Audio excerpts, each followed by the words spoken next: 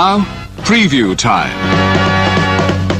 So let's take a look at what's coming your way.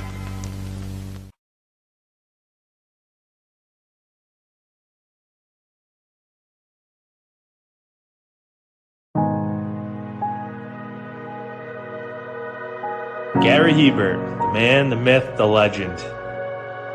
I was amazed, and I was looking to become a better skater myself, and I wanted to be like Gary. When you look at a guy like this, he's one of the most talented people in his profession. He's been given gifts by God. It can get frustrating at times when you're trying things that, that maybe don't come as quickly to you as other things. And, you never really felt that sense of frustration with Gary. It was always about improvement and positive reinforcement. Was it really the end? Was that head injury really the end? God has called Gary to continue to be a blessing to others and to be a passionate example. My name is Gary Hebert, and this is the World Academy of Hockey, otherwise known as the Inside Edge. I would recommend anybody that have a chance to come to his hockey school. I think it'd be well worth it. It'd be rewarding to all the kids and anyone he coaches, from whether it's an adult, a professional player, to a little kid like a Mite or a Squirt. Gary, from day one, has been instrumental to my hockey career. I started out as a potential Division III player, and Gary brought me single-handedly through high school and into a top Division I prospect. I owe it all to Gary, the biggest legend on and off ice there's ever been. Listen, watch, learn, be confident, and have faith. Those are the answers I was brought to. Yet, I only now am really learning how truly important those 5 things are. Through preparation, through appropriate thoughtfulness and thinking, we can learn to untie the typical knots between our ears that drive us into underachievement and underperformance. And lo and behold, we can learn, I think, to fulfill our God-given potential. Gary has the innate ability to make people not only better players, but better people. The life lessons they learn from Gary are incredible. I can always remember leaving that rink knowing as a player I got better, or I had something to improve on to get better. And I think that's what you excelled on as a coach, is giving us the knowledge to know what we needed to do to get better. There's coaches who know the game, but can you communicate and create passion in your kids and in your players? And Gary's able to do that. Gary's got great knowledge and the great hands, but more importantly, his ability to connect with people and care for them. His communication skills, to me, really stand out and separate him, and that's why he's one of the best, in the world. Gary's a legend. He's a special, special man.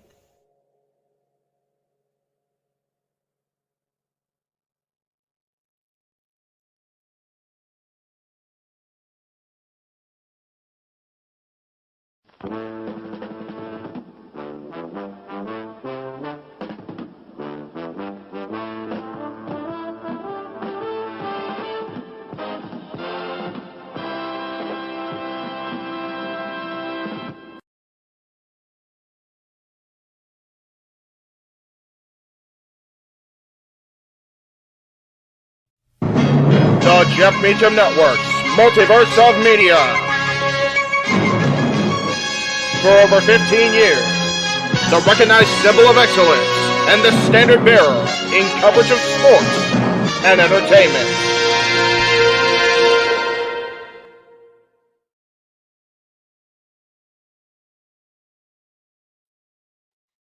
Howdy, folks. Welcome to the Jeff Meacham Network Multiverse of Media Royal Rumble watch-along coverage, featuring a little bit of shenanigans and superstars of the present, future, and the past. But enough of this chit-chat, yik-yak, and flim-flam. Just refrain from hibernating, and we'll all enjoy the show. That is right. What is going on, everybody? It is I, your color commentator extraordinaire, the renegade of wrestling, J.J. Williams, being joined by the simple man with the spectacular voice, Noah Foster. Hello, everybody. He literally caught me off guard, and I'm in here impromptu really quickly because I wasn't sure I was going to be in here this early. But yes, it is that time indeed, and there's a lot more to talk about. It's good to see y'all once again. Hello, JJ. Hello, chat.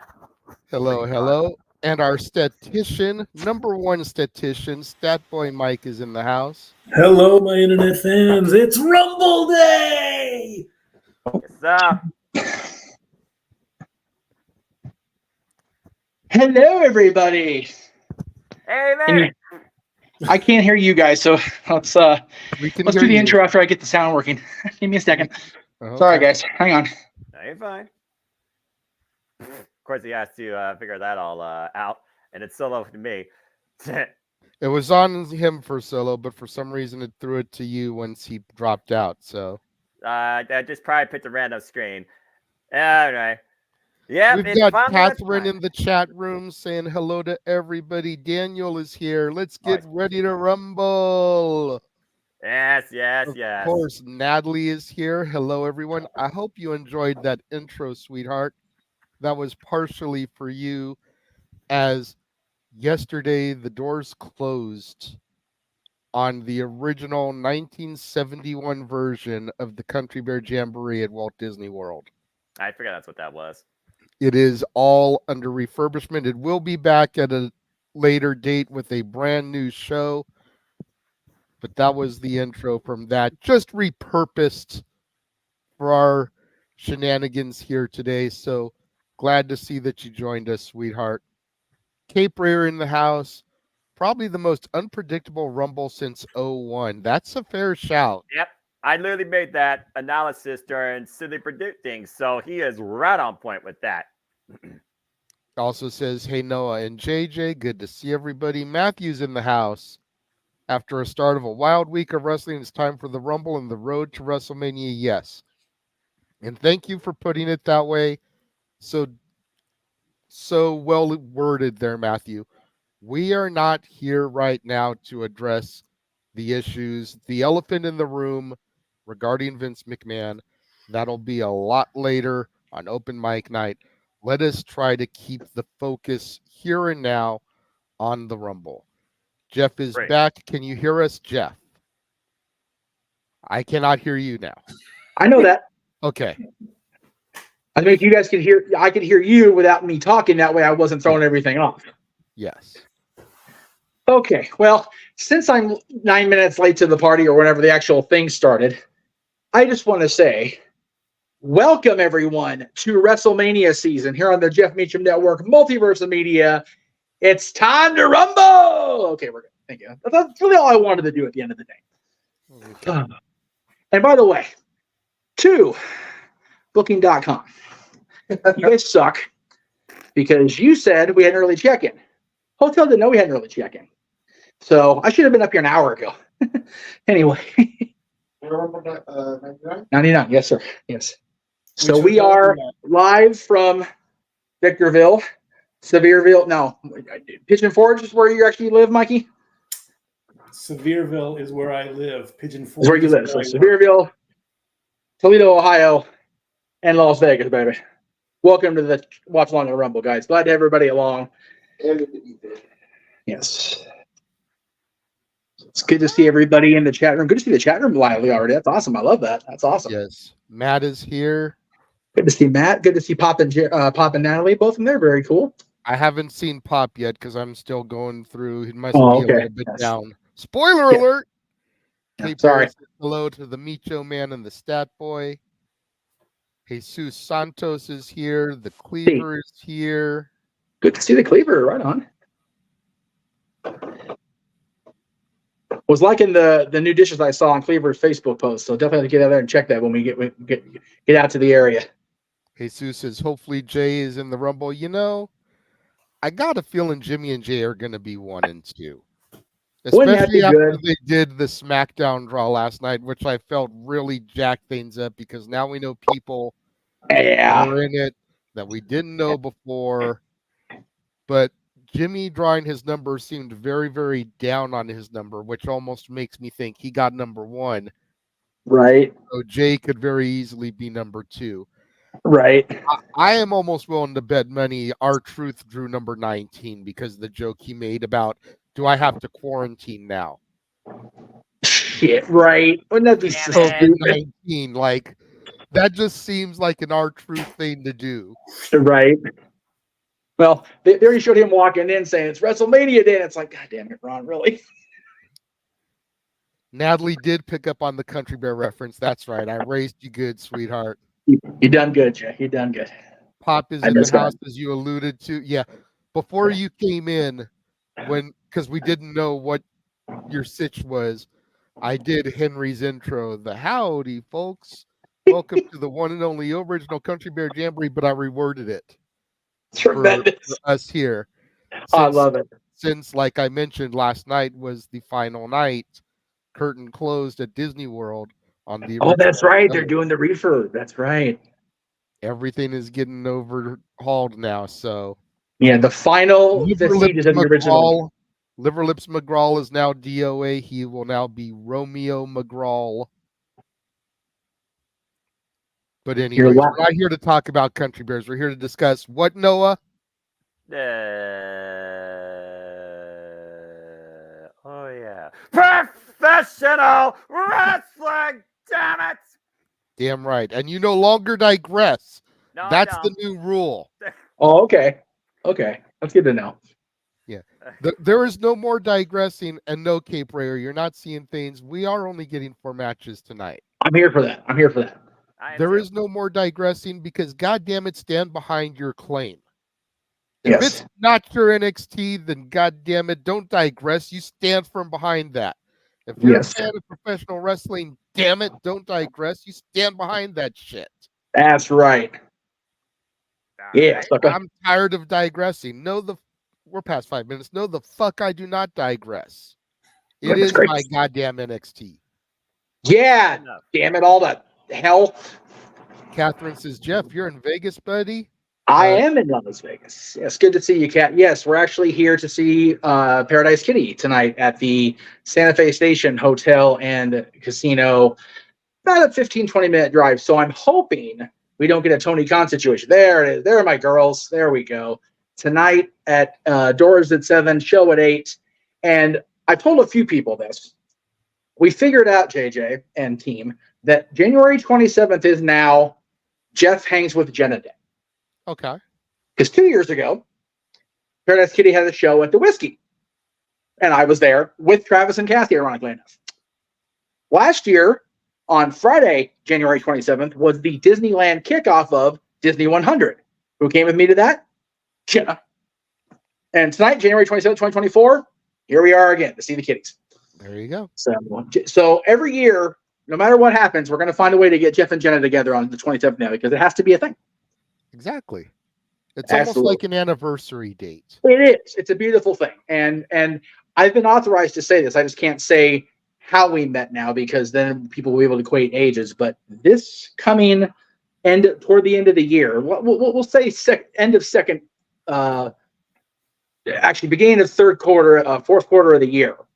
30 years of friendship with that woman. So just 2024 is a big year. So. Cheers to that. Catherine says hello to Noah, JJ, and Mike, not wanting to leave anybody out. Absolutely. We love Kat for that. Cape Rayers is not familiar with the Country Bears. Sorry. It's okay. It's not everybody's cup of tea. No. It's a Disney attraction that has been missing from Disneyland for 23 years. Yes. It's just one of those things. And it's one of those, I'm going to reach out and hug Jay because the last opportunity he had to see his original Country Bears in their original form has now been snatched from him, but with forced and furious anger. So hugs to JJ because now we can't even go to Florida. It's probably best we don't dwell on that because if Natalie is in the chat, she will let off a Noah-esque or Statboy-esque rant about it. And we don't need her getting fired up. No. Hello, Tim. Good to see you. Jesus says it's just me, Oos. Day one-ish, just me, Oos. Well, it is his birthday-ish, so, it's... Oh, yeah, there you go.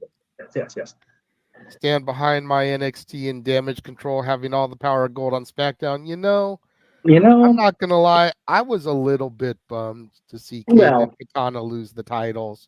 Well, your girls. Then, I knew they were going to be transitional, but I hoped they'd at least survive the Rumble. Fair. You know, get them maybe to the Chamber, get them a more marquee match, head Yeah. into Mania. But it is what it is. Yes. There will be a standard pre-show on WWE, but there's no kickoff match. Right. WWE tends not to do that. Which is why they're not on with us this time. Because usually if there's a match, they have an hour of just BS and then an hour with the match in it. So yes, they are awesome, Cape they Ray. are. Going back to the Country Bears. Yeah. We'll see how they end up. So, evening, my friends. The day has finally arrived. Good to see you, Dwayne. Can you wish me a happy birthday? Absolutely, Jesus. Happy birthday. Birthday to you. Happy birthday. Happy birthday to you. Welcome to the zoo. Yes. There you go. I look like a monkey, but I probably smell like one too right now with climbing the stairs. The elevator's broken here on top of that. Dean. We do have a $5 super chat from Catherine. Ready to Rumble 2024. You know, I jokingly did this last night on Noah's Simply Predicting because I knew it would get a little bit of a rise out of him doing singing. But it's the most wonderful time of the year. Not copyright. Ding dong. It really is, you know. And before we get more in depth, we will go ahead and bring in to the room. Yes. Walter is in the house. Hola, mi gente. Mr. Reliable here. If I may, Jay. Go ahead. With the stars rumbling, much to Noah's chagrin, but we all like it. It's the most wonderful time of the year. I'm missing out on tacos because of this. I thought we were supposed to talk wrestling, not We are going to talk wrestling. We're getting everything going here, Noah. We got 2 hours to bullshit. You got me literally here at the beginning. I was like, okay, we're going to be at the end of the conversation. All right, I'll hold off. Well, first I'm going through the chat room's comments. We do have to acknowledge the almost 30 people that we've got watching already. That's right, baby. Enough. I respect that. We're not even 20 minutes in, and we've already got almost 30 people here. We got to start shenanigans early, Noah. That's right. But it truly is the most wonderful time of the year. Tonight is the kickoff to the road to WrestleMania. If WrestleMania is the Super Bowl, then tonight is the All-Star game. It's the Pro Bowl. It's the World Series, you know. Whatever analogy you want to draw, this is where it all begins. Yes. I get that. Yeah, you know? if you're making sports analogies. I'm sorry. And that's why I enjoy the Rumble so much. Go ahead, Jeff.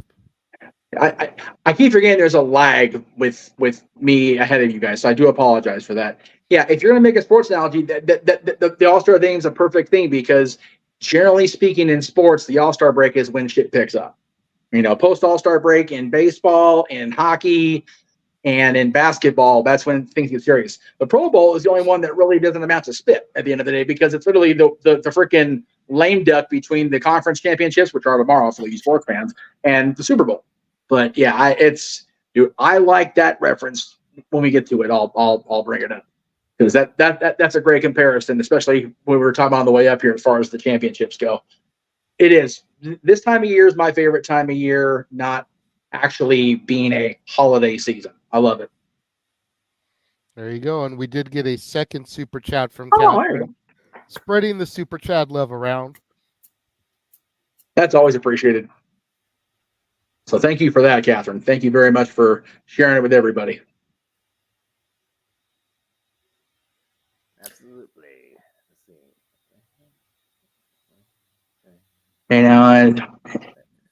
Let's see. Hey, you know what? WrestleMania season at the very end of it, the week before, means it's wrestling themed karaoke. So get your super chats and songs ready for that, kids. We are approaching that. It comes around quicker than you think. Damn it. It really does. The first 3 weeks of this month felt like they were dragging. The first 20 days, the last 7 have just been dragging like a bitch compared to the first 20. So I'm ready for Rumble, man. I am. I'm ready for it.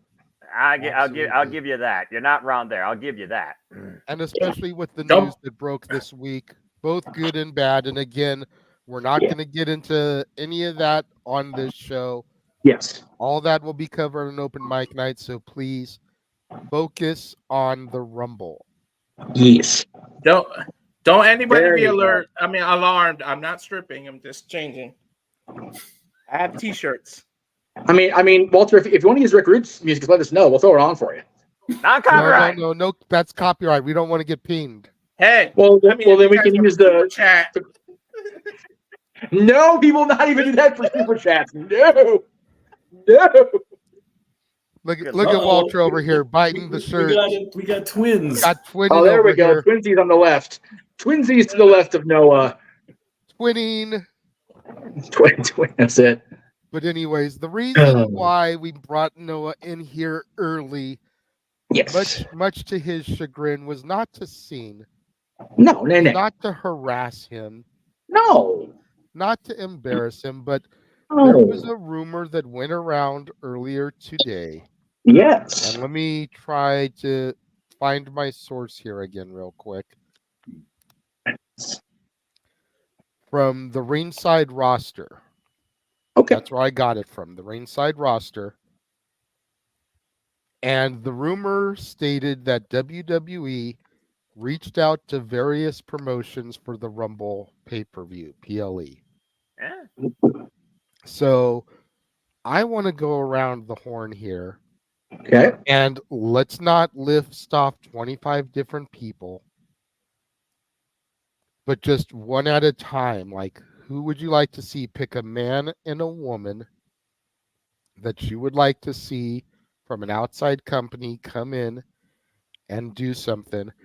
And we can go around the horn a few times if people don't get named. But this way, you know, Stat Boy doesn't list 20 people, and then Walter's like, well, there goes everybody I was going to name. Not my style, not today. So I'm going to say for the men, and this may be a hot take, but considering that he just showed up in Reality of Wrestling, Jacob Fatu. Yep. And for the women, call it a Cinderella story for me, Gail Kim. I'd love to see her have that one more moment. Noah, we'll go ahead and pass it to you. Then we'll go to Jeff, to Mikey, to Walter, and we'll keep going around. If WWE is truly breaking down the iron bars of what used to be known truly as the Iron Asylum, and we're actually buying into this, then okay. And I like the two that you named, because I definitely could see more involvement from TNA. So that being said, I'll focus right now on that. And for the women, just because of that picture I saw a while back, and I think this would be a very unique encounter, I want to see Killer Kelly go face-to-face with somebody and see what happens there. And if Rhea Ripley chooses to defend her own right to name her opponent, I'm all about seeing Killer Kelly and Rhea Ripley go face-to-face. So Killer Kelly's definitely one, plus formerly involved in the Mae Young Classic, former member of NXT UK. As far as the men is interesting because other promotions, I want to go extremely bold, but to work with is one thing. To stabilize with him is another. But I think Wardlow in the Men's Royal Rumble would just change the game quite completely in what could be a very interesting, hot-spot encounter with who knows who, whether it's Braun Strowman if he's medically cleared, or Gunther, or Bobby Lashley. So I'm going to go out there and say Wardlow and Killer Kelly for now. Okay. Wardlow and Killer Kelly is a solid one. Jeff? I was unable to hear who you said for the men, JJ. I apologize because I was giving direction off screen. I said Jacob Fatu, considering he just showed up in Reality of Wrestling. Yeah. Okay. All right. So for the men, if we're talking any promotion is wide open, anywhere at all, depending on how well rested he is and whether he's actually signed or not, I would like to see MJF. Just, even if he's not signed, just make it happen and make everybody go, oh shit. For the females, I'm going to go completely opposite direction. I want the female surprise to come midway through the Rumble, let's say, when people are already in there, the established stars, if you will. Mm-hmm. And I want Bayley to have a moment where she's kind of got the ring to herself. I want to see Izzy Marino, her super fan, who's now in the business herself. Oh, wow. Come down there and realize that, oh no, I got to go against Bayley. And just watch the drama on both their faces unfold before all of us. That's what I want to see. How fitting that we're in Florida too. And if Izzy asks for a hug, will the people get what they want? That's an incredible choice. That would just be one of those, like, she goes for the hug and Bayley goes nope and just breaks her heart like Sasha did all those years ago at the takeover. Welcome to the business, kid. Ding Right? dong, hello. Exactly. Some people have been talking about the possibility of her showing up and having a moment where, like, Damage Control is like working over Bayley because it's every person for themselves, and Izzy be the one to come in for the save. That would be something, just to make Bayley have to choose, and that's when we get the moment. It's like, she did the thing. Stat boy. Since I don't really know the other federations, and that's my own problem, the only one I can think of for the men would be the Rainmaker, Okada, because I did say MJF yesterday, so that name is now out. As far as the women, I think there was. I'm going to look up her name. I'm going to need a few more seconds on this one. There were a couple Olympians signed recently, weren't there, on a PR thing? Probably. I would say bring them in too. I'll get their names and. Oh, okay. Tamira Mensah Stock. She recently signed last year, so why not bring her in for the Rumble? There you go. Walter? For the women, I would love to see, just for the pop and everything, is Nikki Garcia. I would love to see Nikki make a comeback at the Royal Rumble. And for the men's, just to kind of stick it to Tony, since it was mentioned recently on him, Enzo. I would love to see Enzo get a moment in there where he can have the mic. Like, I would like him to be a surprise, like a number 1 or number 2, so he can take his time and actually do that entrance with the microphone. Or if not him, Mr. Kennedy. I'm Mr. Reliable. I would love to see Mr. Kennedy just one more time be number 1, number 2, so he can get the long entrance. One of those. He took 2 of this turn. No fair. Time him out. Kennedy.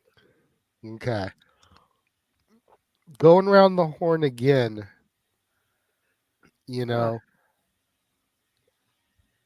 I think we could honestly say, if we're being 100, keeping it 100 here, nobody on the active AEW roster is going to come. I agree. Because there's too much bad blood between TK and VKM and the WWE. And even though VKM resigned, he just no. Just leave it at that. Just no. I agree. Just no. Strictly sticking with TNA, and let me just say, it feels so good to say TNA and not have to worry about Noah going botch. It's Impact Wrestling. Hey, it's still TNA Impact on a weekly basis, but I will say this: you're also absolutely correct. But if I'm just looking at TNA,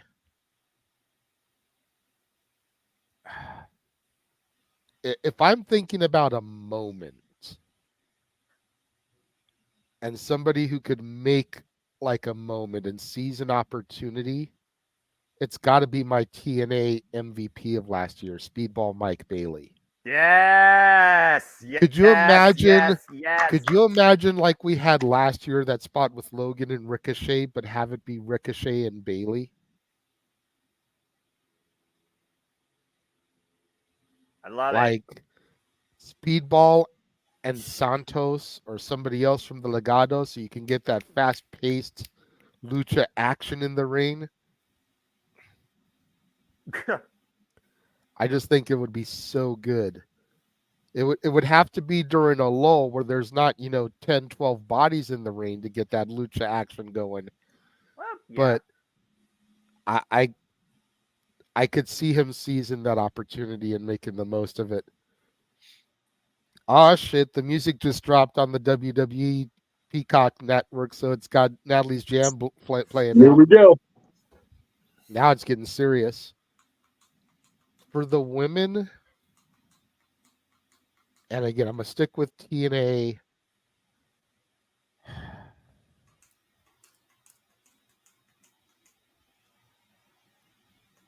I'm going to go with Thick Mama Pump. I'd love to see her get in there. And I'm not even a Jordan Grace fan, if we're being real. I don't mind her in-ring work. It's her mouth outside of the ring that I've got an issue with. That's fair. In a lot of cases, you can like the person but hate the gimmick. In this case, I like the gimmick. I don't care that much for the person. But I think Jordan Grace in there, Thick Mama Pump, Big Mommy Cool. There you go. Or the roughest, the toughest, the strongest, Thick Mama Pump. The Juggernaut. There's something there. And especially now that Endeavor has their hands in the TNA with just, we can make this a reality, people. I'll see what I'm one of those again though. Seeing is believing, reading is speculating, but I like this aspect a lot.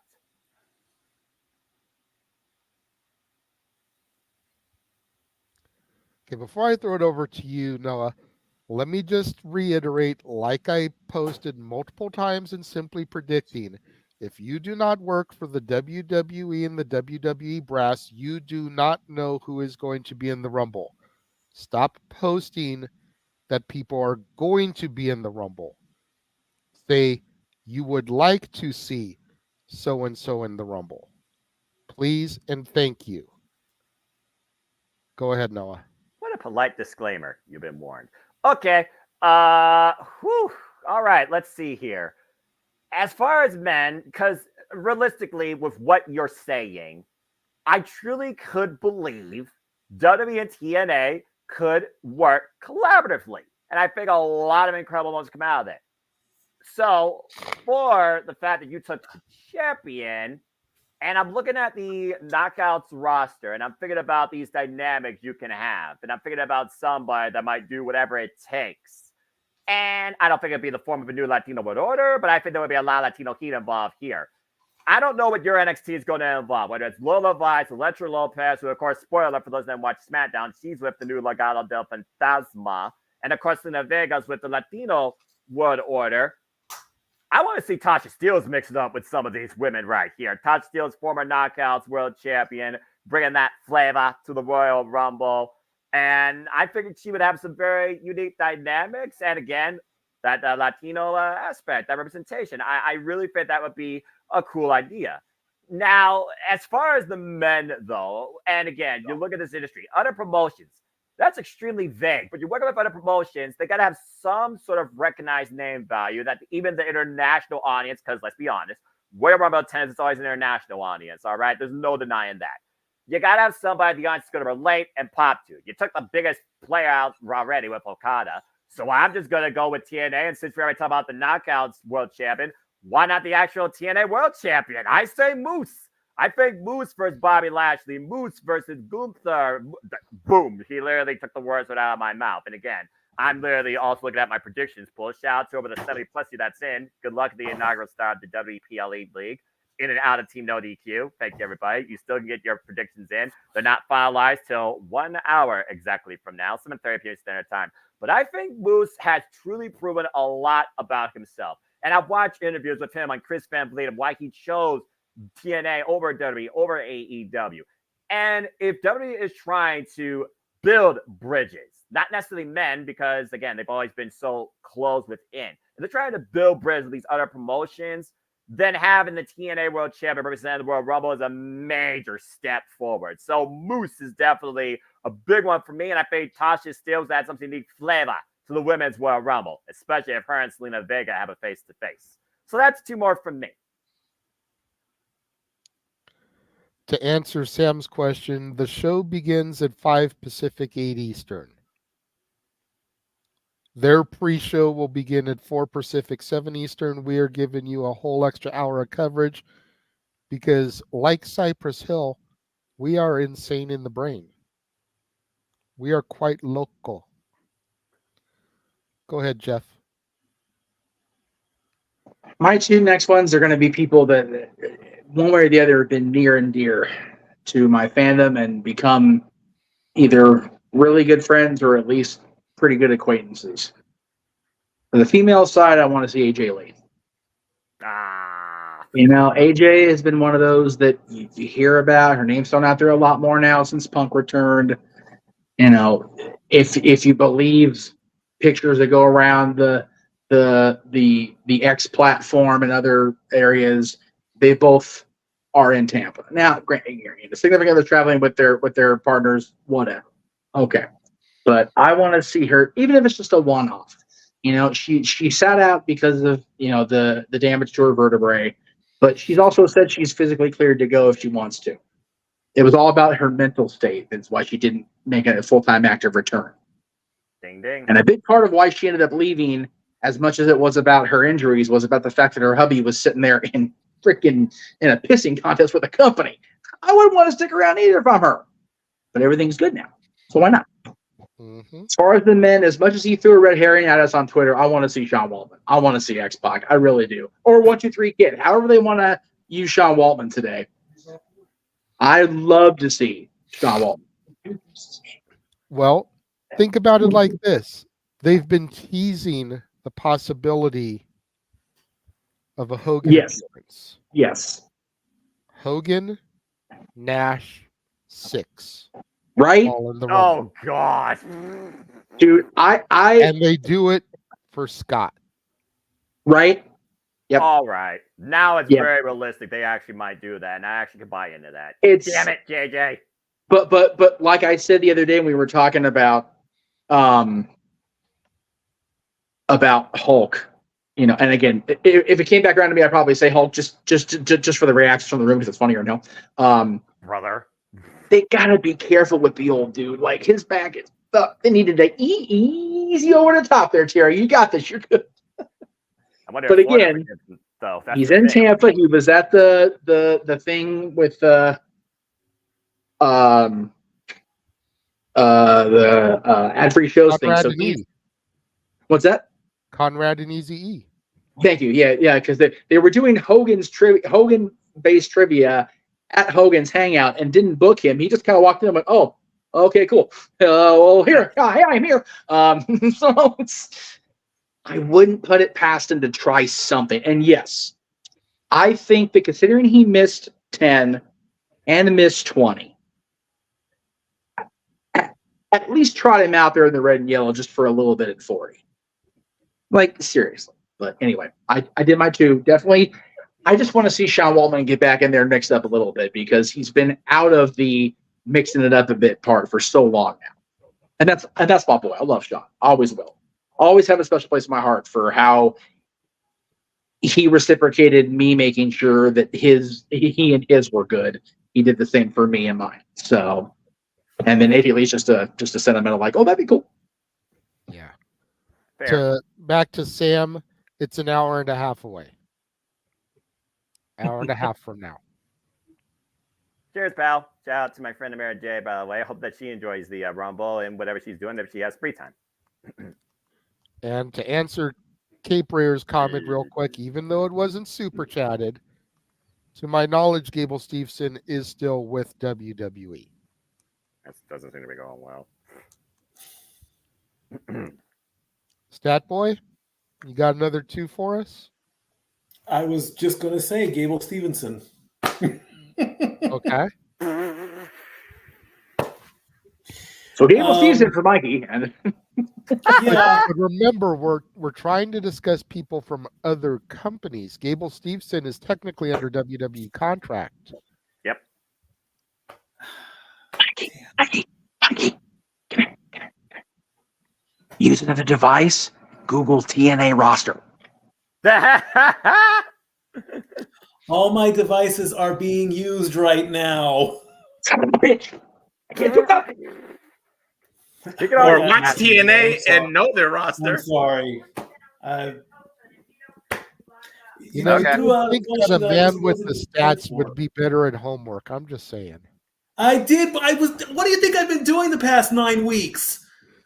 10 kilos. Oh my god, dude! Mikey, breathe, Mikey, breathe it in, brother. Breathe it in. Don't anger it, Jay. Jesus. Way to go, JJ. Damn it, JJ. No, don't poke the stat boy. Do not poke the stat boy. Do not feed the stat boy. Do not give stat boy water after midnight. No. I'm not going to turn into a gremlin. No. Tasty water. Tasty. Yeah. You're back one more year. Did there you go. Did you stir that tasty water before you served it? Yeah. I did. Stir it up. Yeah, you did. A little bit. Red velvet style. Let's steer the train back towards Tropicana Center and continue naming other people. And if he doesn't have any, he can just pass. Yeah, it's definitely Tropicana Center because Tropicana Road's closed up here. Construction. It's a bitch up here. So Tropicana Center is fine. There you go. Oh my god. Poor Las Vegas. Well, traffic's there's murder a up here. name on the TNA roster that you might be familiar with, Stat Boy. Oh, there we go. Sabin. El Sabin, Hell yeah. the X Division champion. Yes. Still 10 times over. Time. Madness. Unbelievable. Mikey members saving at PWG. Mikey members. He should. That hour-long intro that he had because we needed a hero, and it's like just cut straight to the lyrics. You don't need the whole one of the longest intros ever. No, the freaking hour intro was Danielson because he waited for the whole freaking preamble to start before he actually came down the damn stairs. For what song, Mikey? We need a hero. That was Chris That was Hero. Chris not Hero. Sabin. Oh no. You're fired. Go on timeout. That's it. You're just digging yourself further and further into the whole stat boy. Oh, there it is. Is it Tuesday already? Timing, JJ. Perfect timing. That's why he's producer man today. Oh gosh, that's too damn funny. All right, so Anyway. we'll go ahead and make like the Fraggles and pass it on to Walter. That's it. Oh, that was a good round. I like that one. That was good. All right. So, oh Lord. I just want to say about the Hogan thing. If Hogan came out, he wouldn't make it to the ring till WrestleMania 40. So accurate. Be at the Yeah, you gotta admit it's accurate. See, I was talking to someone earlier this morning, not to cut you off, Walter. You let Hogan be number 30. That way he can strut and do his thing all the way to the ring. You don't have to hurry about him rushing so the next person can come in. Because if he comes in at number 15, then he's still come to the ring by the time the buzzer goes for number 16. And possibly even number 17. So you let him be number 30 so he can take his time getting in. Gets in the ring, he does the shirt rip, plays up to the crowd, and someone throws him over the top rope.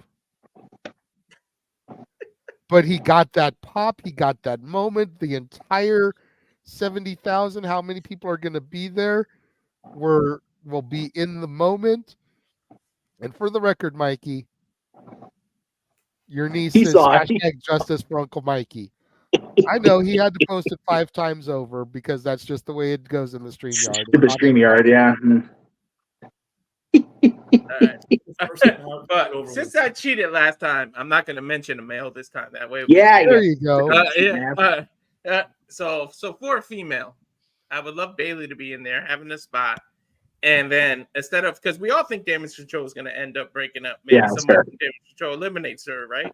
So instead of that, you use TNA's Su Young to have a spot in there against Bailey by herself, which is another Asian part. So that still plays part to the conspiracy theory of Damage Control trying to get rid of Bailey there. Now you have another Asian partner that you might think are in there. So I say Su Young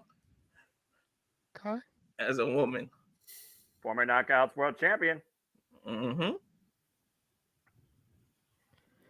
And no, he wouldn't be coming out with a cane or a walker there, Richard. They'd give him one of the OG WrestleMania rings to carry him to the ring. Dude, that would be epic.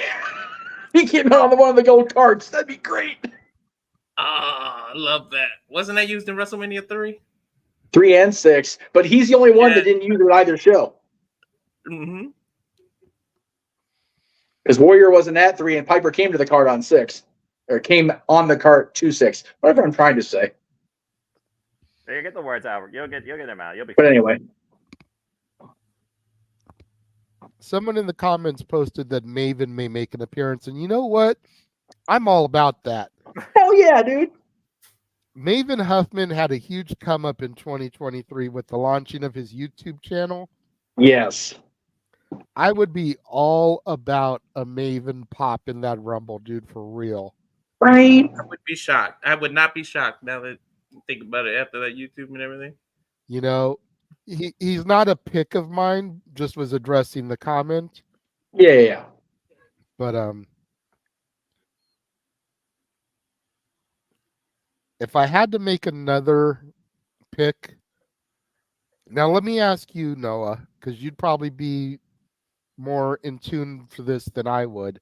And very quickly, shout out to the 40 people we currently have watching us. Thank you to each and every one of you guys. Like, share, get the word out there to all your friends. Post it in Facebook groups. Share the URL on the Twitter. Yes. We do this because of people like you guys. You guys tune in and support us. So keep spreading the word about us. We just jumped up to 45. Keep it going, y'all. But I would like to see Josh Alexander, the walking weapon. The Iron Man, the standard of TNA. Against who knows will try and challenge his will. I like that a lot as well. Again, this guy that literally at one point, you wasn't sure if he was going to be back in the industry after the severe neck injury. Told 17 years plus in the game and has become the standard of TNA. Again, one of the biggest names in the entire TNA roster. I like that a lot. And as far as, again, confrontations, again, I also go back to Bobby Lashley, formerly involved in TNA. He's a former TNA heavyweight champion. So again, I like that a lot. See, and Lashley would make sense on a size.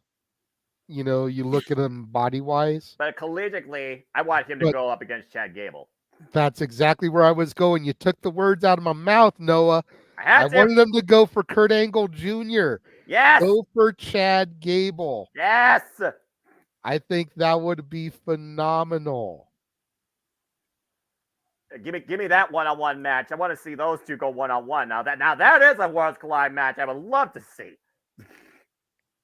And for the women, this is where it gets tricky for me because I don't pay attention to TNA enough to know their women's roster, the depth there. Fair. You know, I've only seen one Impact since the rebranding. I didn't watch this week because I was under the weather. Knew I wasn't going to be reviewing it anyway, so I haven't watched any AEW this week either, if I'm being honest. The only stuff I've watched this week has been WWE produced. Okay. Because it's the go home to the Rumble, so I wanted to see what would happen for that. But otherwise, I haven't been watching any current wrestling all week this week. That's fair. You said Killer Kelly earlier. So I'm going to throw Masha Slamovich's name in the hat here. Yes, Masha Smash, everybody. I like that a lot. Again, she's right up there as far as her work ethic goes last year with Speedball Mike, of how many matches she had during her not only year, but at one point. So, and one of those things that's about WWE, about being internationally recognized, the last Russian-based superstar I can remember, and I'm not talking about Bulgaria, is Vladimir Kozlov. As far as women, I don't think they've ever had any representation from Mother Russia. So, Okay, I have to step interesting. on you right there real quick, because you mentioning Mother Russia and Vladimir Kozlov just made me think. What if, and I can't even believe I'm putting this out in the ether, so please don't jump through the screen and kill me. What if we have Ariana Grace and Santina Marella in the ring at the same time? I'm serious here. Think about this for a moment.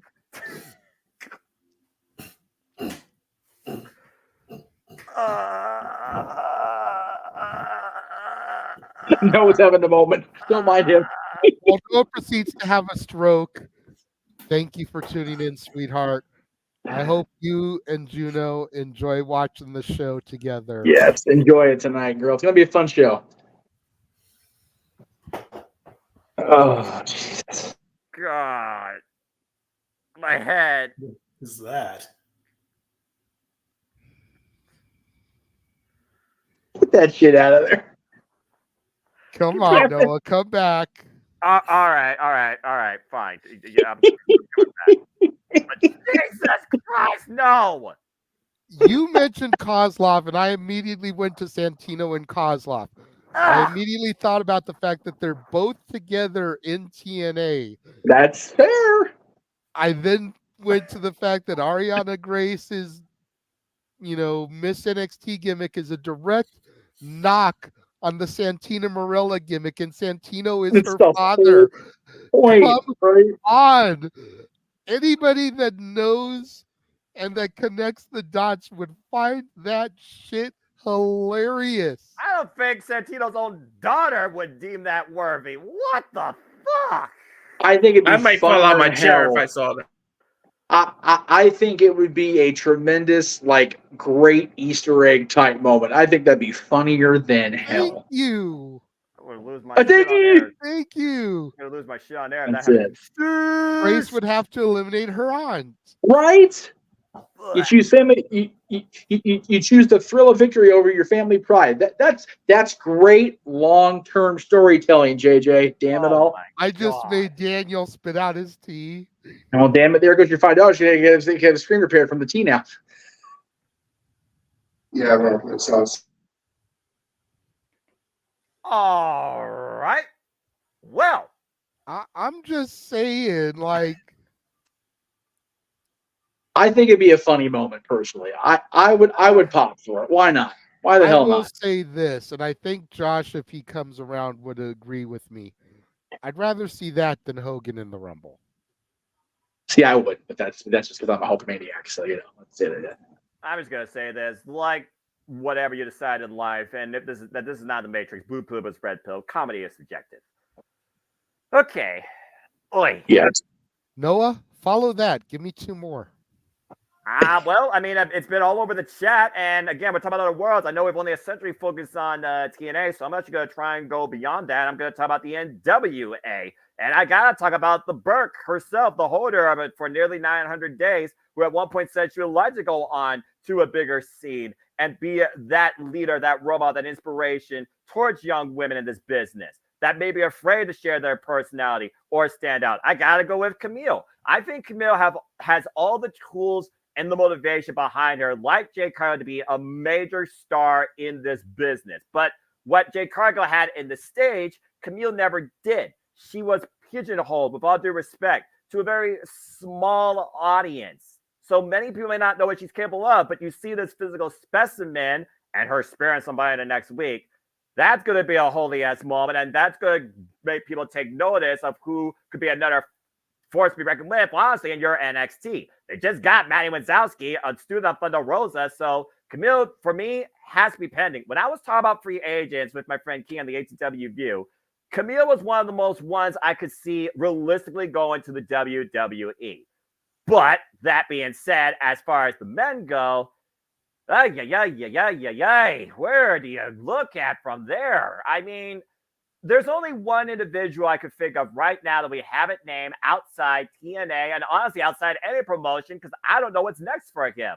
But if you know him from his father, he may have a simple bloodline you can connect with. I gotta go with Tama Tonga. I think Tama Tonga will be one of those very shocking moments that people would not expect. One of the sons, of course, you might know him of Haku. And of course, Tama Tonga lost never an openweight championship, and he bid Japan farewell.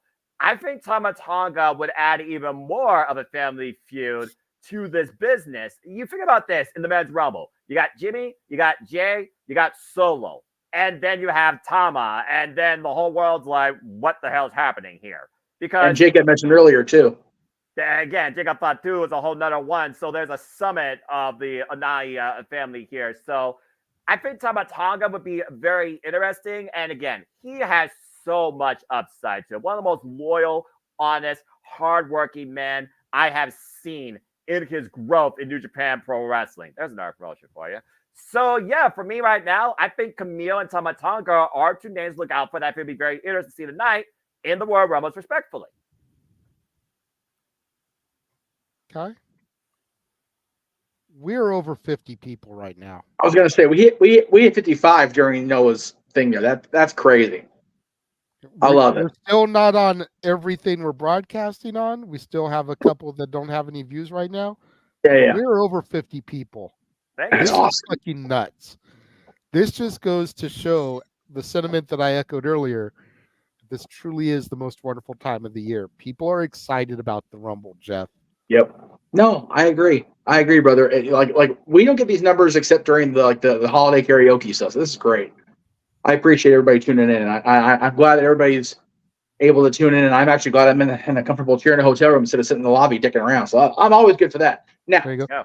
Really quickly, before you give more thoughts, let me throw this question to Mikey, since he is from the state that this is being questioned about.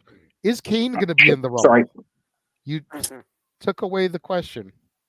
I'm trying to put this person in timeout because he's being a dick. Will Kane be in the Rumble? Oh, yeah, I guess I won't. I'm going to say no. I'm going to say Mayor Jacobs is going to stay in Knox County and watch the Rumble as a fan tonight.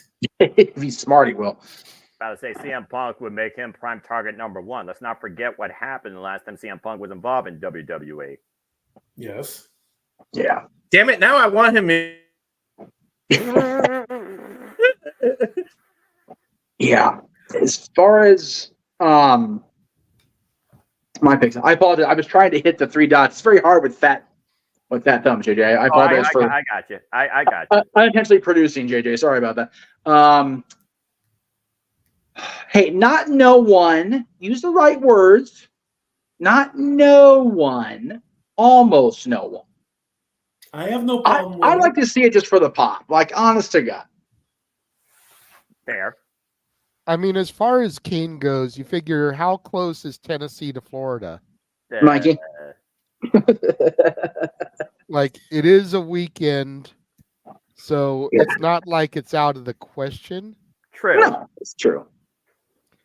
And you figure Kofi is on the heels of that record as far as number of Rumbles.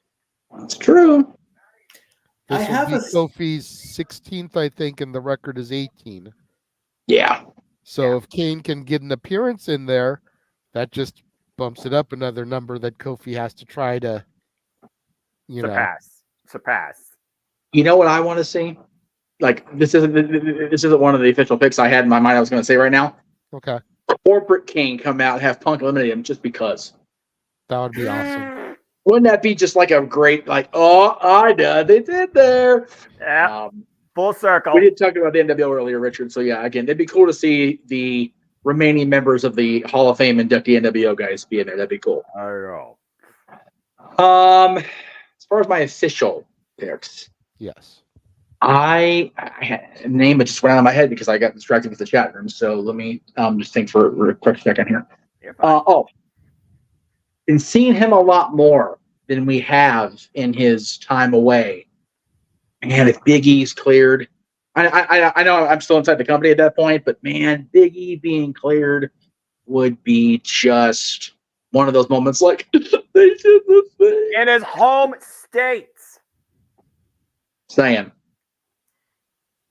The last time Big E was competing regularly was just after they'd been removed from the Thunderdome, which is where they're going to be tonight, essentially. So, isn't it crazy? So Big E's my pick for now because, again, outside the company, we're going to be here for another 6 hours. Jesus, which is fine, I guess. Well, I mean, we've still got another 5 minutes before WWE even gives their coverage, starting to talk about the matches. 60 people watching. Thank you guys at home. Holy shit. You guys are you guys are what keep me going, man, for real. Especially after this last week. My God, what a week. So Big E for the guys. For the gals, goodness. She's not technically in TNA anymore, so I guess I don't know how far out of the box I'm going with this, but man, give me a little hardcore country again. Mickey James, who's now the coach at Ohio Valley Wrestling. I did say that. Yep, Ohio Valley, which has ties to WWE history, so why not, man? Yeah. You know what? Okay, well, I won't say their name, but if it comes back around to me and he's not in city, I'll say it. But yeah, I think I know what you're thinking. Go ahead and say it. Al Snow and Mickey James. There's my notes right there. I was going to say, depending on what the connection is right now with WWE and OVW, that goes back to the Maven thing. Like, could you imagine if Maven's in the ring and then the next theme that drops, what does everybody want? And the two of them have that moment in the ring where they're like face to face and then they like hug. Because like those of us that grew up with the OG Tough Enough will get it. Those fans, and forgive me, Jeff, for using this term. I know you hate when I always use it, but the C Nation era that kind of came up post that have no idea who the hell Maven is and why this is a moment, are going to be like, why is everyone getting all teary-eyed? Generation. And we'll be at home like, it's Al and his kids. I'm going to be Here's the what one you that do, course Jay. maintain the order. Dude, you totally pulled 2004 on poor Maven. Al Snow comes out there. They're in there together for a while. They interact, and then when they start and they do the hug thing, the gong goes off for the next entrance. Maven turns like, oh shit, and Al throws him over, going, "Ha ha, got you."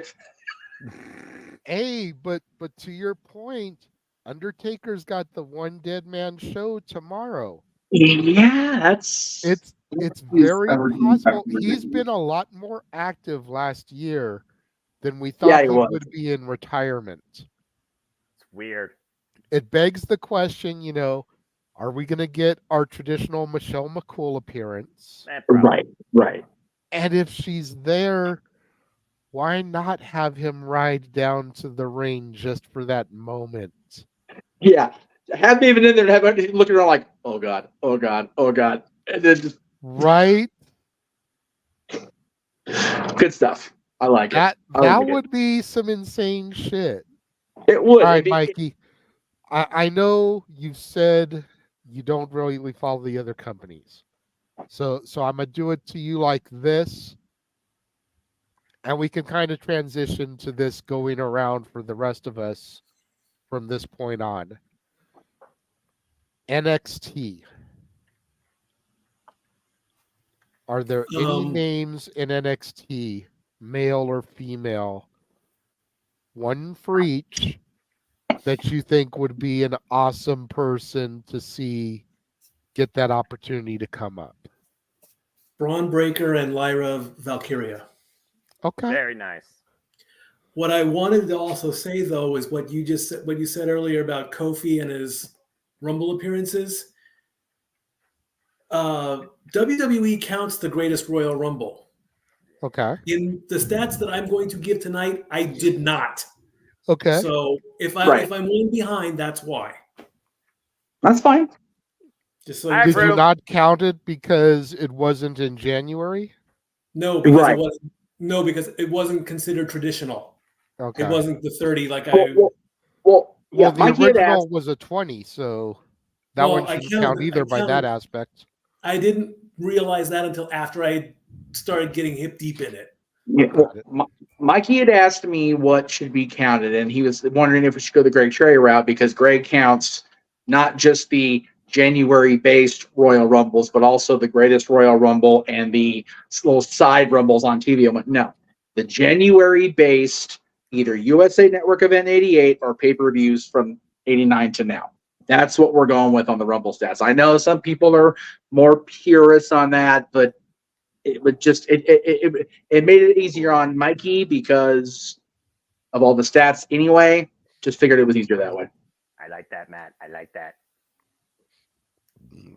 Joseph Park. Abyss would be awesome. I don't know. As Abyss. Well, I'm about to say, yeah, Joseph Park. I don't think Joseph Park and Abyss right now are, trying to come together in WWE. I'm just saying. I brought that name up earlier, Keith. And again, he's bloodline. All right, Walter. NXT, a man and a woman. Ooh, NXT. Well, just because we saw that Punk training video, you got to bring Trick. Like, imagine whoop that Trick just being all loud during a Royal Rumble Expect entrance. this guy to be all over that team better than Booker T. I guarantee. Exactly. I'll do it too. With that. Hey, why not? Hey, I'm just gonna be doing my thing. And for the women, Walter? Perez. Roxanne Perez. The Prodigy once again. I'd say she's a pretty certain person. Mm-hmm. Darker, hungry demeanor. I like it. Unbreakable. Yeah, I don't want to hear people talk about how nobody watches NXT. If you saw SmackDown when Trick's music hit and heard the 10,000 people that were in attendance chanting "Whoop that Trick," not the 200 that are usually in a performance center crowd, people know who the fuck Trick Williams is. People watch NXT. And no argument there. He could be on the main roster tomorrow after that.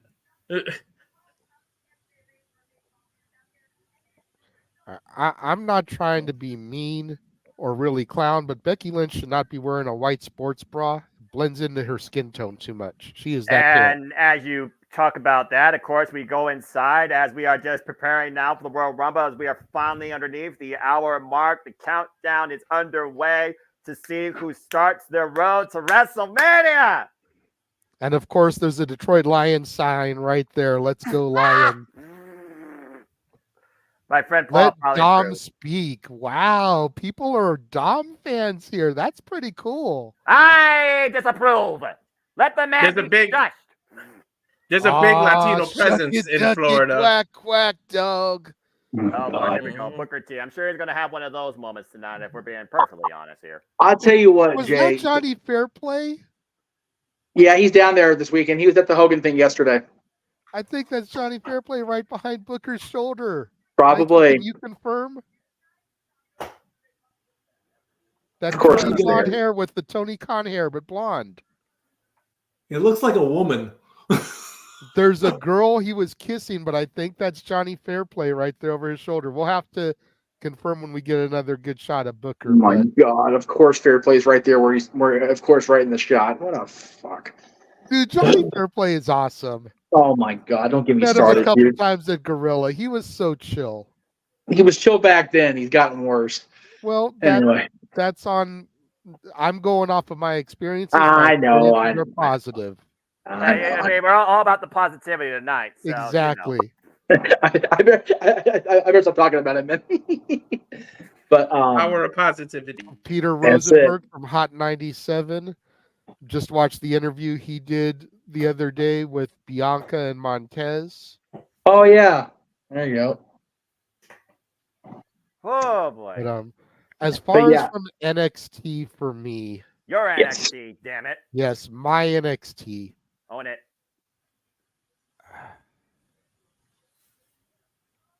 I feel like Trick is obvious. I feel like Mello at this point is obvious. He's been on the SmackDown roster, having a few matches here and there. So I'm not going to say Mello because I feel like, it's an obvious pick. Ooh. So I want to go a little bit more abstract. But going back to that training video, I'm going to say Lexus King. I'm going to say Brian Pillman Jr. gets an opportunity to shine tonight. That's fair. That's absolutely fair. Because for those that didn't see the video or don't know what I'm talking about, there was a 10-minute video, a vlog video posted by WWE. It's kind of followed Punk throughout the week. And the last one to come up was filmed on Thursday and was him at the PC working out with Mello, Trick, Braun, and Lexus King. Mm-hmm. Running drills. Steve Corino was there ringside, making jokes with Punk. You saw Natty when he first arrived at the building. Indy Hartwell was there. She opened the door as he was coming in. Roxanne Perez, Cora Jade were there, showing some love. But the training was Punk with those four gentlemen and Corino watching it ringside. And like I said, Mello seems like it's a lock. Trick seems like it's a lock. Braun seems like it's a lock. But I think Lexus King was there for a reason. They see big things in Lexus King, and you can tell just by the way they present him. Sliding him out each week on a throne, to play up the King portion of his name. They see something in him, and I think they want him to carry out the legacy in WWE that Brian Pillman didn't get to carry out because of his untimely demise. Mm. On the women's side of things, I gotta go for my girl. The university may have had everything taken away from it, including the podiums. But give me my girl Thea in there so I can represent Chase U and pop hardcore when that music drops. She needs to go to a better credit institution. Damn you, Noah. You leave her alone. It's bad enough I've got Emmanuel and Arlene sitting here telling me that the time is going to come when Riley Osborne shows that he cares about JC Jane more than Thea cares about him. Gonna break my heart. Stop trying to book a fucking high school, young college age teen Disney bullshit soap opera. It's sports entertainment. Damn it. God, I hate that shit. And he does not digress. Anyway. Didn't take their medication today. Damn, no. Yeah. Love stories. Yeah. Noah, who do you see from my NXT showing up tonight? Oh, okay. Well, actually, there's a talk about wrestling. Your NXT's got some very, very, very, very, very, very, very unique names that I could see involved here. And I go with a couple of workers that definitely I think could surprise us and have had a resurgence in your NXT. One particularly, Dijak. Dijak has been a force to be reckoned with, and his justice could definitely be delivered tonight throughout the Royal Rumble. He could be a force to be reckoned with. One of the hardest workers, in my opinion, of your NXT, have been working with so many different people, and now we're trying to see between him and a certain other individual who's crazier, and I'm all for it. I'm curious to see if it falls out at Vengeance Day. As far as women, I go again with the international flair, and I think, by the way, Ashley, get well soon. I think for me, just because she's one of those that always is opportunist, tries to find her moment, creates at anybody's expense. Blair Davenport, the former Bea Priestley. I think Blair Davenport could definitely make a great first impression in the Royal Rumble and get more eyes, not just on your NXT, but also on herself. Personally, I think Blair Davenport is due to go up to the main roster this year. It wouldn't surprise me. So that's two key names right now, since we're going around the horn, continuing this conversation for me. Blair Davenport and Dijak.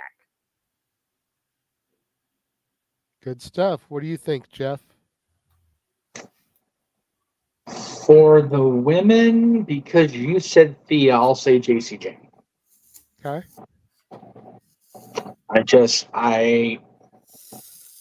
I feel like the two of them, her and Gigi, just have kind of just, even though they put JC with Chase U and kind of made a pretty decent plate of chicken salad out of the chicken shit they got when they had to release Mandy.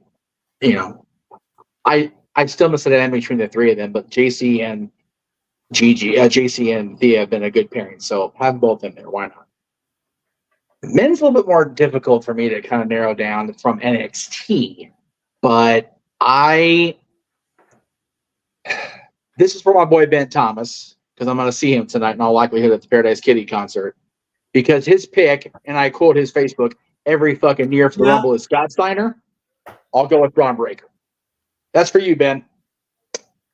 It's Braun him. Breaker in the Rumble. Yep. He's It's even him. wearing his own gimmick. He's wearing a Johnny Fairplay t-shirt. God damn. Oh, yeah. Okay, so last night at the True thing, he had the Johnny Fairplay's my favorite Survivor instead of Eddie Guerrero, my favorite wrestler. The same stylish shirt that he used to wear in WCW. The same exact stylish shirt. It's like, damn it, Johnny.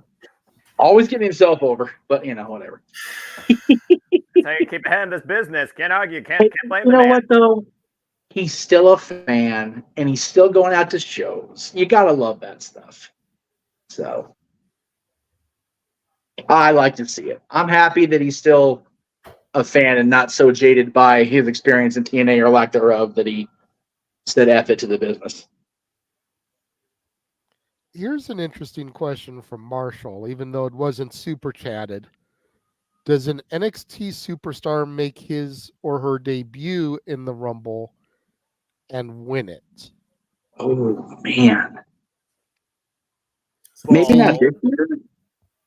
For me, I'm going to say it depends on how you look at it, because my number one pick to win the Women's Rumble, and Noah can attest to this because he hosted Simply Predicting, is Jade Cargill. That's right. Oh, okay. Now, she has not reported to NXT, nor has she reported to the main roster. True. So, would you consider that counting by Marshall's standard if she debuts and wins the Rumble? I would say yes, because the first impression we got of her as far as just showing up is within your NXT atmosphere. Remember, the last time we saw her as far as WWE TV goes was sitting on a throne after Lara Valkyria became the NXT Women's Champion. Since then, the most that we've known, she's been training with Natalya and Tyson Kidd in Hart Dungeon 2.0. Yeah. Okay. But yeah, she's my number one women's pick because the way they were building her. They made sure to establish her as a star. Yeah. Yeah. She is big shit. No, she is. To Noah's point, the last time we saw her, she was sitting on a throne. A la Cody Rhodes. So, mommy versus that bitch is what I'm predicting. Imagine if they booked that from the Elimination Chamber or WrestleMania. That would be the one. Like, man, that'd be a great, solid outing. That'd be really cool to see that happen. Just because, we've all said it, JJ. Even you've agreed. As much as you become a fan of Jade, all she needed was that little bit of extra time on the grill to get the in-ring stuff in. She's working out with Natty and the team. Like, she ain't gonna get any better than that unless she's actually in the PC every friggin' day on the day. Yep. So yeah, I think her in-ring stuff's gonna be vastly improved when we last saw her on AEW television. By the way, I've not been active on camera a whole lot this week since Zach went to Raw on Monday. Much appreciation to Natty for sending the love our way when Zach was there Monday night at Raw. Yes. We miss that girl. We can interact with her on the regular. And I told her the next time they're out this way, we will find a way, you and I, Jay, to get down there and see our girl. Because that's all the love to her and her family, man. She's good people, by God. Love her. Absolutely.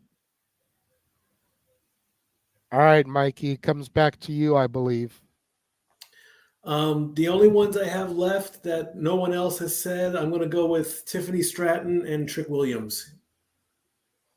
Okay. There you go. I like I that. said Trick. I said Trick. Oh, you did. That's right. You did. Yeah. Well, the Melo. Either one.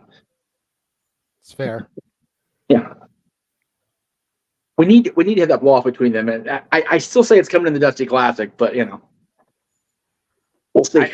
I still say that Trick and Mello will stand and deliver, but that's a conversation down the line, and that really will depend on what happens at Vengeance Day. As far as them going one-on-one, yes, but yeah.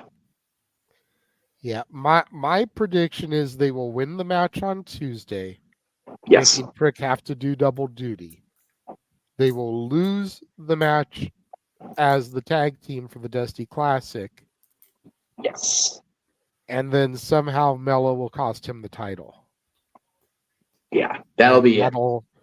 That 1-2 punch will set up Stand and Deliver. Boom. Yeah. Because figure, tonight's the start of the road to WrestleMania.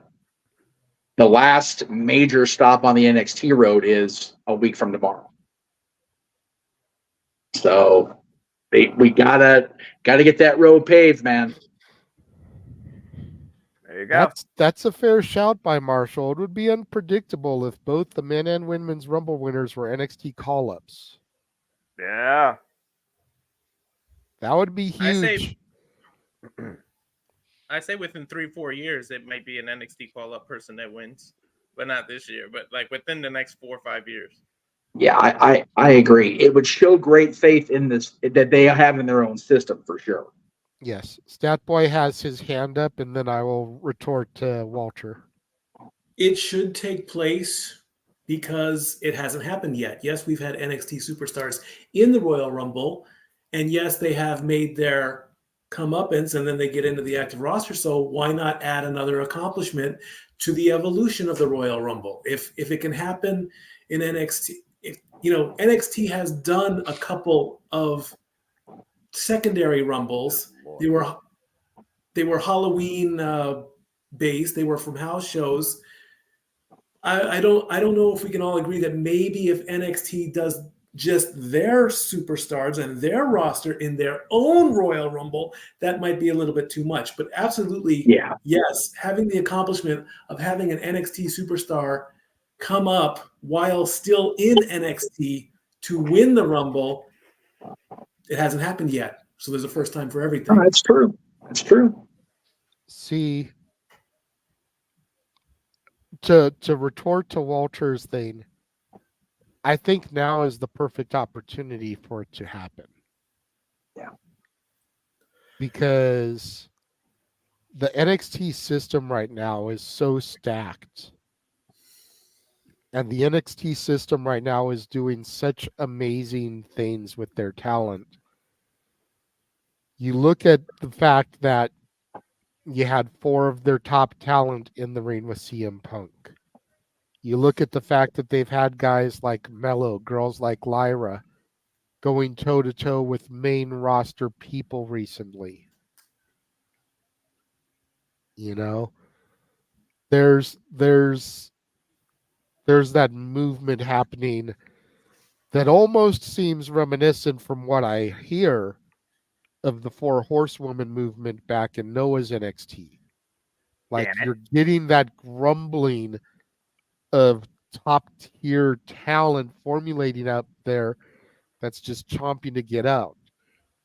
Hell, we just had the longest reigning NXT women's tag team champions drop the titles to the longest reigning women's tag team champions on Friday. How about full circle moment?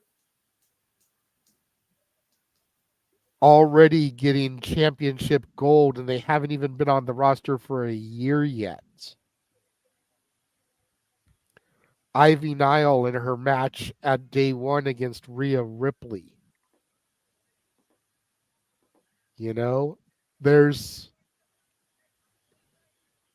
I definitely think that if it was going to happen, this could be the year for it to happen. With a guy like Braun Breaker, with a guy like Trick Williams, with a guy like Mello, a guy like Dijak. Hell, a guy like Baron Corbin. Seriously. Reasserting himself. Corbin was a punchline a year ago, but look at what he's done to redefine himself in my NXT. Fair point. You know, him and Braun win the Dusty Classic, and he's got a guaranteed shot at WrestleMania.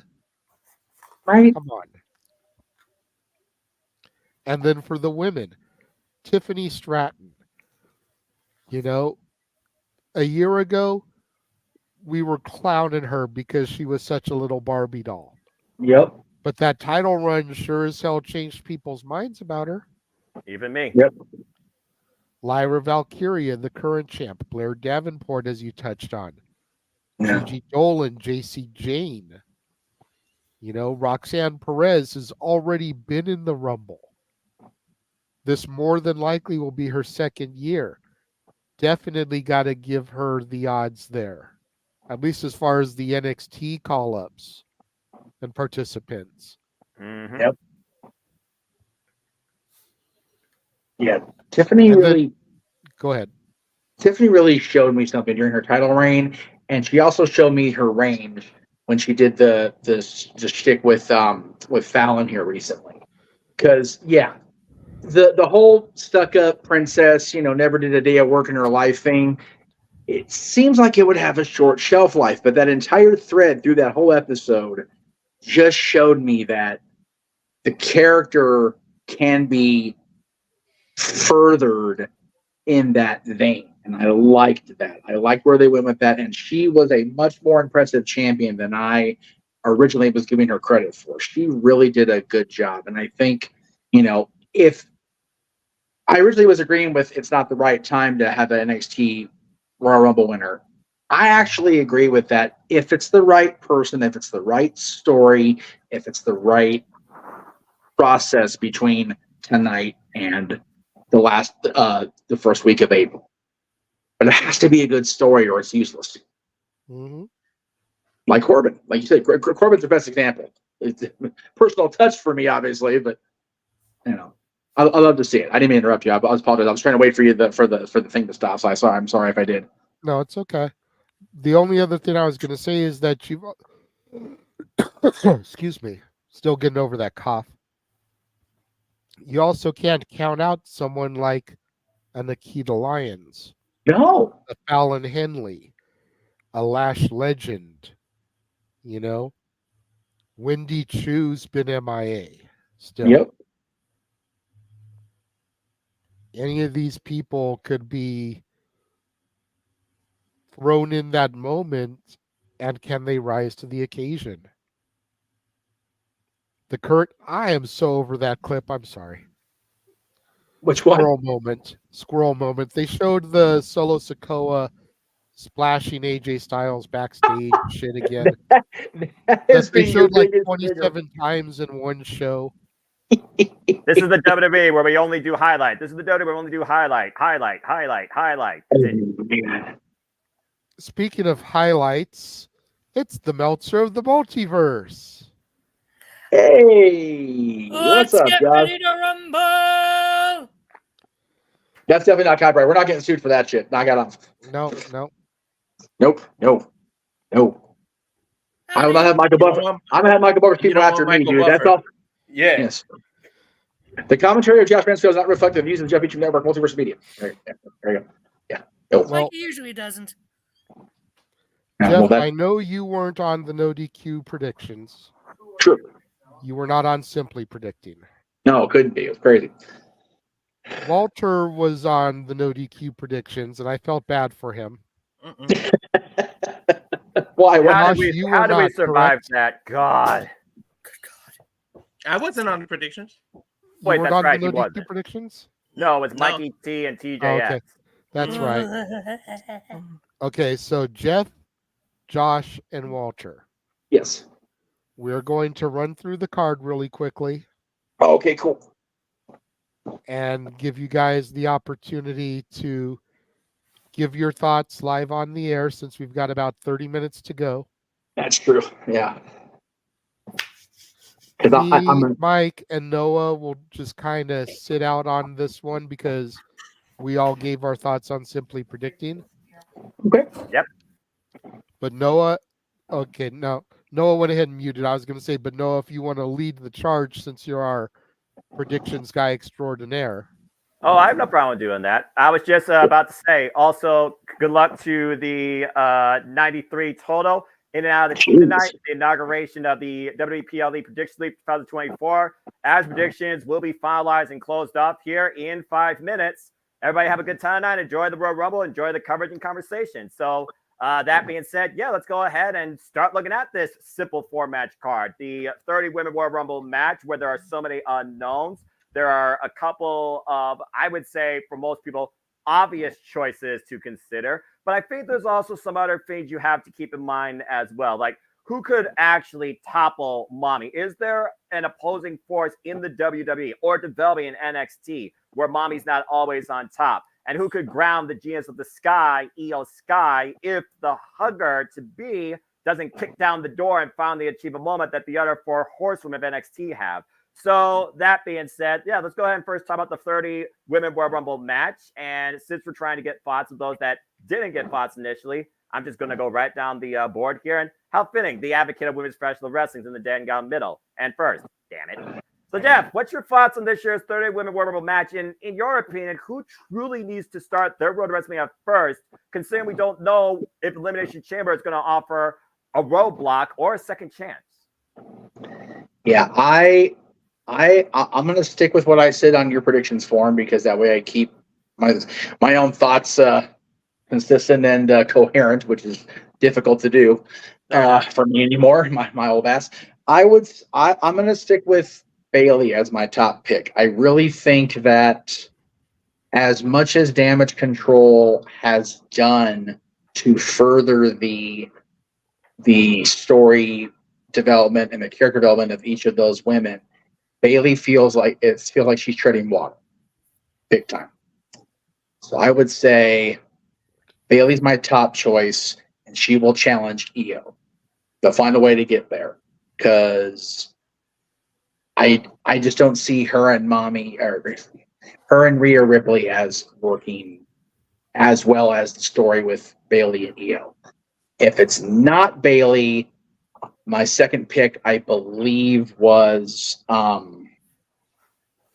Becky Lynch. Not that I necessarily want that. I just got to go for the points if they're there. And Becky versus Rhea, as much as we wanted that sooner than we're going to get it at Mania, if it does happen, it's going to happen. Let it be. I forget who my third pick was, so forgive me. You picked Bianca there. Bianca. Yeah, again, Bianca seems like just one of those safe things like, when in doubt, big match John Cena. When in doubt, big match Roman Reigns. So Bianca was my third pick just because. So yeah, but my big choice is Bayley at the end of the day.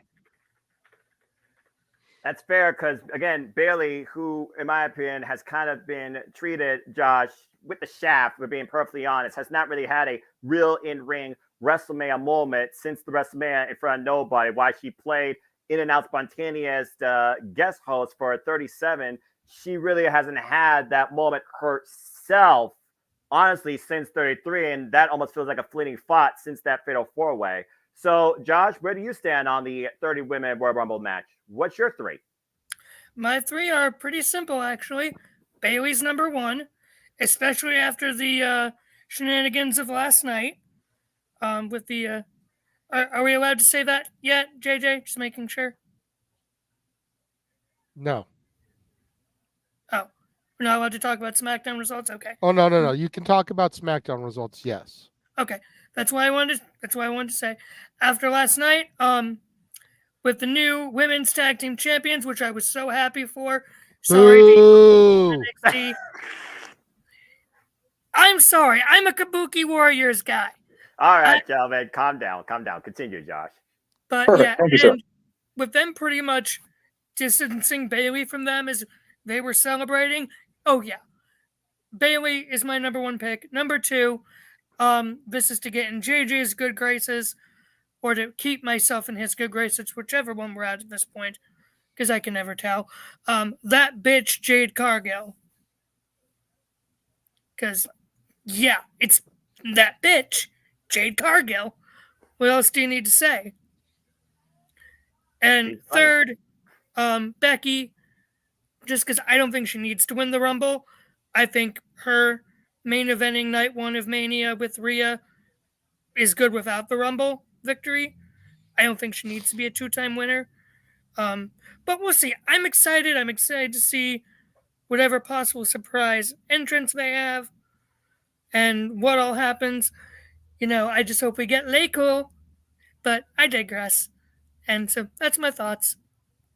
Well, whether or not your picks are flawless, that remains to be seen. Walter, to Josh's point, Becky Lynch, yes, she's been to the dance. She's been to the main event. She's won the Royal Rumble, but it seems right now in this state, she's looking for more of a proving ground to herself or maybe passing the torch onto the leader of the next generation. In that subtle face-off with her and Rhea Ripley, she's asking herself right now, am I still the best or are you better? With that motivation, with that moniker, with that history milestone there in the Summit Women's World Rumble where she could become the first to win it twice, where do you stand on the 30 Women World Rumble match, Walter? Go ahead and give your three. I do think she's going to win twice, and I think she's going to come in the top 5. She's going to be in there as long just to prove it to herself that she belongs there. I think she's going to enter in the top 5 and still come out on top, even though it's Mommy that usually comes out on top. So I think just because the program is teasing that, I think it is going to be Rhea and Becky. And then as my second pick, I'm going to pick an oddball that no one wants to see win or doesn't believe they're going to win. But I'm going with Nia Jax because she seems to be getting a little bit of a push. And I wouldn't mind seeing her as a win just to stick it to all the fans that hate her, because I don't know where all this hate comes from. Yeah, she had a few injuries and things, injured a few people, but if she didn't do that, think about the positivity that came out of it. You wouldn't have the man Becky Lynch in the position that she's in now. She might have eventually got to it, but that whole thing with Nia kind of skyrocketed what happened with Becky. And then to Josh's credit, I'm going with that bitch because most of us use the third pick as a ha-ha thing that we don't believe.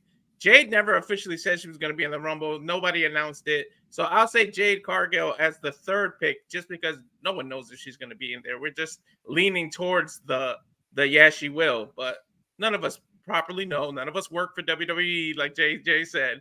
So we don't know what they're going to do. But I'll pick Jade as the third pick as a ha-ha thing. And the reason I didn't go with Bayley, because I honestly think something screwy is going to happen with them where they start teasing the breakup now, and Bayley ends up winning the Elimination Chamber to get to EO.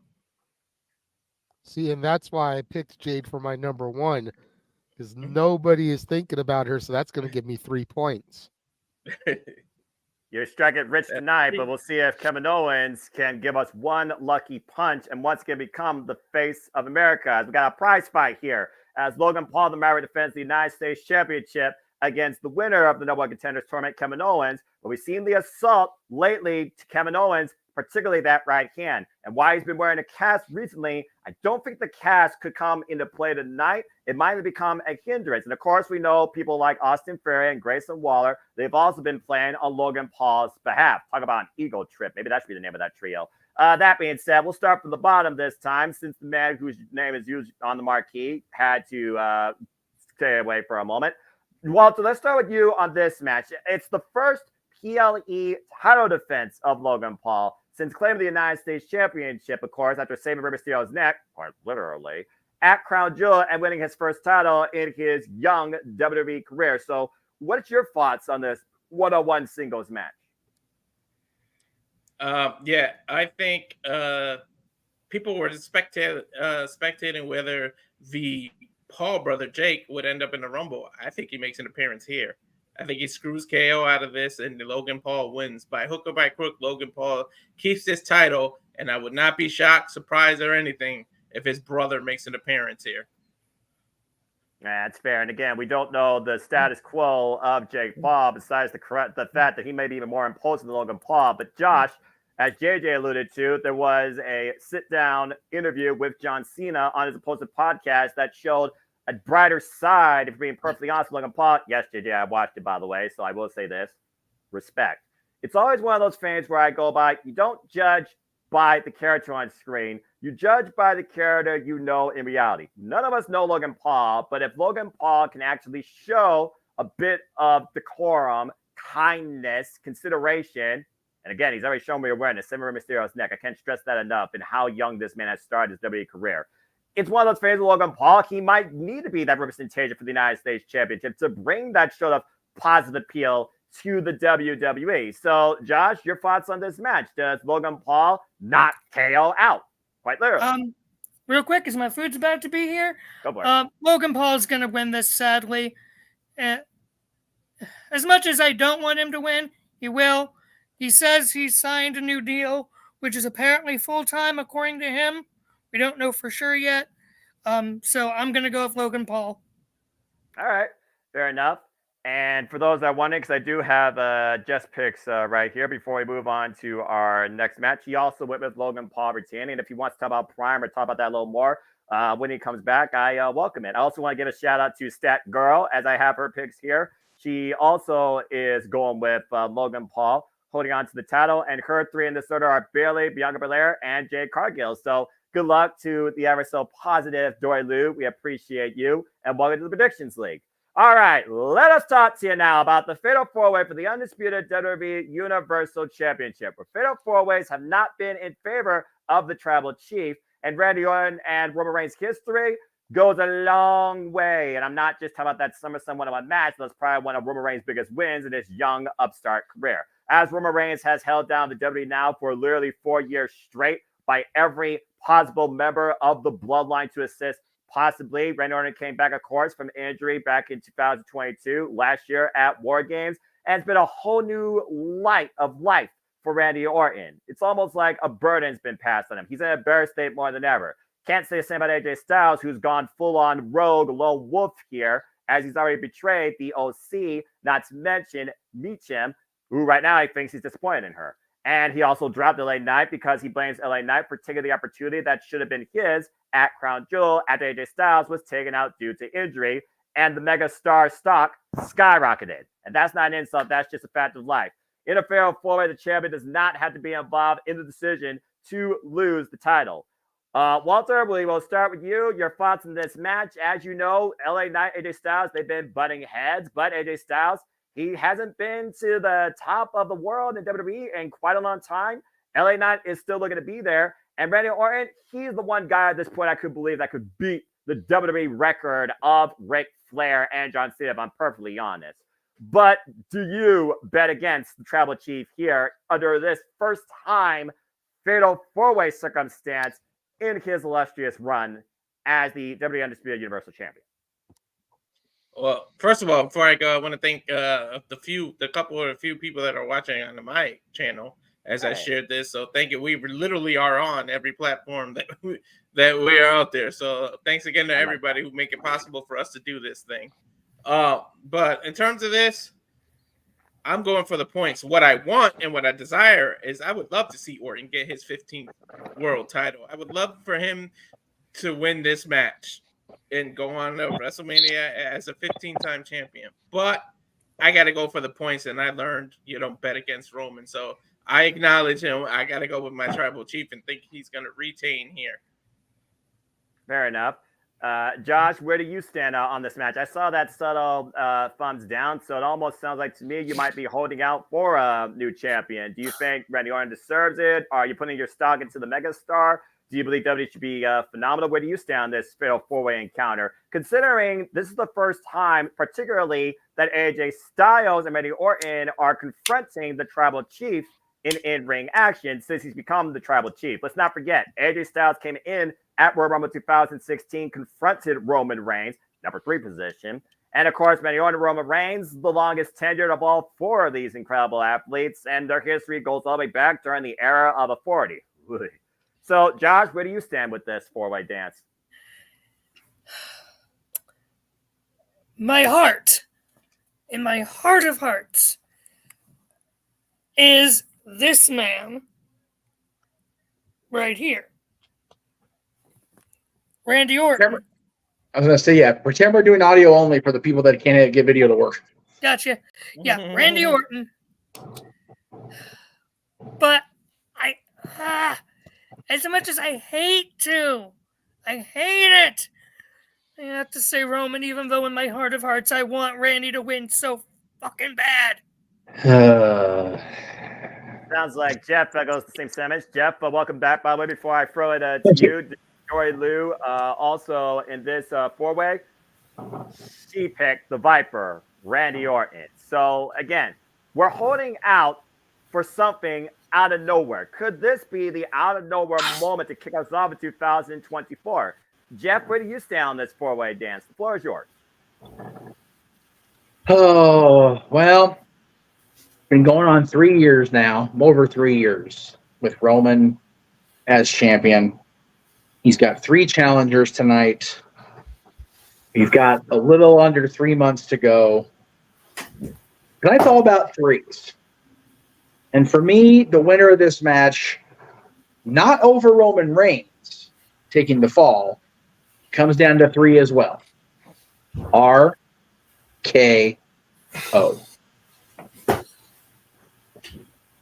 He's not hearing voices in his head, but he believes he wants to burn in Randy Orton's light as a 15-time WWE champion, and I approve, honestly.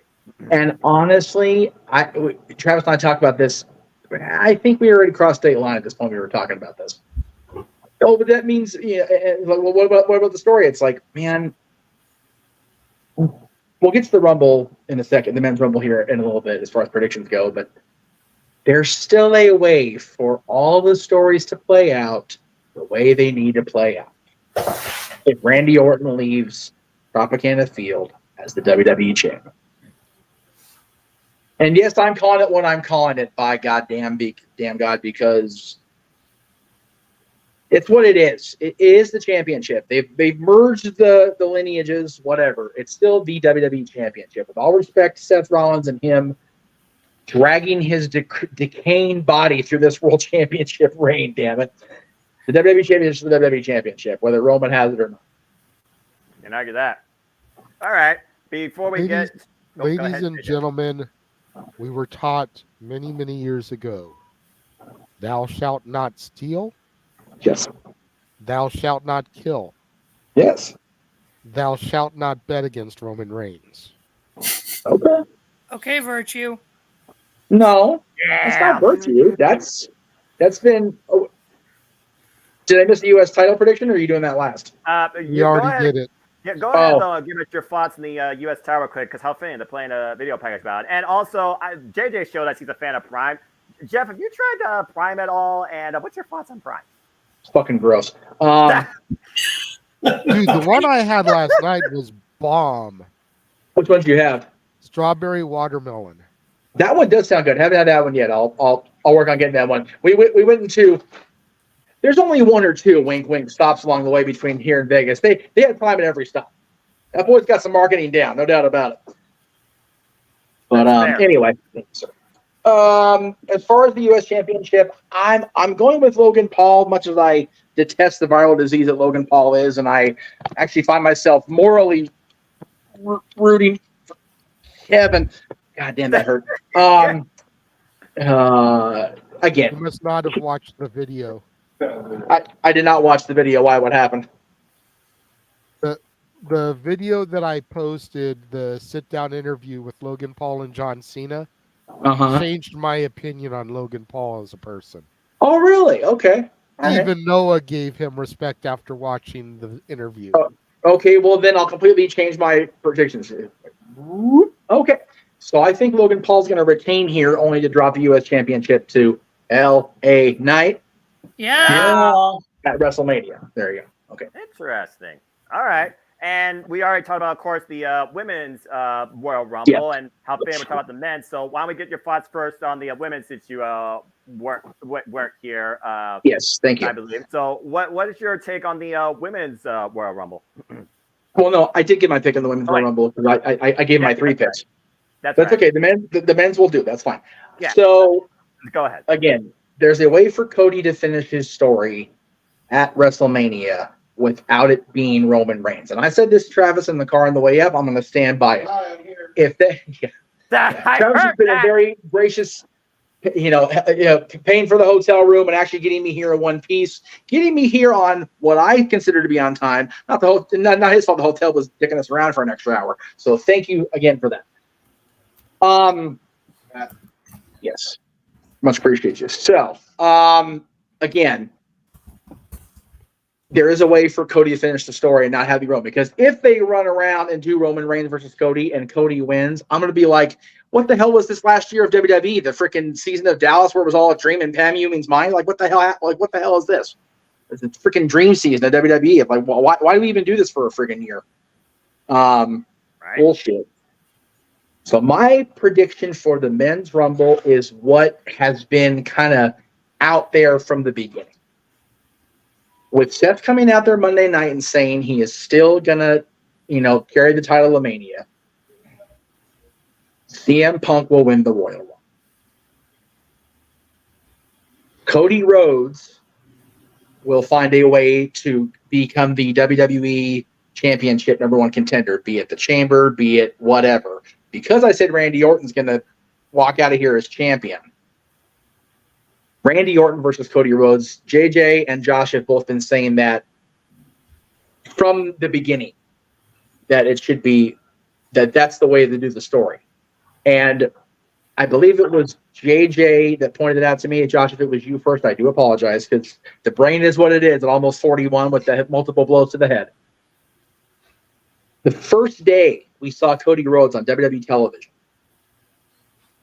it was Dusty introducing him to the sitting WWE champion, Randy Orton.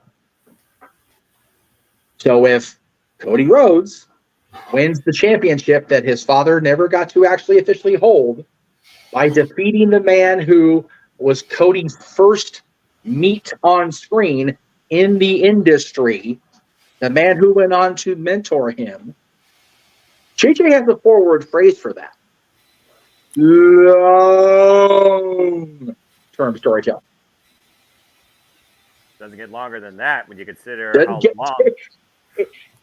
You know how I know it doesn't get longer? Because that was during the gestation period of my kid, who's going to be 16 years old. 16 years is a long goddamn time. 2007. Yeah, 2007. That's a long damn time ago. That's 17 years ago, because it's a whole other year for that part of that. So yeah, 17 years is a pretty damn good story to be told and wrapped up on the grandest stage. So Cody Rhodes wins the Rumble tonight. My second pick, so CM Punk wins the Royal Rumble. Cody wins it later. My second pick was Cody Rhodes because, again, safe bet. My third pick, I forget. Noah, forgive me. Oh, that would be the longest reigning Intercontinental Champion in WWE history, the Ring General Gunther. Just because I love me some Gunther, and he's a bad motherfucker. So I'm here for it. Shut your mouth.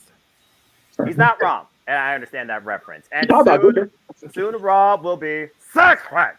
But anyway. Yes. So that being said, Josh, again, you talked about basically verbatim with JJ about Randy Orton and the legacy that Cody Rhodes is trying to fulfill in this narrative he calls Finish the Story, where the story at the end of the day is about holding that championship. Everything else is just an accessory to writing that narrative.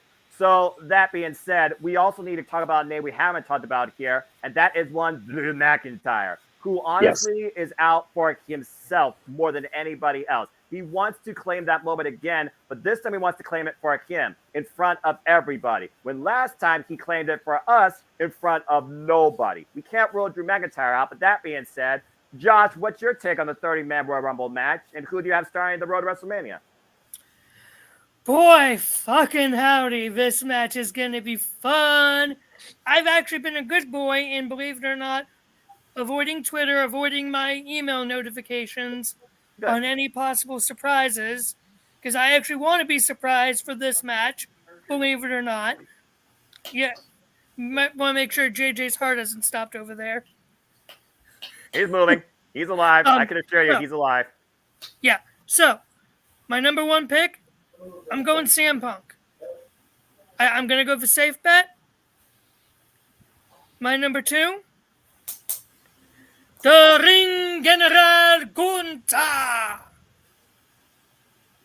And three, I'm going to go Cody.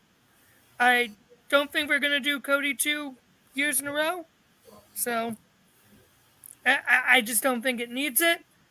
I think with how much they've been building up the new World Heavyweight title this year, that is what needs the Rumble, is the world title.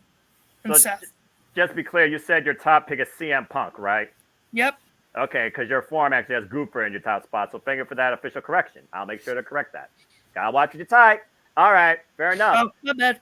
All right, and I will catch you guys later. Food's here. I gotta go. That's fair enough. This is not brought to you by DoorDash, but folks, we are just under the 10-minute mark as we prepare for the Royal Rumble pay-per-view, going live across the world here at JMN Multiverse of Media, and that leaves, of course, Mr. Reliable to give his picks. Real quick, though, again, shout out to Dory Lou. Her 3 picks in this order for the Men's Royal Rumble is CM Punk, Bobby Lashley, and Damian Priest. Now, Walter, Bobby Lashley, and the Almighty Street Profits, of course, been feuding with the newly formed Last Testament. And whether or not we reach a revelation with those two crews, I think goes beyond the Royal Rumble tonight, where at the end of the day, it's only meant for himself to claim the prize that is beginning the road to WrestleMania. So, Walter, so far we've heard the same 3 names echoed throughout tonight in a very similar fashion. So, Walter, where do you stand on who begins the road to WrestleMania? And what's your outlook on the 30-man Royal Rumble match? Yeah, I'm looking forward to this. I hope we get some good surprise. And forgive me if I'm wrong, because I do enjoy a lot of that good product you can find on Wildfire Farms. But I think I got the exact 3 picks that Jeff Meacham did in the exact same order. CM Punk, Cody Rhodes, Gooper. That is correct. You do. Yeah, I do it. Yeah, I would love Gunther to be able to It pull just that works, out. man. Yeah, it does. It perfectly works. But you can see the shirt. Me and JJ twins. I'm going with Punk. If we could have just picked it all 3 times, I would have went Punk. To be honest, but Right. yeah. But yeah, I gotta go see him, Punk, man. I was going to say, JJ, turn your avatar back on, because JJ's avatar was the outfit I'm wearing tonight. When I go off the air, I'm going to be wearing my Paradise Kitty hat shirt to the show. It's both of me for the same night. Anyway. Yeah.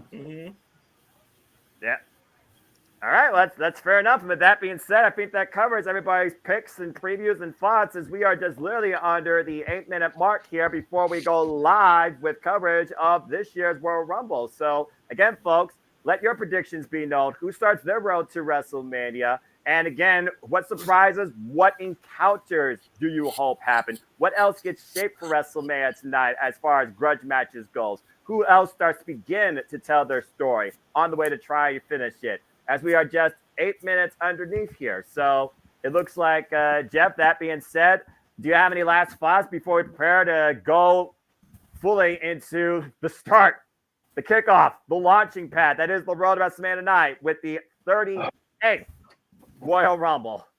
It's just, I am so grateful to have everybody along for the ride. Everybody that's going to be part of the presentation tonight. It's like Mikey said in the private chat. It's a nervous energy. Like I feel like I'm part of this. Like it feels like we're going to be in there. Sorry, we're getting private chats and we're trying to just. I'm gonna go and answer. Walter, we actually got it covered. I appreciate you wanting to be along for the ride, but Noah's gonna be doing the main commentary during the Rumble matches themselves. JJ's gonna be doing the countdown and introducing the people. Mikey's got our stats. Yep. So it's gonna be a crowded room. I'm gonna be sitting here just kind of like watching these 3 do their thing. It's gonna be a hell of a lot of fun for me, and I'm gonna chime in when necessary because Travis actually has the stream on his phone because. We found one hotel in Vegas and have a fucking smart TV, so we can't watch the show on the TV. It's frustrating. So, but in order to have me do this here, we're gonna watch the thing. So, thank you, Walter. We'll definitely get you in on the future watch-alongs. But I have the team for tonight. But thank you. I really appreciate you wanting to help, dude. Seriously. So, like, trust me. The more help, the better. But we've got it. We got it on lock. The 4 of us have been going around the horn trying to get everything fine-tuned. But again, 60 people in here at one point watching this pre-show. It's bananas. Like, I can't even believe that was a thing. It's so freaking crazy. Yeah, we even had people on my channel. I couldn't believe it. Arguably, it's the biggest day in the wrestling industry so far this year. When you consider the scope, the outlook, the connection, the stakes, the atmosphere, and overall the unpredictability. This is one of the most exciting times every year, but arguably, this is one of the most exciting World Rumbles we've had in years, with so many different aspects going into it, and still no true concrete idea how we're going out of it. I love it. I absolutely love it. I feel like this is the first time in many a show where I don't know if we're going to see Roman Reigns walk out of here as the champion. And I love that. I love not being 100% sure on either Rumble match. I honestly really only have a strong conviction about the U.S. Championship match. And I think that's a wonderful feeling to have because, like you guys said, as down as we've all been on Logan Paul, I think that his commitment to the industry has really changed the perception, changed the outlook on him. And I'm convinced that he deserves a spot on the marquee of WrestleMania in a featured match. And LA Knight getting that win over him in Philadelphia would be so good for both of them. But the other three matches, I got no friggin' idea. And for the first time, that's a thing. And I think that's great. But I do thank everybody again. It's been no secret to everybody here on screen in the room and a lot of people in the chat room. It's been a shitty week. It's just been a bad week, not just in WWE, but my entire week has been absolute chaos.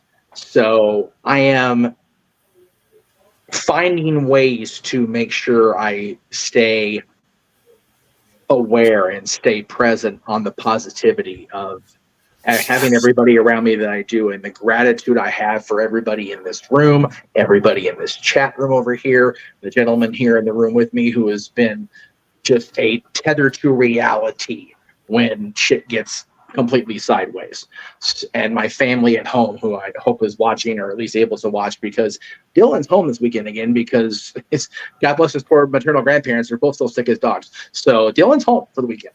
So Bubba, if you're watching, I love you, I miss you, we'll call you later, brother.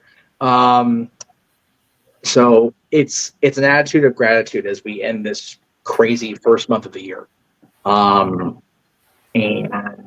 it is for wrestling fans, and especially for me, with Christmas being kind of what it was a month ago, this is the most wonderful time of the year, and I'm grateful to be around my wrestling family. So thank you guys for being here, part of this, and we'll see how the night goes, man. I'm hoping for a non-Tony Khan-like length of show, but I also want both Rumbles to get that hour, man. I want that for the girls. I really do.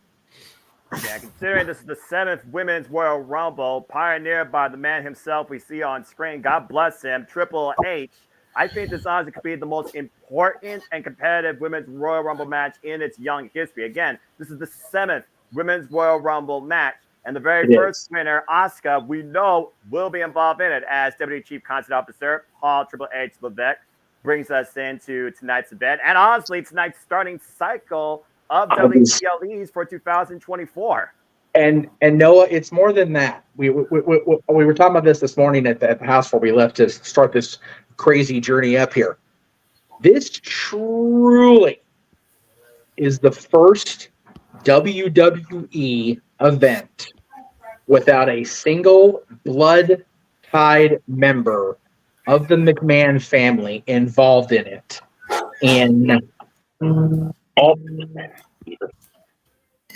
In 70 years or more, almost 75 years, which is absolutely bananas. And now that, of course, that we're getting close to the hour, I'm getting a phone call I have to take. So, guys, have a wonderful call. I'll pop in when I can. I love you. Let's do this. Let's get ready to rumble, guys. Well, JJ, Statboy, Walter, JMN Multiverse of Media. I think we're literally less than a minute away. I think there's only one question to answer. Are you ready? No. I said everybody who can hear my voice, say it in the chat. Are you ready? Oh, hell yeah. All right, it looks like we're going to start off with the Women's Rumble. Whoa! From the match we talked about last night on City Predicting, the women set the pace for not only tonight, but the road to WrestleMania. It will be the 30 women Royal Rumble match kicking off the festivities as the WWE Royal Rumble is mere seconds away and the road to WrestleMania takes shape. Get ready, everybody. Here we go. I'm not going to lie. I'm already sweating through this suit. Warning.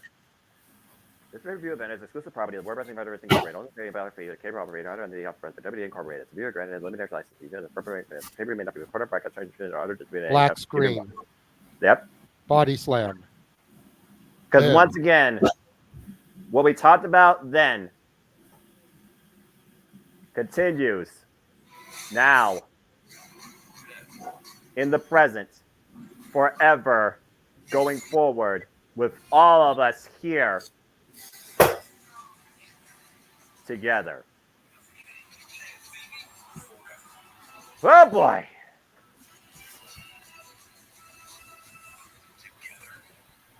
Ladies and gentlemen, boys and girls, sports entertainment and food, yes, professional wrestling fans and friends galore. Once again to the JMN Network Multiverse of Media live watch-all event specials here as we bring you into the start of the Road to WrestleMania and the WWE PLE Cycle 2024. Welcome to the 38th annual Royal Rumble. And tonight we will see who will take that first step on the road to WrestleMania.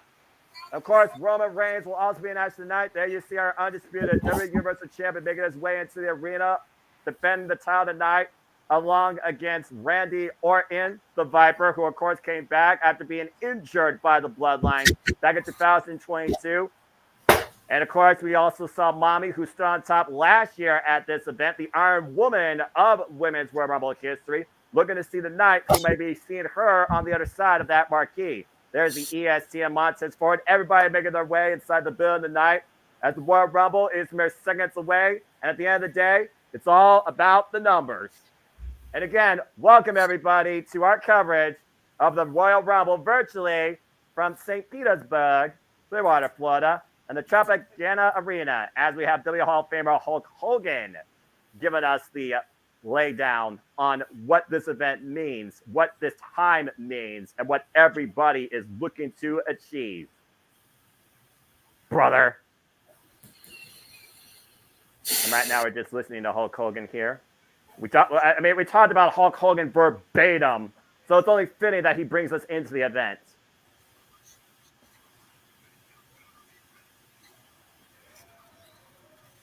Who tonight will be Rumble ready?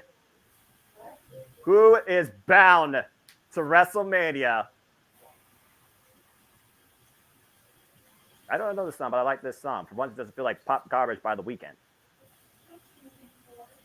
It's definitely catchy. Yeah, I approve. It sounds like Black Betty. It does kind of have a Black Betty feel to it. Yeah, it's literally non-copyright, but I hear the same tone most definitely. Oh boy. The atmosphere is set. The mood has never been more higher.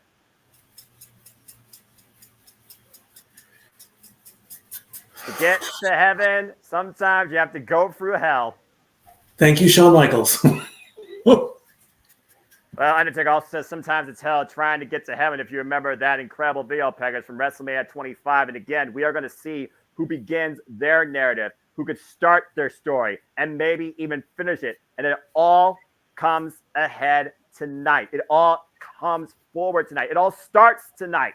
There is no other beginning for you bigger than the Royal Rumble in professional wrestling on your way to the stage of the Immortals and the main event of WrestleMania. It doesn't get bigger than this.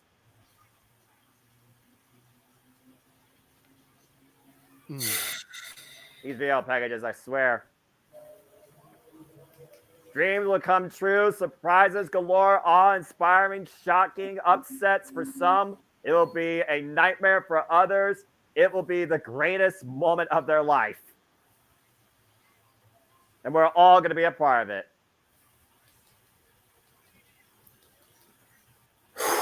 Oh, baby. I feel like I'm about to come through the curtain. I swear to God. I'm not going to lie, family. I'm nervous, but I'm ready. Yeah, I'm ready too. Woo! I love it.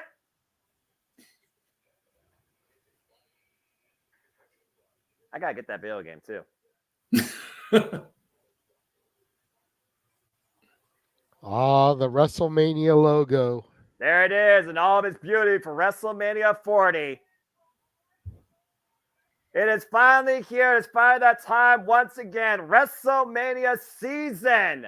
And it all begins here. Welcome to the start of the road to WrestleMania. And welcome to the Royal Rumble.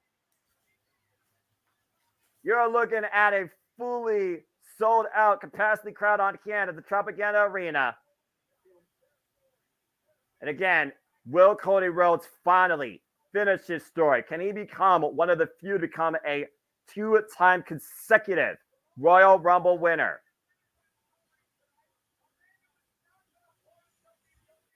But also somebody CM who's Punk, never a man had that who moment. walked out of the company a decade ago, almost to the date. Yeah. His first televised match. His last televised match, Whoa. the 2014 Royal Rumble. Could this be the beginning of his road to redemption by winning the match that he last competed in? Well, we're mere minutes away. We're hours away from finding out as far as CM Punk goes, but we're mere minutes away to find out which woman will begin the road to WrestleMania. And again, folks, I am the... Wait a minute. Yes! Is it? Hell yeah! It's Pat McAfee. Let's fucking go!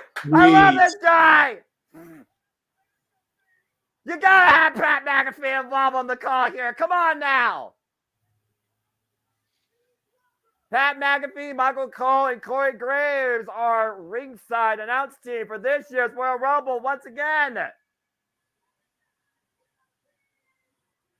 And Corey Graves' worst nightmare, which makes me extremely happy. Oh, I like Corey Graves. Look, Corey Graves is a sourpuss. I'm just putting it out there, all right? Giving love to Jessica Carr, the referee. I'll take the McAfee role. I'm good with it. About to say, do you have that same energy? I just pushed Corey Graves. Oh, it's going to be fun. As if Michael Cole couldn't be more excited as it is.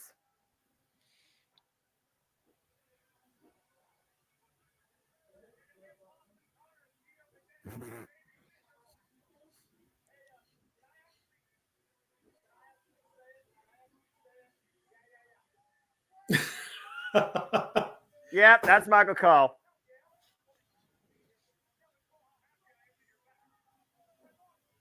Hey, wait Corey Graves to play Damage Control. And we'll see if the leader of Damage Control becomes the winner tonight in the Women's Royal Rumble match. This is going to be an incredible night, guys. Again, folks, my name is Noah Foster, Superman, Superbrand, voice JMN for Great Professional Wrestling. Damn it, with JJ Williams and the Stat Boy Mikey. Let's go down to the ring to Samantha Irvin to bring us in on the rules on the Women's Royal Rumble match. All I got to say is if Pat McAfee doesn't get on the table and dance during Shinsuke's entrance, I'm throwing my headset down. I expect you to. Nah, I'm not doing that.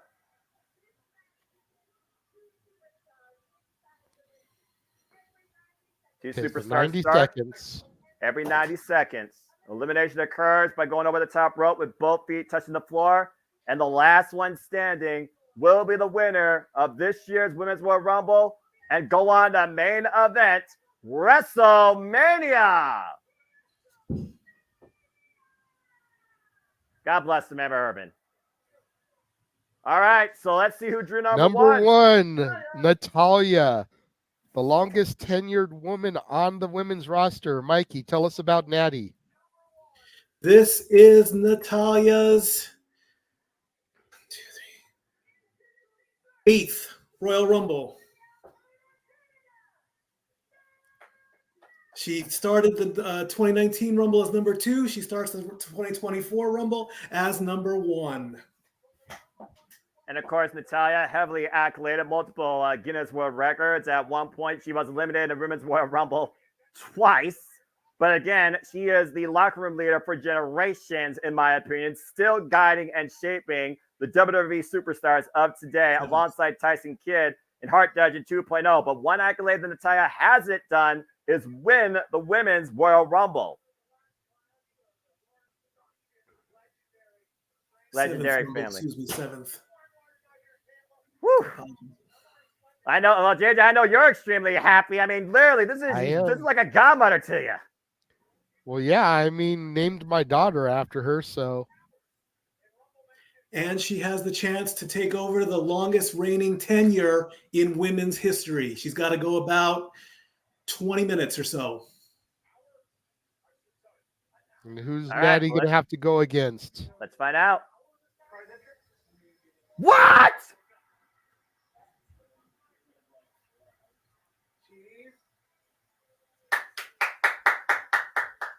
Oh, come on. Are you serious? We're starting off with this? Yes, we are. We're feeling the glow tonight. She's back. It is Naomi. Hot off her stint in Impact Wrestling. And from Orlando, Florida. Unbelievable. The former TNA Knockouts World Champion. I brought Hell Froze over last year in Chicago. Naomi is back in WWE.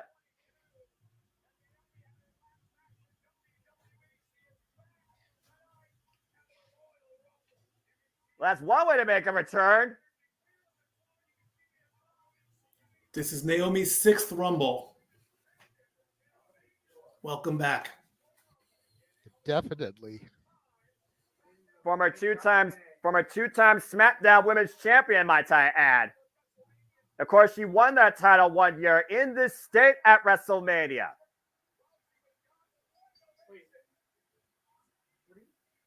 All right. The mood has been set. The bell is officially rung. We are underway with these two, and it's a huge welcoming committee tonight for Naomi. You can see it on her face. Can you blame her? And again, No. folks, be part of the conversation using hashtag Royal Rumble, and please like, subscribe, comment, and tell a friend. And kudos to them acknowledging Naomi's tenure outside the WWE as we start things off. Oof. Again, 28 other women still await to enter this year's Women's Royal Rumble, so expect more surprises, folks. They may be outside the company. With a waist lock here and a nice bump there by Naomi to break the hold, throws Natalia into the corner. And of course, these two set the pace for the entire field and for themselves. They have to go literally from start to finish to achieve that dream to main event, WrestleMania. Nice takeover to Harris. Grabbing Natalia right on her head. Again, we talked about Natalia being locker room leader for generations. Naomi has had an extremely long tenure. Heel kick there by Naomi, creating separation. So far, these two. Bit of a feeling of presence. Oh, the split leg drop. 7, 6, 5, 4, 3, 2, 1. Who's going to be next? Entry number 3. Oh, making way up to both of them collide. Damage Control.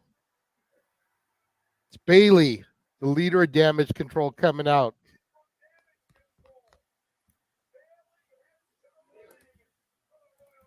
Mikey? This is Bailey's 5th Rumble. This is her 2nd time being in the top 5. starting number 1 in 2021. And Bayley again has made it known that she looks to win this year's Royal Rumble, an accolade she has yet to achieve in her illustrious career.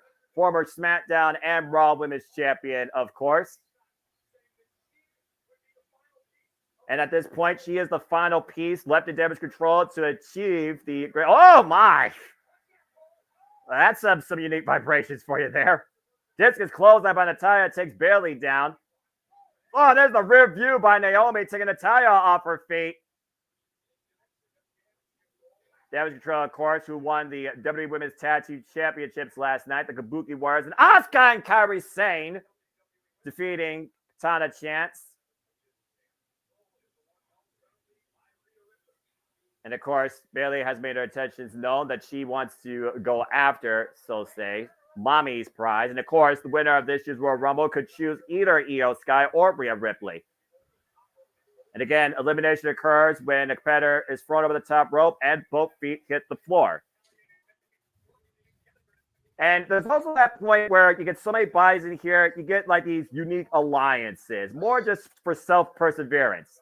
Bayley taking Natalya down. 5, 4, 3, 2, 1. Who's entrant number 4 going to be? Jawbreaker. Here comes entrant number 4.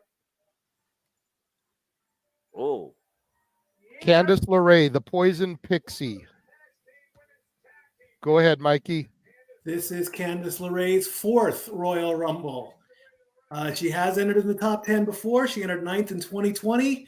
And Damage Control could be the second person to eliminate her. Io did it in 2023. Former WWE NXT Women's Tag Team Champion, might I add. Along with The Way, of course, Indy Hartwell, former NXT Women's Champion. And we'll see it tonight goes Candice LeRae's way. Natalya hoisting up Candice LeRae, but Candice able to escape out of the back door. Oof.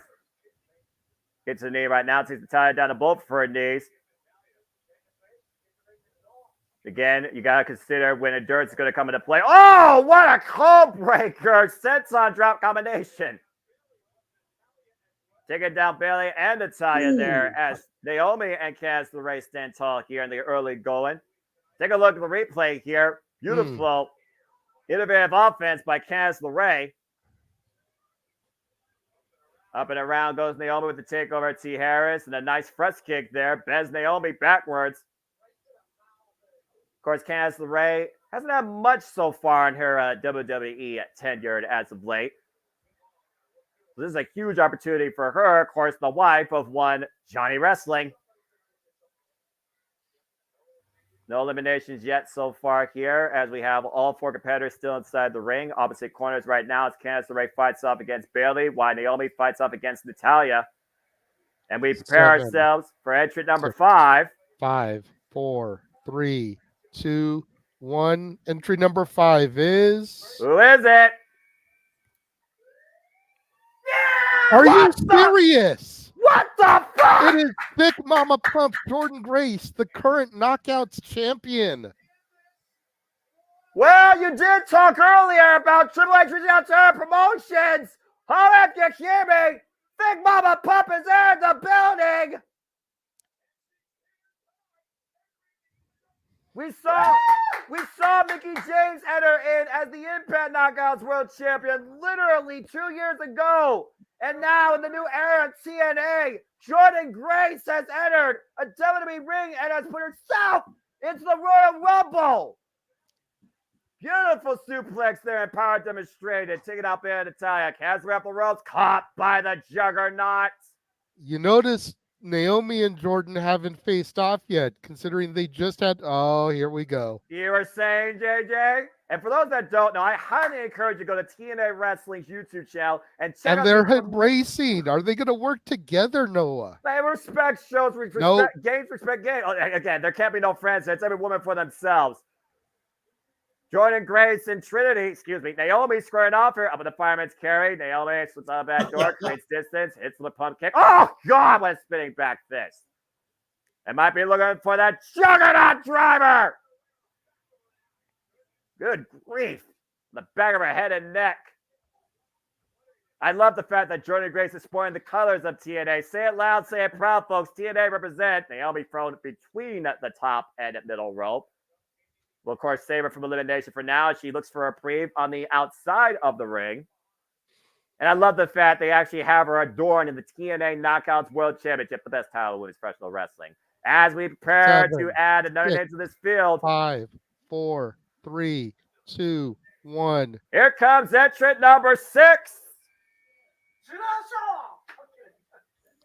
It looks Indy like Hartwell, Candice Ray Candice's got tag some team partner, member of the Way. Mikey, tell us about Indy Hartwell. This is Indy Hartwell's second back-to-back Royal Rumble. She came in at number 26 last year. She got eliminated by Sonya Deville. Natalya currently now has the all-time overall record at 2 hours, 23 minutes. Congratulations to Natalya, another record to add. Oh!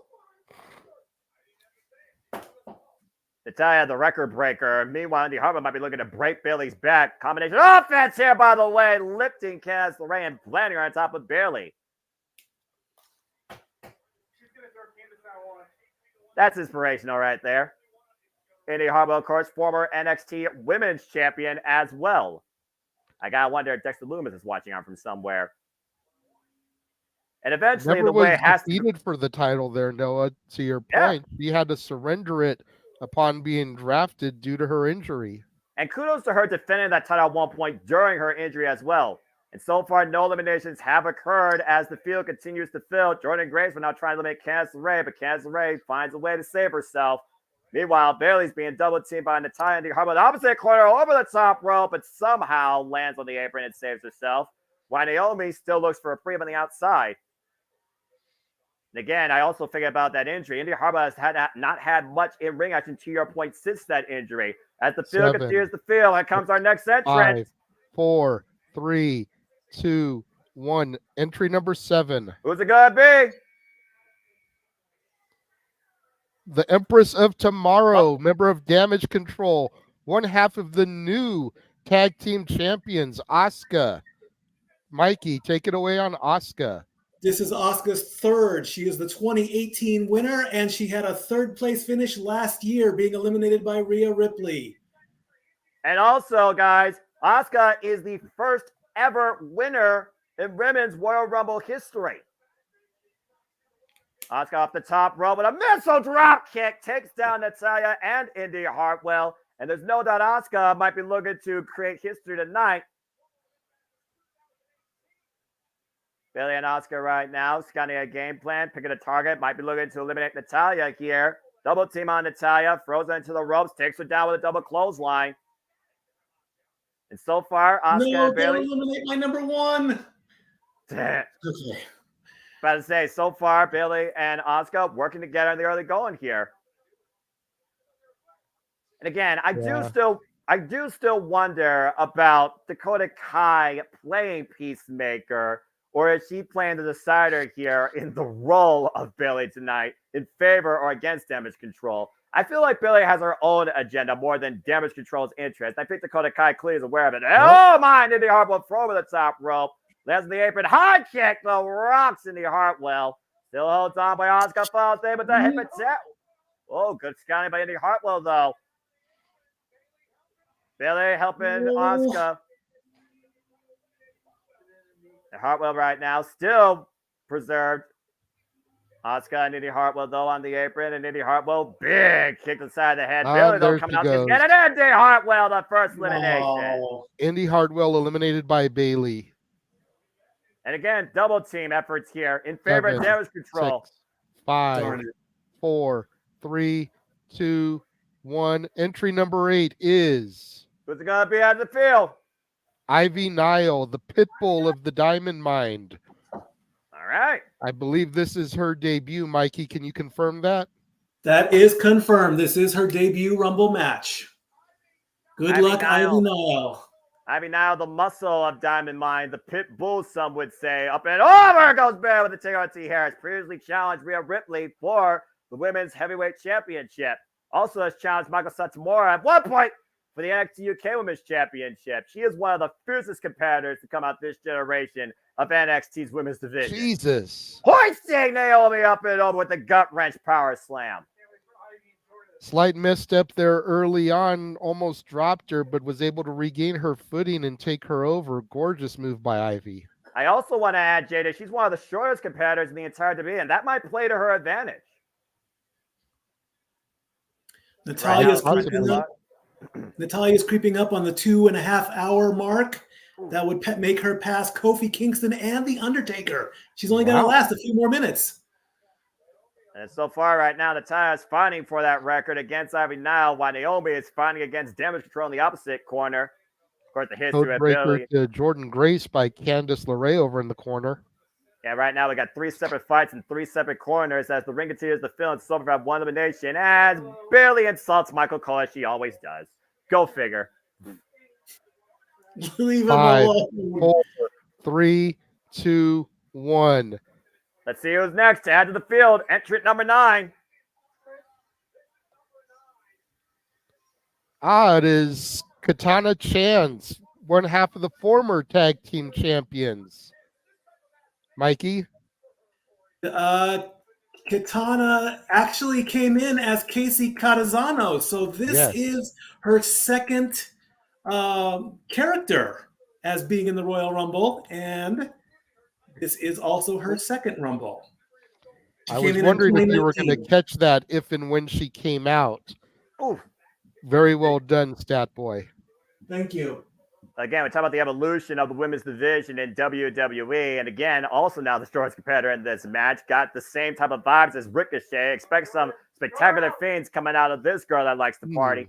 Jordan Grace, though, takes her down with the sidewalk slam. Back suplex. Far away throw by Ivy Nile. Oh, boy. Give me Ivy Nile and Jordan Grace. I'm all for this match. Hell yeah. Or test of strength. Why not? Who's the strongest? Who can hold up the competitor I think we're going to get a little anything you can do, I can do better. This is just another day at the Both gym. women up.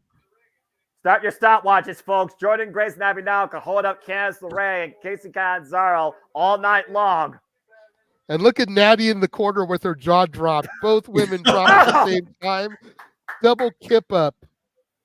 Yes, please. Okay, now I do need to see W Worlds collide with TNA. Just Nice. after that, Jordan Grace does through the clothesline, high kick the knife, falls up, and catches him with the right. Oh, spinning back fist takes Ivy Nile down. A kick and a fist from Grace and Ivy respectfully takes down the 2 strongest forces here so far in the early going this Women's Royal Rumble as the field continues to field. And here comes entrant 5, number 10. 4, 3, 2, 1. Officially 1/3 away from the Royal Rumble. Who's next? Bianca Belair, the EST of the boy. WWE, former winner from the number 3 position. 1/3 of the way through the contest. Mikey, tell us some more about Bianca. This is her 4th Rumble. She is also in the running for the top spot. She's got to go about 20 more minutes as well. This is her 4th top 10 entrance. Number 2, number 3, and number 8. And of course, Bianca Belair, previous winner of the Women's Royal Rumble, who went on to main event WrestleMania here in Florida and beat the Boss for the SmackDown Women's Championship. Beautiful double blockbuster takeover on Damage Control. And Bianca Who was looking to number eliminate 4 Bayley. again?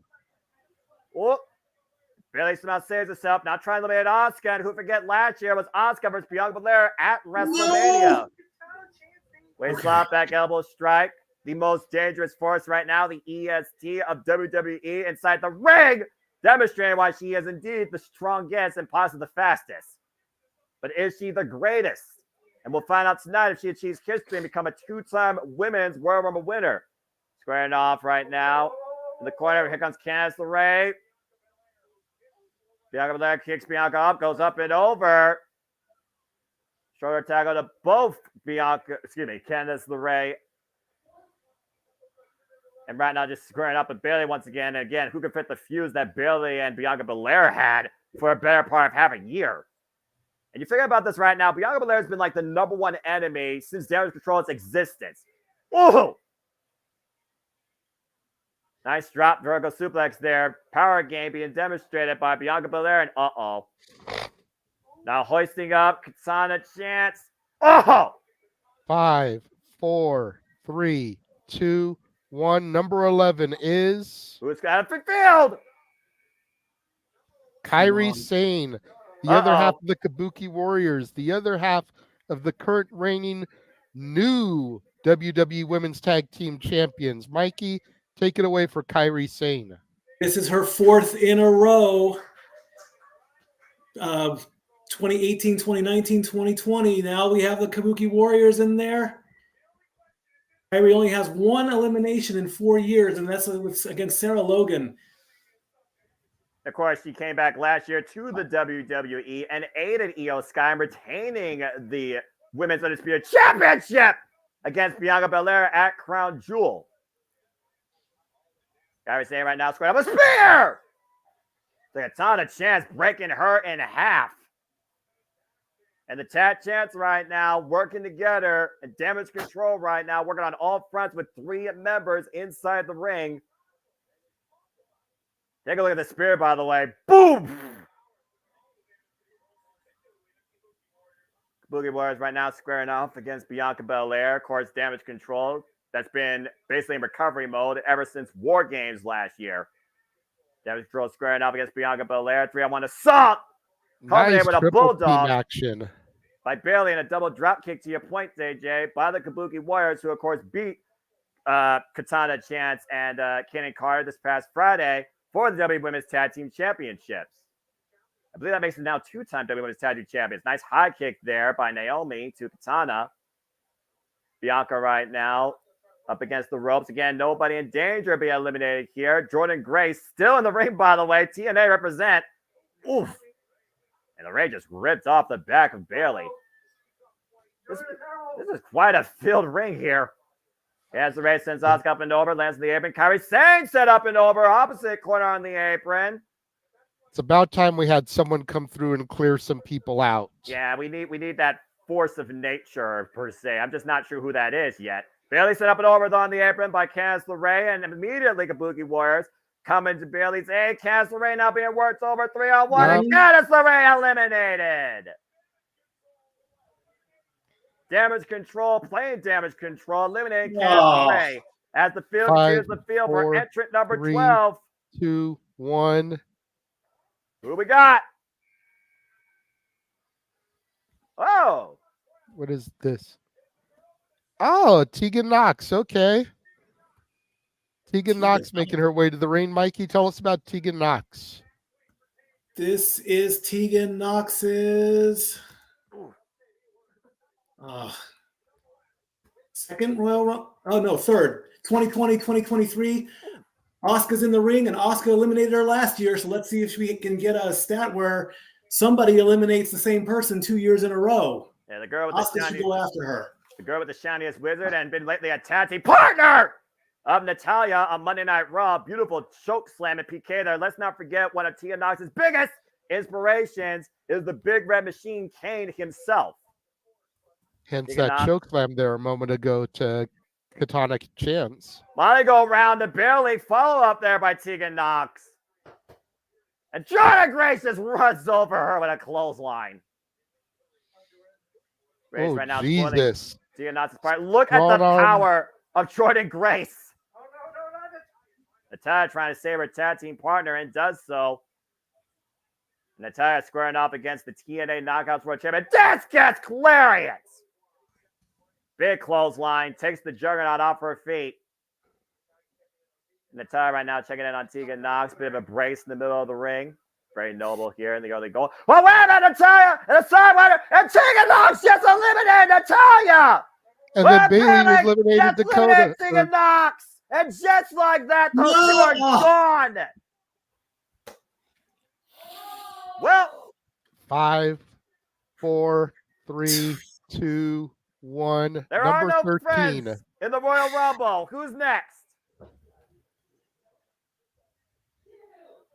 And it is Caden Carter. Looks like Go ahead, Mikey. Talk to us about Caden Carter. It's Caden's debut match. Right This now, is her first. Right now, Katana needs all the help she can get after the 3-on-1 sub with damage control. Meanwhile, silly string here, and Tickle Tierras takes Bailey down. as the former WWE Women's Tag Team Champions work together here. Denim offense right now. Nice drop toe hold there. Oh! 20 minutes for right now. 20 minutes for Natalia so far.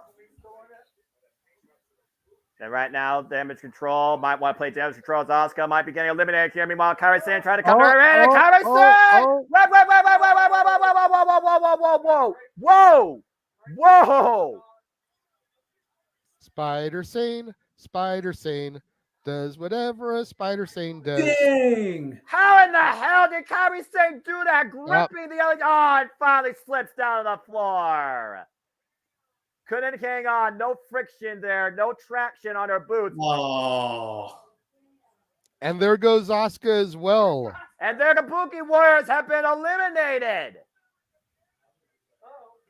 And once again, Bayley is on her own. Damage control is gone, courtesy of Katana, Chance, Kenny Carter, and Bianca Belair. And Bayley can't believe it.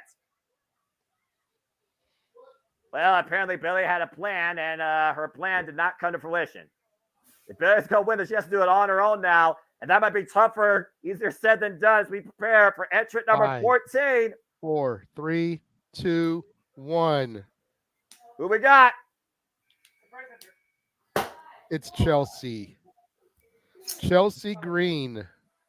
Oh, boy. Coming out to the ring at this point. Former tag team champion. Go ahead, Mikey.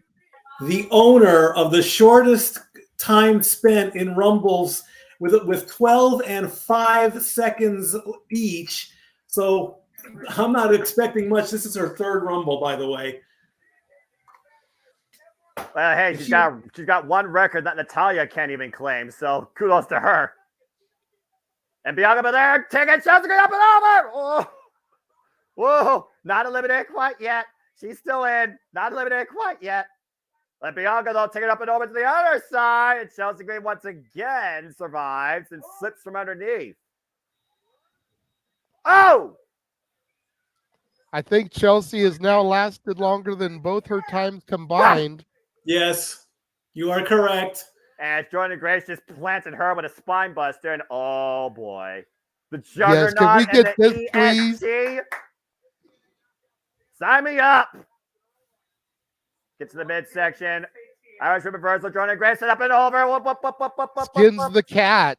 Very impressive. Bianca Belair falls in, eats a back elbow strike while Bianca is sent up and over the ropes. Lands on the apron. Jordan Grace falls in with the shoulder block, though. Bianca catches her. Now Jordan Grace split up and over. Both of them on the apron. Blocks the kick. Bianca Belair clocks Jordan Grace. Oh, and hoists her up on the shoulders. KOD. Are you kidding me? Down the apron. Jordan Grace eliminated. Damn. Wow. See that again, Noah. Bam. That is an impact. But great showing by Jordan Grace. TNA be proud of that. As we prepare for our next entrant, we are halfway now through the field. Who's next? What? Piper Niven, Chelsea's tag team partner, making her way to the ring. Chelsea's going to get a little bit of assistance here. Mikey. And she needs it. This is Piper's second back-to-back. She came in last year at number 18. Raquel Rodriguez threw her out, and she has 2 eliminations under her belt. Also, she lasted 30 minutes last year. And Piper Niven literally saving Chelsea Green from elimination. But is she going to, like, put her back in the ring, or is she going to just drop her? Oh, come on. That was respectful. Just put her on the stairs, you know, give her just some saving grace. Again, former women's tag team champions, even if Piper Niven just, you know, demanded that she become one. Oh, man. There's no chance that Katana was going to pull anything out from there. Kenny Carr now coming to Katana's aid. K-squared right now, and you see up in the top left-hand corner right now, the current longest running times here in the Women's Rumble with Naomi leading at over 26 minutes. Oh, that's clever. Yeah, I like that, Triple H. It's a nice little cue. Again, it's all about the numbers. Everybody out here right now is trying to prove a point, but also claim that moment to become the main event of WrestleMania. Another backdrop suplex by Piper Niven and Bayley. Meanwhile, Naomi caught by Piper Niven and just planted to the mat with a scoop slam. Chelsea Green now coming into play. Guys, Naomi face first in the corner. And so far, the former women's tag team champions have taken advantage of the field. Oh! And only Chelsea Green would literally let herself be assaulted by her own partner to cause damage to somebody else. She's that crazy. I do love me a hot mess, though. I'm not gonna lie. For real. Yeah, well, I'm just saying. I saw this woman come in at Slammiversary 2021. I was like, yes. Does make me wonder, though, we're going to see the Indie God later tonight. But we'll talk more about that later. Piper Niven right now being triple teamed by Ivy Nile, Bianca Belair, and Kaden Carter as we prepare for entrant number 16. 5, 4, 3, 2, 1. Who we got? Xia Lee's making her way to the ring now. Mikey, talk to us about Xia Lee. This is Xia Lee's third Rumble, 2020 and 2023, eliminated by Shayna and Queen Zelina. She's got 25 minutes under her belt, so wow. And she's pretty, too. I think she's taking a page out of how the educated feet, the striking game of Xia Li, something not to be underregarded. At one point, called herself a protector of WWE. Xia very dangerous here. And what she's looking for here, hooking up Kaden Carter. Up handle suplex. As Naomi right now turns her attention to Bianca Belair. Meanwhile, Unprettier denied up in the fireman's carry. Argentine backbreaker possibly. Piper Niven, though, coming again to Chelsea Green's aid. Eats a boot impromptu. And again, Xia Li using Chelsea Green to her advantage. Airplane spin. Oh! And down goes Green hard. Bailey still hanging on here, along with both the former women's tag team champions. Bianca Belair holding on with everything she's got on the apron to the top rope. Naomi, Ivy Nile, Bianca Belair, Kaden Carter, Katana Chance, Bailey, Piper Niven, Chelsea Green, Xia Li, your current field as we are waiting for entrant number 17. Someone's got to take control of this, though. Someone's got to literally clean the house and change the game. I'm just not sure who. And again, you would at have this thought point, somebody like a Piper Niven would have done it with her size and strength. 5, 4, 3, 2, 1. Who is it? Nice split leg splash by Bianca Belair by Naomi. Zelina Vega. What the heck is she wearing? That is cosplay for, I believe, somebody out of Overwatch, and someone can correct me on that if they want. I'm not sure if that's Mercy, and I'm sure she's not going to show no mercy, but go ahead and give it to the stat boy. We'll talk more about that later. This is Zelina's fifth Royal Rumble. She's got 2 eliminations under her belt. Xia Li is from last year, so she could get that one back. She's got about 30 minutes under her belt. Let's see what she does. Zelina Vega, of course, had a monumental moment last year challenging Mommy for the championship in Puerto Rico at Backlash. Beautiful Hasn't Meteora. done a whole lot since then, if we're being honest. Accurate. Beautiful Meteora, though, to Kaden Carter. Cazadora, caught by Naomi, and impromptu spear by Naomi to Bianca Belair, courtesy of Zelina Vega. Uh-oh. Premature pointing at the sign. Yeah, about to say. Being confronted by Piper Niven, though. This is two opposite forces of video games. I feel like I'm looking at Mortal Kombat versus Tekken 8. I say Street Fighter. Accurate. That's probably more accurate now that I think about it. Xia Li is kind of like Chun-Li. Chun-Li, though, wears more blue and white. Oh! Beautiful DDT planning Piper Niven. Great move there. Take a look at the replay here. Planning Piper Niven on the crown of her head.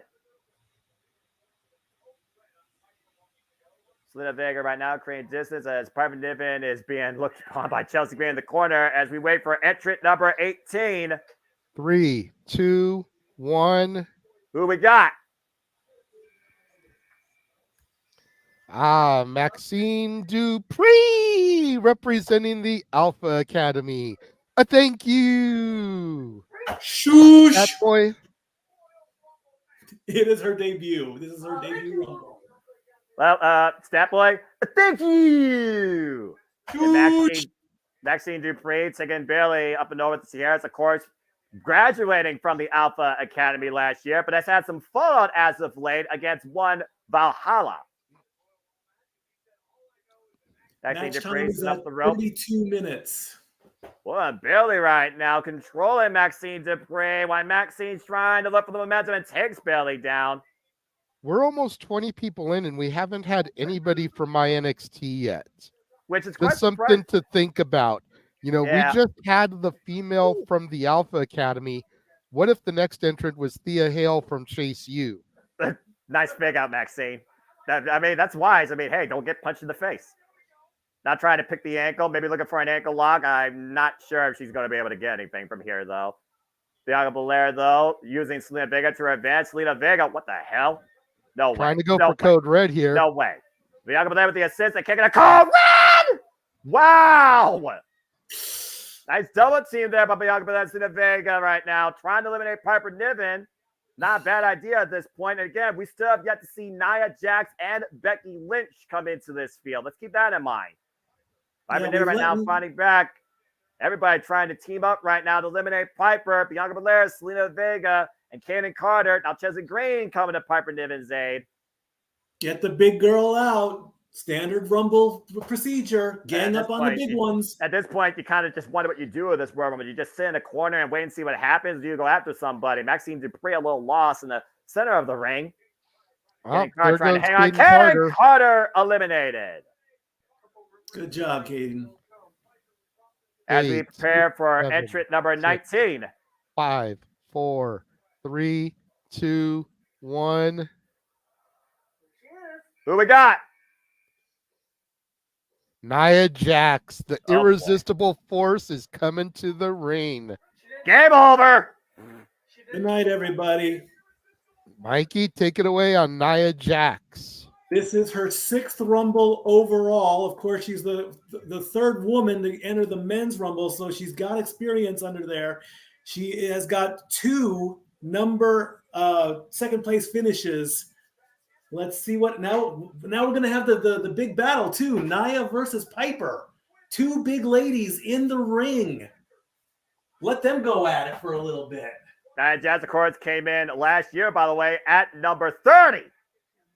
Yes, she did. She's done that twice.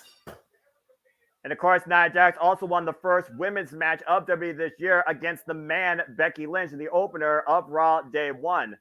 Ever since she came back, she has literally been a force of destruction. Big headbutt and silently eliminated.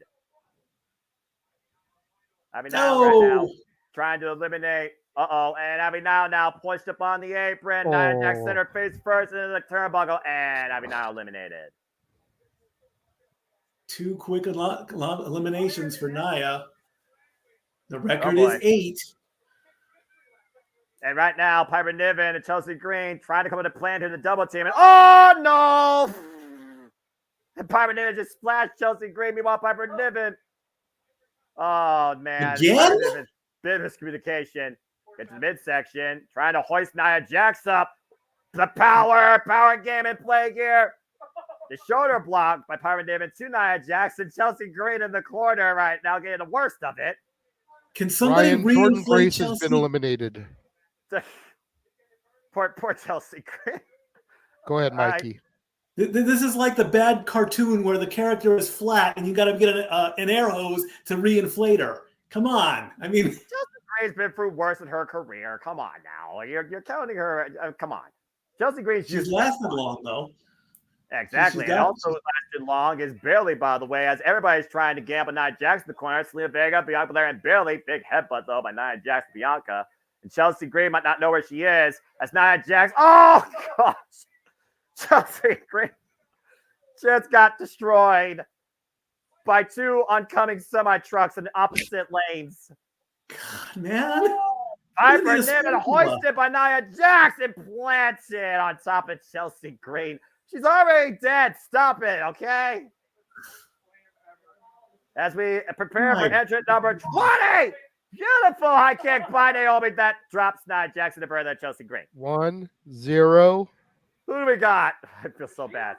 Shotzi Blackheart. Oh boy. Coming to the ring with the TCB tank.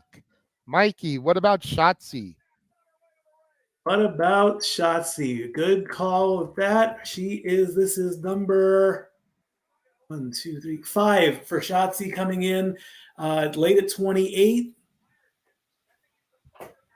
Let's see what Shotzi can do. And now we have multiple colors in the ring as well. Green, blue, purple. What's left? Yellow? Oh my gosh, what a splash by Piper Niven onto Nia Jax. Split leg drop by Naomi to Nia. Everybody assaulting Nia. I approve. And meanwhile, Shotzi Blackheart off the top rope cannonball. And everybody right now has changed their agenda to eliminate Nia. Is Maxine going to go for the caterpillar? No, Maxie, come on reverse. Now. What the hell? Hell, why not? Come on, Nice. David Ammo. What the hell was that? It's beautiful. She did a reverse caterpillar. It's beautiful. It's some form of athletics, I suppose, since everybody gains up on Nia Jax trying to eliminate her. Oh, this might be it for the Irresistible Force. I don't know by the way Chelsea Green was eliminated, by the way. She's still out on the outside of the ring. Why Nia Jax just literally cleared the field. Good luck stopping Nia Jax. You're going to need a real force in nature to take down this Irresistible one. I will say this. I have not seen Nia Jax look this good in a Royal Rumble appearance in her entire WWE career. Maxine Dupree up and over and eliminated by Bayley. Good grief. And Bayley now with the smarts catching Maxine Dupree off guard. But Nia Jax catches Piper Niven, sends her up and over, and Piper Niven gone. Wow. Did it by herself, too. Zelina Vega right now trying to keep herself inside the ring while Shotzi Blackheart tries to eliminate her. Nice push off there by Zelina. Oh, no. That was foolish, Katana. Katana hoisted up by Nia Jax. Oh, my Lord. The military press and free falling to the floor on the field.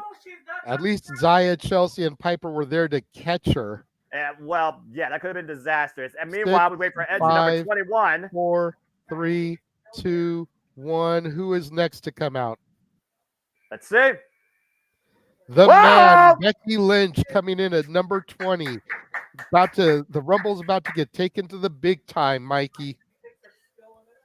Indeed it is. This is Becky's 4th Royal Rumble, the 2019 winner, coming in at number 2 in 2018, 28 in 2019, 15 and 23. The man is on her way, and you better watch out. Nia Jax has 5 eliminations. The Rumble is now about to hit 40 minutes. And the man has made her intentions well known. She wants to go back to the main event of WrestleMania and prove that she is better than Mommy, Rhea Ripley, who won last year's Royal Rumble. Becky sent up and over to the apron and Nia Jax looks to eliminate her. Nice up kick there. Becky catches Nia with the high kick. And Becky Lynch right now looking to ascend the top rope. Beautiful missile drop against Nia Jax off her feet while Becky Lynch looks to make history and become a 2-time Royal Rumble winner. Waist slap by Zelina Vega. Waist like a chain chair by Becky. Hooks up both Shotzi and Zelina. Uh-oh. Double DDT. Taking down Shotzi and Zelina. Now Bayley and Becky squaring off here. The Exploder to Bayley. Chelsea Green right now, again, who was not eliminated earlier, folks. Chelsea Green still involved in this right now. Squared up against Bayley. Bianca runs into Bayley. Nia Jax right now being lured in. And Bayley crushed by Nia. Becky using Nia as her own weapon. Chelsea Green right now squaring up against the man, and the man sends Chelsea Green up and over. Chelsea Green still alive, though. How did Chelsea get back in? Because she wasn't eliminated. But now she is. Now she's officially eliminated by Becky Lynch. But hey, kudos to the hot mess lasting as long as she did. 6, as it prepared 5, for entry number 22. 4, 3, 2, 1. Oh, my Lord. What is this? Huh? Isla Dawn. Oh, it's going to be Alba Fire this time. Very awesome. a former The Unholy Alliance. one half of the Unholy Alliance. Mikey, talk to us about Alba Fire.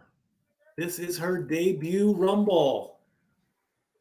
Alba Fire, former NXT UK Women's Champion, former WWE Women's Tag Team Champion, Super Kick Bailey. Bailey sent up and over and holds on to the apron. And right now, Alba Fire squaring up against Bianca, takes her down with a satellite DDT. Selena Vega eats a boot to the midsection. And of course, it was Isla Dawn that snuffed out the fire of the last Firewalker in Alba Fire and formed this unholy alliance in the first place. Bravo, Willow's Peak! No way. Here you see the timer. Ted. That's beautiful. Top left-hand corner, Naomi right now holds the record at 42 minutes and 38 seconds for the longest duration in this year's Women's Royal Rumble match. Bailey peaking just over 40. Nice kick there by Alba. Meanwhile, Straight Fire versus an Unholy Fire. Alba Fire sends Becky over and over the apron. Nia Jax, just ran over Alba Fire. Becky able to duck out of harm's way. Still no NXT people. Alba Fire aside from sends ones up that and have over. officially come up to the roster already. And right now, Nia Jax again standing unopposed here. Oof. If Bianca has gone longer than Natalya did, now she has the overall record for women's rumbles. Naomi also, by the way, still impressive in her return in WWE as we prepare for entrant number 23. 4, 3, 2, 1. Who do we got? Oh, boy. Oh, hell. Shayna Baszler coming to the ring. It's about to get nasty right now. Big ups to Big Baller G watching. Talk to us about Shayna Baszler, Mikey. The Queen of Spades, making her fifth Royal Rumble. This is her fifth in a row. She has tied the record for most eliminations at 8. Oh, my God. Oof. The waistline of Bianca Belair, beautiful suplex. Of course, Shayna Baszler, former NXT Women's Champion. Multiple-time Royal Rumble appearances. Sometimes it's come out at number 30. Gut wrench to Chelsea Blackheart. Ooh, that lethal knee strike. Ask Rhea Ripley about that. Of course, Nia Jax and Baszler, former tag team partners. Messy arm drag takeover. It's Nia Jax by Shayna Baszler. Absolute powerhouse, force to be reckoned with. Shayna Baszler right now looking to eliminate Alba Fire, while Shotzi Blackheart and Becky Lynch square off in the opposite corner. Without a doubt, Naomi is going to be crowned Iron Woman. No ifs, ands, or buts about it. Bailey right now looking to eliminate Bianca Belair, trying to use the braid to her advantage. And Naomi and Selena Vega in the opposite corner just looking for their breath in the lungs. Here comes entrant number 24. 4, 3, 2, 1.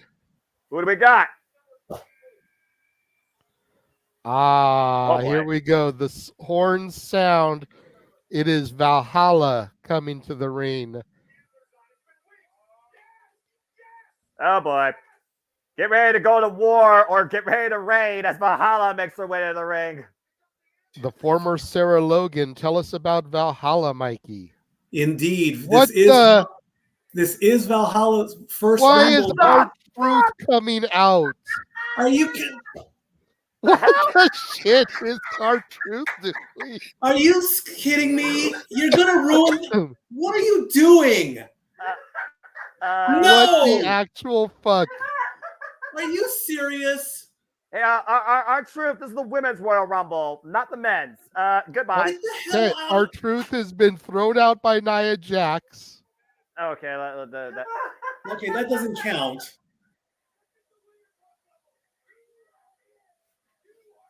Thank you, Adam Pierce.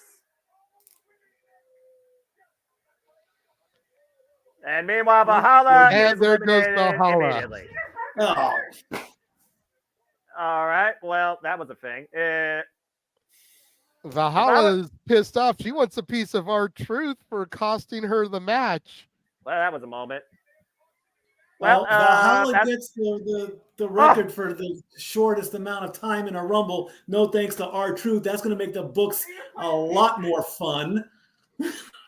Yeah, she lasted 5 seconds, in case people are wondering. And She had meanwhile, the Chelsea Green Santino Morella spot there.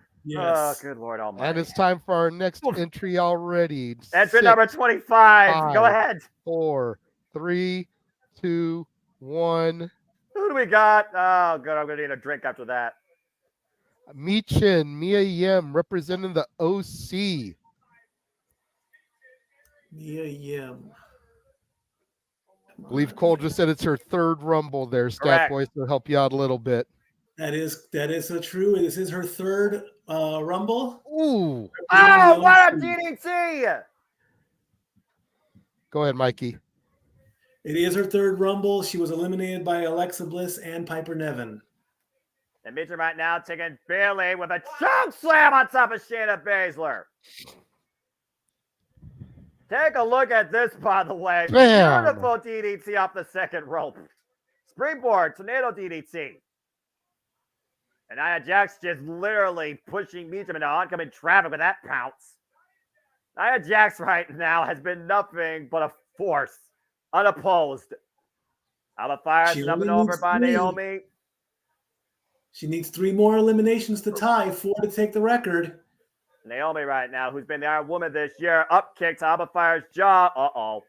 And Naomi takes Alba Fire down with the heat seeker DDT. And there Alba goes Fire Alba Fire. has been extinguished. Alba Fire eliminated. And then you see up in the top left-hand corner, Naomi at 48 minutes, Bailey over 46, Bianca Belair at 33. Very impressive showing by these 3 women here. Indeed. As long as Naomi stays in and Bailey gets out, Naomi's the Iron Woman. If Naomi gets out and Bailey stays in, Bailey's the Iron Woman. 1-0. Next entry is entry number 26. Oh boy. Zoe Stark. Go ahead and tell us about Zoe Stark, Stat Boy. This is her debut. Rocking a little Harley Quinn looking inspired outfit there. Get ready for some intensity. Springboard missile drop kick to Meacham. Also, they've been a tag partner alongside Shayna Baszler. That first kick just dropped Becky Lynch where she stood. Looking for the neckbreaker. Takes the ripcord lariat. Takes Naomi down. So you start one of the most intense compares you will see on the Raw Women's division. Take a look at this. Ooh. Damn, Pop was firing shots tonight. Says, how long are they going to let Nia Jax stand in the corner and rest her huge ass? Good question, Pop. I wish I had an answer for that. He's not out of line, and he's also not wrong. Gets the midsection by Selena Vega. Might be looking for cold red on Zoe Stark. Shayna Baszler, though. Trapping Selena Vega. Right in the Karafuda clutch. Pop is never wrong, Noah Foster. Pop is never wrong. Accurate. Oh, the jawbreaker breaks that hole. Selena Vega in danger, though, on the apron. Shayna Baszler's helping over, though. Both of them on the apron now. Zoe Stark coming to Shayna's aid. And Selena right now in a 2-on-1 situation needs to get back inside the ring here. What the hell is she looking for? Oh, no. Looking for the T. Harris with the strength of Shayna Baszler. Ooh, high kick. Ooh. Oh, man. Jesus. Hard elimination for Selena Vega, courtesy of Zoe Stark and Shayna Baszler with that powerbomb combination on top of Alba Fire. And take a look at this. The high kick and then dropped off by Shayna into the powerbomb on top of Alba Fire. Here comes entrant number 27. The winningest number in Rumble history. Roxanne Perez, the prodigy, making her second appearance to my knowledge. First NXT contributor. Mikey, take it away. I will confirm exactly what you just said. That is all true. This is her second Rumble. And with the prodigy rise to promise and continue to prove to herself that she is unbreakable. Lufez press takedown Zoe Stark. And let's not forget, folks, 1 week from today at Vengeance Day, she challenges Lyra Valkyria for the NXT Women's Championship. You notice she went straight after Zoe Stark, someone she's got some history with within my NXT. Of course, those 2 women were involved in the first Iron Survivor Challenge. Roxanne Perez squaring up against Zoe Stark, looking for the tick around. What the hell? That's my NXT, damn it. And you don't digress. Well, Barry, though, might ruin the prodigy's promise. Woo! Oh. Meanwhile, she's got Roxanne Bailey looking hooked. to take Bailey. With Look out. Sending her across the ring. We only have 3 entrants left here. Nia Jax, Bailey, and Becky Lynch all remain in play. So does Bianca Belair. Dangerous spot, though. Oh, Nia Jax just dropped Roxanne. And Shayna Baszler right now looking to take Nia Jax down. Looking for maybe a triangle. And Nia hoisting Shayna up and over. Shayna Baszler eliminated. Sorry, Big G. By Nia From Jax. one record person to another. And there goes That's Mia Yim as well. There goes 2 members of the BRE. That's a tough break. Well, at least they can go back to the room together. That's 7. One more. She ties the record. Casual kick to the stomach. Shotzi Blackheart hoisting Shotzi up. Nia Jax. Oh, boy. And Nia Jax sitting Shotzi to the outside. Eliminates her as she falls on top of Shayna and Meacham. That's 8. We have a 3-way tie for the most eliminations. She just needs 1 more. 4. And here comes 3, entrant number 2, 28. 1. A storm is coming. Jade Cargill is here. That bitch is finally making her debut. I said that a force of nature beyond the irresistible one was going to be needed at some point tonight. And boy, did WWE found it. And look at Nia Jax staring a hole through Jade Cargill. Here we go. One of the hottest free agents of last year, making her WWE in-ring debut. The former TBS champion, unopposed for over 520 days. That bitch, Jade Cargill, has arrived. Oh, she's letting her know it. Taking her lightly. Hey, wrestling gods, thank you. JJ, by the way, how you doing, brother? I am good, sir. Oh, man. The irresistible force meets the immovable object. Everything has the crowd stopped. chanting, holy shit. Can you play them? Cargill and Nia squaring out the middle of the ring. Nia Jax hoisting Jade Cargill up. Looking for the Samoan drop. Jade Cargill, though. Are you kidding With me? ease. With one arm? Oh, God. Wow. Look at that. Jade Cargill squaring up Nia Jax. Pump kick. And hoisting her up, Nia Jax. And dumps her over. Jade Cargill just eliminated Nia Jax. Wow. Amazing. Great debut. Beautiful. Well done. I can't believe it. Well done. Look at Becky. Jade Cargill. Hey, Nia Jax, I am that bitch. Bailey, though, looking to take advantage of Jade Cargill here while we were in a moment of disbelief as the man squares off against Jade Cargill. What a super kick. Oh, not like... And Jade Cargill, shoulder first into the ring post. Whoa. How about making a big-time enemy in your debut? Meanwhile, we have 2 entrants left. Entrant number 29 looms, 5, JJ. 4, 3, 2, 1. Number 29, to your point, is Tiffany Stratton, representing my NXT. There we go. I know this is her Rumble debut, Mikey, so you're clear on that one. That is the correct, former sir. NXT Women's Champion. And for you, JJ, well, maybe Tiffy time. That's what Matthew seems to think. Tiffany Stratton up to the top rope, looking to make a grand entrance. Big Swanson bomb wipes out the field. And that's how you enter the Royal Rumble, apparently. Take a look at this. Match time, 56 minutes. Becky Lynch right now squaring up against Tiffany Stratton. Let's not forget these two squared up. No mercy for the NXT Women's Championship under Extreme Rules. It was Becky Lynch that took the title for Tiffany Stratton. What a spine buster. I don't want to take anything away from the ladies in the ring, but I do want to bring Walter in the green room since Jade means as much to him as she does to me. That's fair. And what a number. Good Lord. Then Walter, you Hand okay? strain elbow to Becky Lynch by Tiffany. Go ahead, Walter. Talk a bit about hearing that intro. The storm is coming. Yeah, when I saw that, I jumped for joy. My family had to tell me to shut up. I was not okay. Jay said, I'm okay. I wasn't.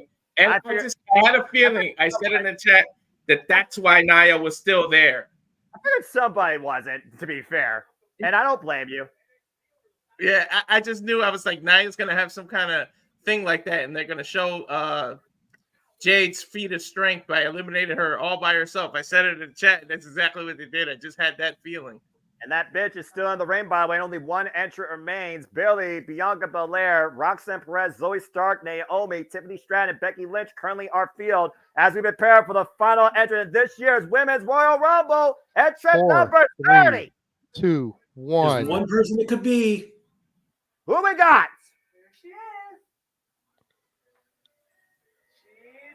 Oh, shit. Well, it's Liv Morgan. Ah. Okay, not who I thought it was going to be. I thought I smelled something. No. Well, watch me live in the moment. Liv Morgan back from injury. And let's not forget, guys, Liv Morgan with the distance last year against Mommy Rhea Ripley. She was part of the final 2. And she's wearing a cry about it across her chest. Well, she's going to have a reason to cry is the real question here. Istanbul, you have anything you want to add as we got the final look of our field? This is Liv Morgan's 7th consecutive Rumble. Coming up second place last year. Let's see what happens. All 30 women have participated. The match clock is at 58 minutes. Nice kick by Zoe Stark to the dome of Liv Morgan. Damn, that was a hell of a front kick. Yeah, she entered number 2 last year, and this year she enters in the number 30 spot. And Zoe Stark, whoa, hoisted up and over by Liv Morgan. Catches her with a fist, though. Looks to spring by. Gets caught. And Zoe there goes Stark Zoe. eliminated. Royal Rumble 101. Never try and springboard from the outside back in. Example. Well, Never works. No AJ Lee, unfortunately. Yeah, well, it is. No what Sasha it is. Banks. Which is fine. Take over Tierras by Roxanne Perez. Take Tiffany Stratton. Of course, these two no-blow loss in your NXT. Well, Roxanne in danger. Hold on, Roxy. Oh. And Roxanne eliminated by Tiffany Stratton. This is a beautiful way to start a PLE. And you guys keep doing what you're doing, JJ. You could put me back in the green room and maybe come back after the event. We'll see you when after the the match Rumble. is over, Walter.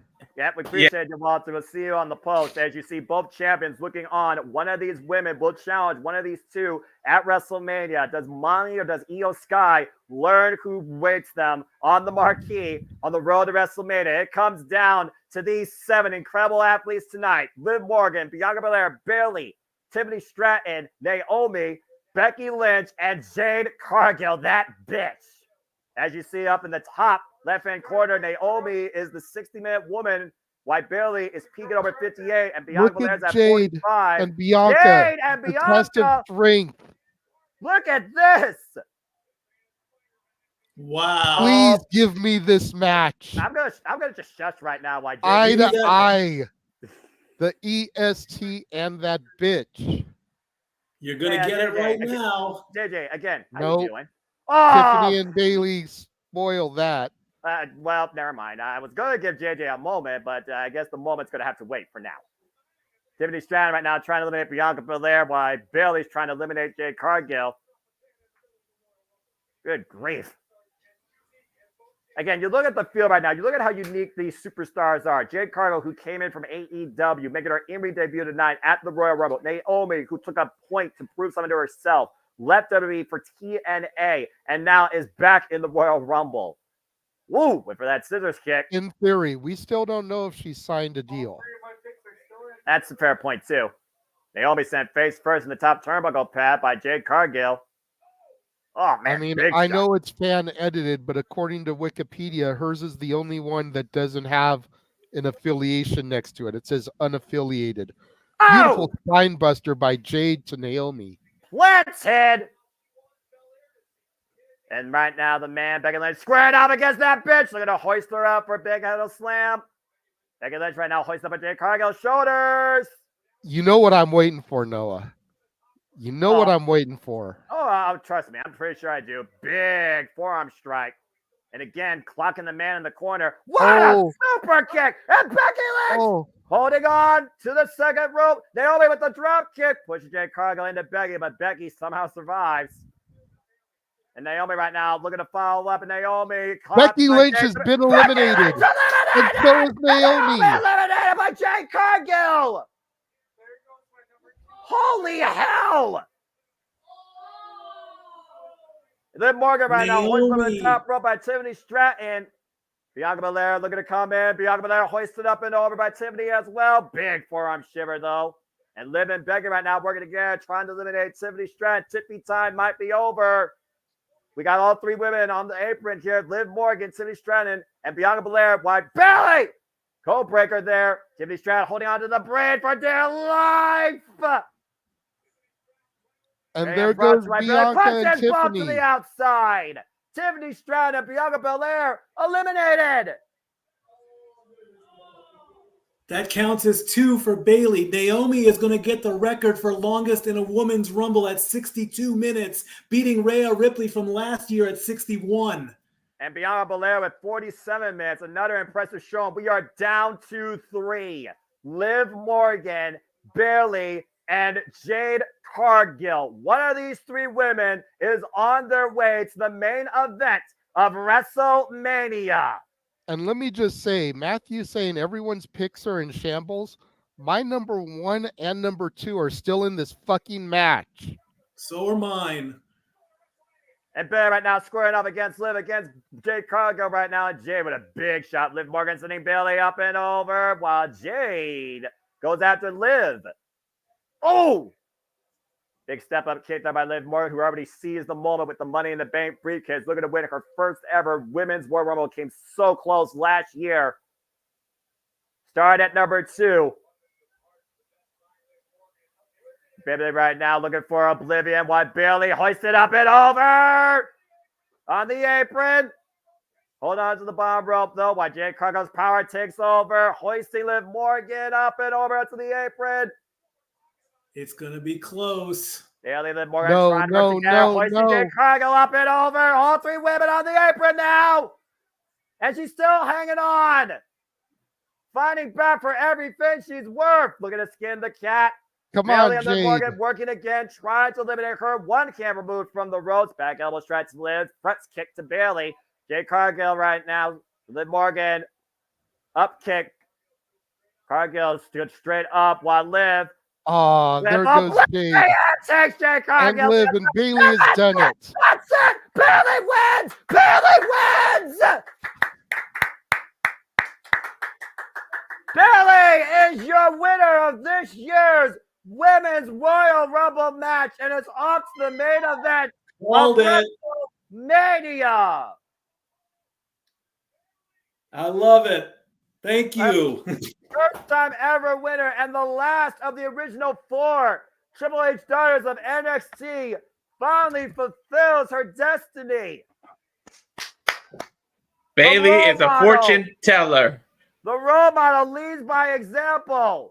And it's on to the main event of WrestleMania. What a match. Final match time, 64 minutes, 55 seconds. Bayley was probably in about 62 minutes. She now has the overall record and possibly the Iron Woman record. It's going to be very, very close once the final numbers come out. But wow. What a finish. Again, the field was stacked from top to bottom throughout the night with that bitch and TNA represent and a returning Naomi. But at the end of the day, it is Bayley with his hand hoisted up high. And Bayley is on her way to the main event of WrestleMania. Been far too damn long. Final time for Bayley. 63 minutes and 3 seconds. I love that little stat that they keep putting up there in the left corners. I love that. Watch out, Io Sky and Rhea Ripley. You got a date with Bailey. Incredible. Indeed, it was. And now the men have to follow that. Good luck, guys. Man, it's good to see Jade, man. But good to see Bailey win that. But Noah, do you think the swerve happens where she's gonna go after Io, like Jeff said? Yeah, I said well, that's not for me to determine. That's for her to decide. Bottom line, Bailey has punched her ticket to the main event of WrestleMania tonight. Congratulations. Definitely. Big congratulations. She told no lies. She's a fortune teller. Everything she said has come true, from the Kabuki Warriors winning the tag titles to her winning the Rumble. And long over fucking due. Yes, indeed.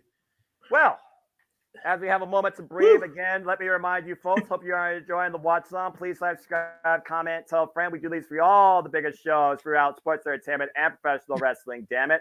We hope that you enjoy our stats, our take, our reactions, and the play-by-play, as we have a bit of an intermission here. So I'm going to let these guys talk for a moment while I go over fill my drink. And I do agree with that comment. That was the best Women's Royal Rumble yet. Thank you, Triple H. Yeah, that happened. Whew. That. Wow, man. That was fucking incredible.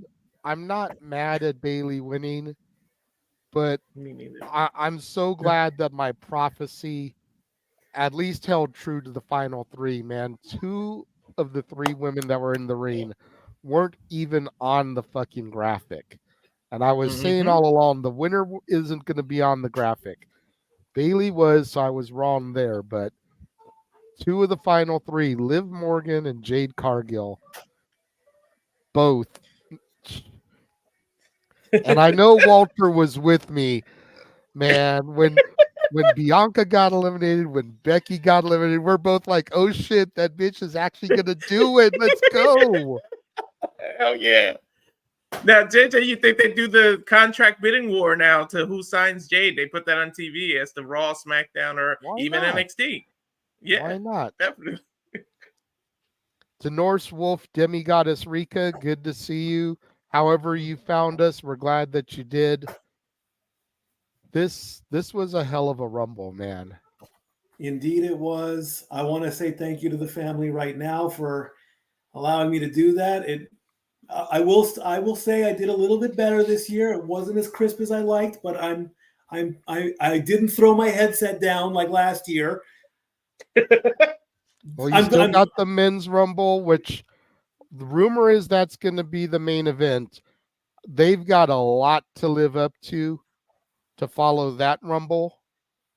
But I said all along the women's Rumble should have main evented tonight, because we know that Bailey versus Io or Bailey versus Rhea isn't going to main event a night of WrestleMania. So they should have given the women the main event tonight. That but might even they open didn't. WrestleMania. They made them jerk the curtain, and now the U.S. title, the WWE Championship, and the Men's Rumble all have to live up to that. That's a steep hill to climb up. That's an understatement. To the people in the chat room, I would like to remind you, if you want to dictate the conversation or have your questions answered, super chat. Watch the ticker at the bottom. Or as a matter of fact, Jeff made a convenient graphic we'll throw up there for a couple seconds here while we watch LA Knight put on his wrist tape, which they're teasing that now. Are they going to give us that match now, second? If so, I will take myself out. You're the stat man. Is that an unprecedented Yes. thing? Has the title they're ever been a second match? Not in a very long time, not since Roman's reign. While they show us how this match came to be, I'm going to run our Friends of the Multiverse trailer so that you guys at home can know where you can find and how you can follow us across all social media platforms. We will be right back.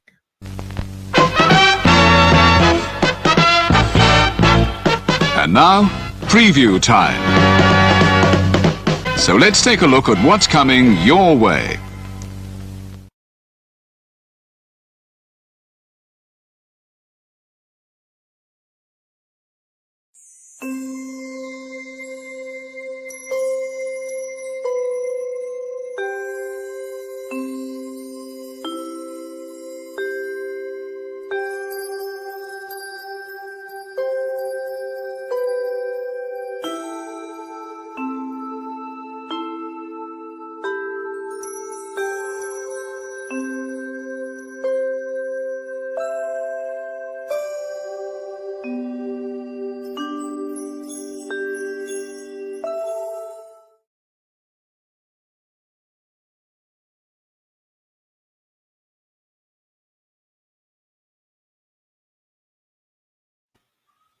And we're back. That is how you can find and follow all of us across the Multiverse of Media on Facebook, Twitter, Instagram, Threads, TikTok, YouTube, you name it. We have a presence on it somewhere. Shout out to Catherine for the $5 super sticker. We greatly appreciate you. Wow. Wow. This is a hell of a start of a PLE, man. Way to go 2024. Way to go Triple H. Way to go WWE. Walter, I don't know if you saw in the private chat there, but I said that I was kind of curious. I wanted to hear how the rules of the Royal Rumble would sound in Spanish. Oh, yeah. I got out of the chat, and when I came back in, all the previous private chats, they get erased, so I didn't see it. Oh, okay. Well, I mean, how do you say both feet touch the floor in Spanish? Los dos pies tienen a tocar el piso. Thank you.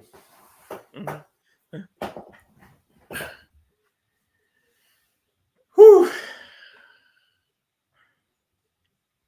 Unbelievable. We're all recovering. We got to recover from that, man. The women's has set the bar. The women's Royal Rumble has set the bar for this PLE, and they can get to go backstage and go follow that. Hey, I'm going to give you this verbal warning because you're one of our longtime followers and fans. We are not addressing the Vince thing on the Rumble. Please do not bring that up in the chat room. If you do it again, we will time you out, brother. You're a longtime follower and fan, and I noticed that you just got here, so I'm giving you the verbal warning, but please don't do it again. Yes, Jeff. Yes, Jeff. I think he's.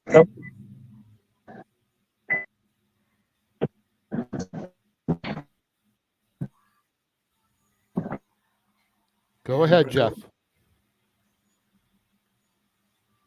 I think he froze. Oh, there he is. Yeah, sorry about that. Had to pop out because we left the room, so the Wi-Fi went away. Got it. Man, that was a good Rumble. Can you guys hear me okay? Yeah. You're good, boss. I'm still in shock. Like, I knew it was gonna happen. I just felt it in my gut. But seeing her logo pop up and hearing a storm is coming, it's like, yeah.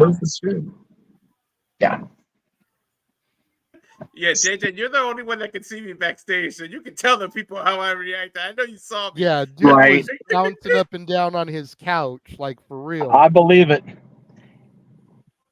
I don't know where they're taking us here. We're kind of being directed in and around traffic because construction is still knucking futs up here in Vegas. But I do want to say, oh, you need to put that down because I'm driving. Oh, okay, that's fair. Here, if you guys can't see me, if I get a bad angle, let me know because I can't see on screen right now. I know time match is going to start. Very happy for Jordan Grace getting her recognition as the Knockouts champion, TNA Knockouts champion. Very cool to hear that on screen again. Michael Cole saying it more than once, which was really friggin' cool. Welcome back to WWE, Naomi. Very cool to see that. And congrats to Bailey, man. I haven't been happy for those 3 points in a long time, so that was really friggin' cool. So, family, I'm going to take my leave out, and I will be back for the men's Rumble. I love you all. I'll see you in about an hour. I'll be back when I can, guys. Thank you. All right, and Walter will go ahead and move you to the green room as well, but you and Mikey are more than welcome to pop in post-match and discuss what you thought. Hey, are you going to do my taxes tomorrow? Yeah, I did those too. All right. And we are back here once again preparing for our second of 4 matches here at this year's Royal Rumble PLE as the Viper, Randy Orton, of course, gives the fans what they want, but will we see the Viper make history tonight and dethrone the Tribal Chief? Again, Randy Orton been out since last year, 2022, made his return last year at War Games 2023 and helped lead his team to victory. But he has made his intentions known. He wants Roman Reigns gold, and now he has a huge chance tonight to win it at the Royal Rumble, while the Viper has done everything in Celestia's career. You know, Noah, and I know we keep saying that we're not going to address the Vince thing until open mic night, but I feel like there's a little connection here, so I'm going to briefly address it. Go for it. With everything that's happened in the last 24 hours, you've got to wonder if Triple H wants a complete, fresh slate. And with that, we very well could see Roman lose the title tonight, because Roman was put in that position by Vince. Yeah, and it would be very interesting, because if Roman loses tonight, that just goes to show that they are trying to completely start from scratch. There definitely is a new feeling in the air that we are seeing the winds of change before us in the representation, in the direction, in the presentation of the WWE, to your point. And it would not surprise me. And again, champion does not be involved in a decision to lose the title here. It's the first time that the Tribal Chief finds himself in a fatal four-way situation for his WWE Undisputed Universal Championship. And AJ Styles confronted the old Roman Reigns at this very stage, the Royal Rumble, back in 2016 in his WWE debut, and feuded with the man for the better part of 2016 for Extreme Rules. And with AJ Styles in this new lone wolf mentality, looking stronger and hungrier than ever, there's a very real possibility that WWE can become phenomenal again under the new era of Triple H. Well, and to that point, and to my point, who was the first man that was hand-chosen by Triple H as the future of the WWE back when he formed a little faction called Evolution? That would be Randy Orton. I'm just saying. Oh, we got the Slim Jim spot, so apparently Slim Jim is back in after everything that went down. Good to see. Well, we saw them once again become the sponsor of WWE, the main sponsor of the Royal Rumble. To your point, and of course, pick a Slim Jim. Here comes the megastar with everybody saying L.A. Knight. Yeah.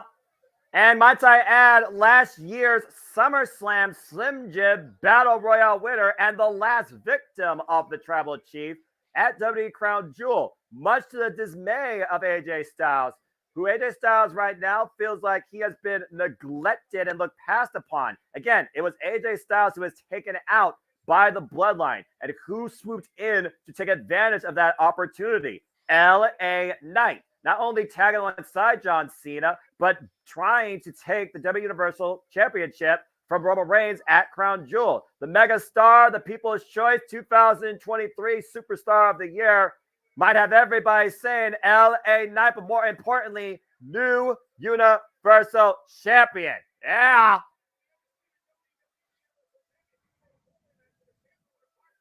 And apparently there's a huge prize package courtesy of Slim Jim. A $1 grand prize winner will see the official Slim Jim car, flyaway trip for two to WrestleMania, and $75,000 cash. Damn.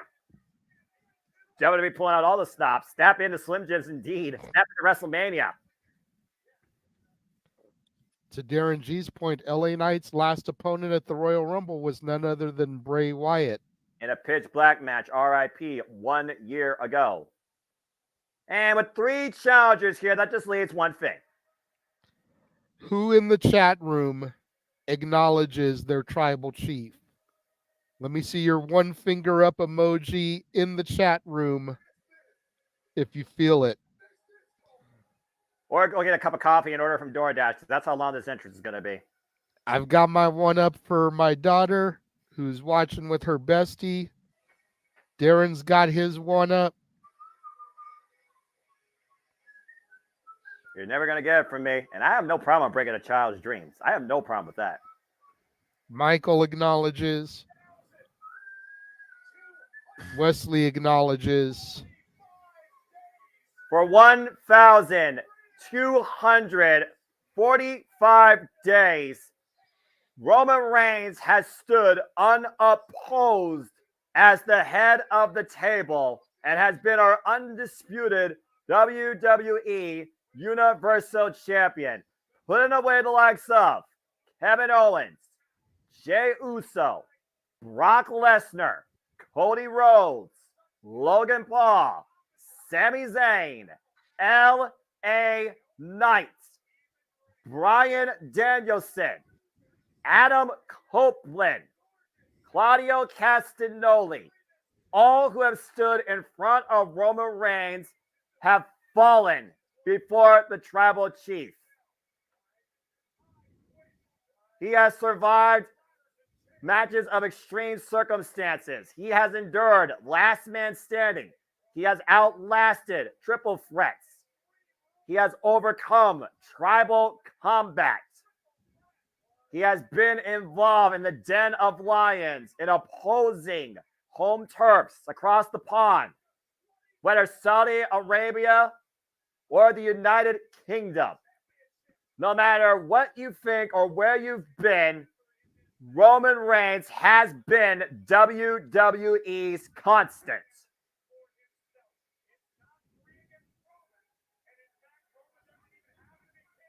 As we see the wise men, of course, Paul Heyman in his corner,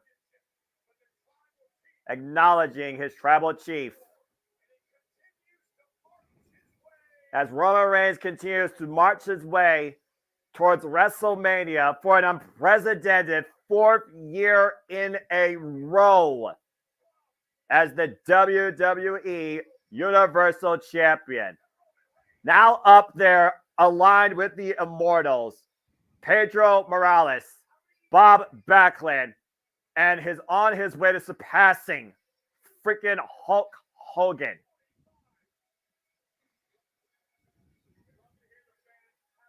As the fans continue to acknowledge, discuss, and take in the entrance of their tribal chief, Roman Reigns readies himself once again to defend not only his title, but his seat as the head of the table.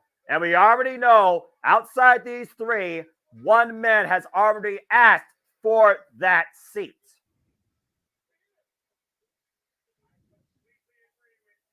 The one constant I will say about Roman Reigns as well, he has yet to do it on his own without the Bloodline's help. And under Fatal 4-Way rules, that literally gives the Bloodline free range to get involved here. So do not count out the problem solver or, at this point, the most desperate man, Jimmy Uso, to go down the introductions.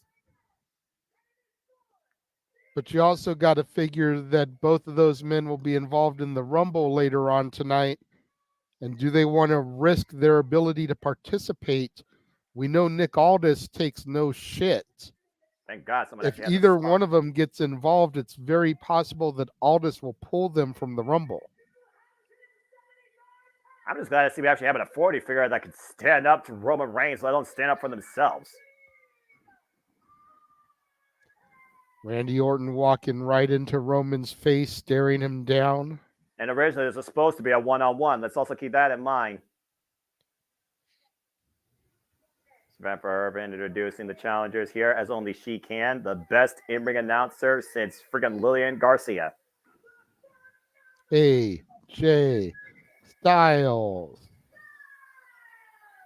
Former WWE champion. Man known as Mr. TNA, as we had the Knockouts champion in the ring earlier on tonight. And to your point, the first ever X Division champion. Yeah. LA Knight taking his turn to get into Roman's face also. Roman realizes that the odds are stacked against him. But JJ, the odds have been stacked against Roman Reigns his entire damn life. I mean, fighting leukemia the way he has, most definitely. That's the one thing, whether you like him or not, you can't take that away from him. To perform the caliber of athlete that he is with what he fights with every day of his life. how can you seriously hate on somebody like that? I'm just going to say this real quick. The only reason people may still want Roman to be champion is just to hear Samantha Irvin give you the best intro to a WWE champion in this company's history. So the field has been set as Roman Reigns looks to defend the undisputed WWE Universal Champion against three of the best WWE has to offer. LA Knight, the only former victim of the Tribal Chief, while AJ Styles and Randy Orton, former victims of the old Roman Reigns. Oh, boy. All right, we're underway! And this match is brought to you by Slim Jim. Snap into it. Oh, yeah. And you gotta consider this, JJ. Before last night's SmackDown, there didn't seem to be no but blood with Randy Orton and AJ Styles, particularly. Let's not forget those feuds to feud at WrestleMania 35. But that overhead Pele kick spoke a lot about AJ Styles' mindset tonight. And I gotta wonder if Roman Reigns is gonna take advantage of these three men and their internal hostilities versus their vengeance all three want towards him. Wait a minute. And as I say that, all three men closing in on the Tribal Chief. Roman Reigns looking to try and get him a parade, but not going to get it. Styles and Orton and Knight squaring off, putting the boots to Roman Reigns in the corner, stomping a mud hole at him. And LA Knight holding Roman Reigns back while Randy Orton puts the boots to him. And it's a smart strategy. Again, champion does not be involved in the decision, but in a fatal four-way, if you can eliminate not only the champion, but just an adversary that can prevent you from winning, that just goes more in your favor. That's fair. Ooh. AJ Styles right now going after LA Knight again. This is how the bad blood started when LA Knight returned. AJ Styles returned from the injury. Shoulder blocks there by LA Knight in the corner to AJ Styles. Oh.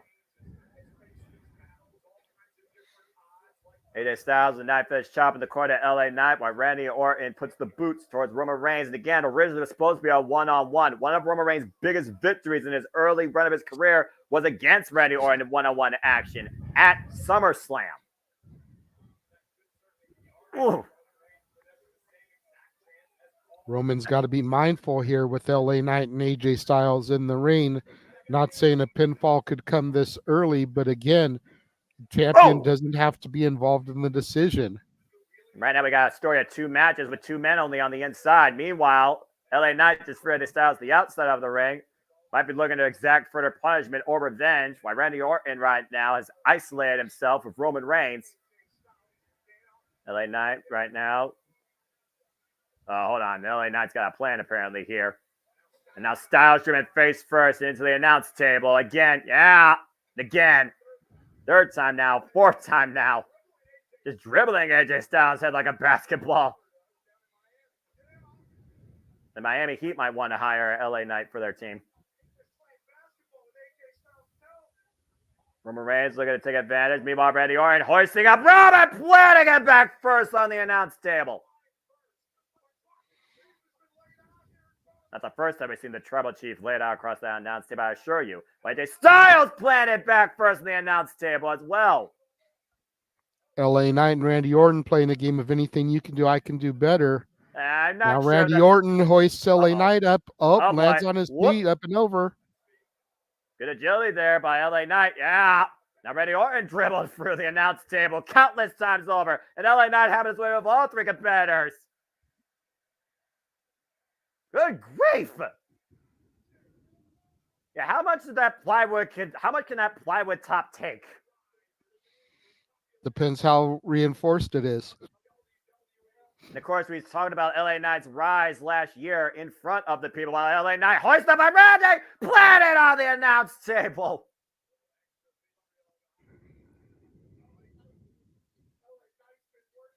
And again, there are no disqualifications in a fatal four-way. So again, they can go as long as they want on the outside here. Referee has no control. All he's here to do is count a pinfall or submission inside the ring while Roman Reigns is just driven shoulder first in the steel ring steps. Randy Orton right now bringing Roman back inside the ring. And I always wondered this when it comes to a competitor's mindset.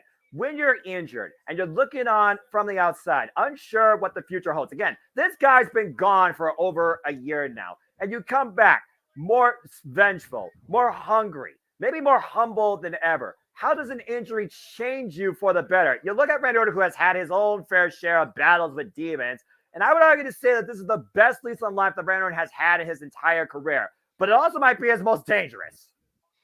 That's a fair assessment. You see Randy Orton going for the OG Garvin stomp here, signaling out pressure points on Roman's body all the way around, from the feet and the ankles to the arm and the elbow. Now AJ Styles in going against Orton.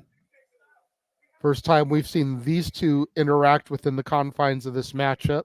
Yeah, again, they haven't had a rivalry since WrestleMania 35. And Randy Orton takes AJ Styles off his feet. Again, I would say Randy Orton's never been more focused. And now, what a power slam! Randy's starting to feel it.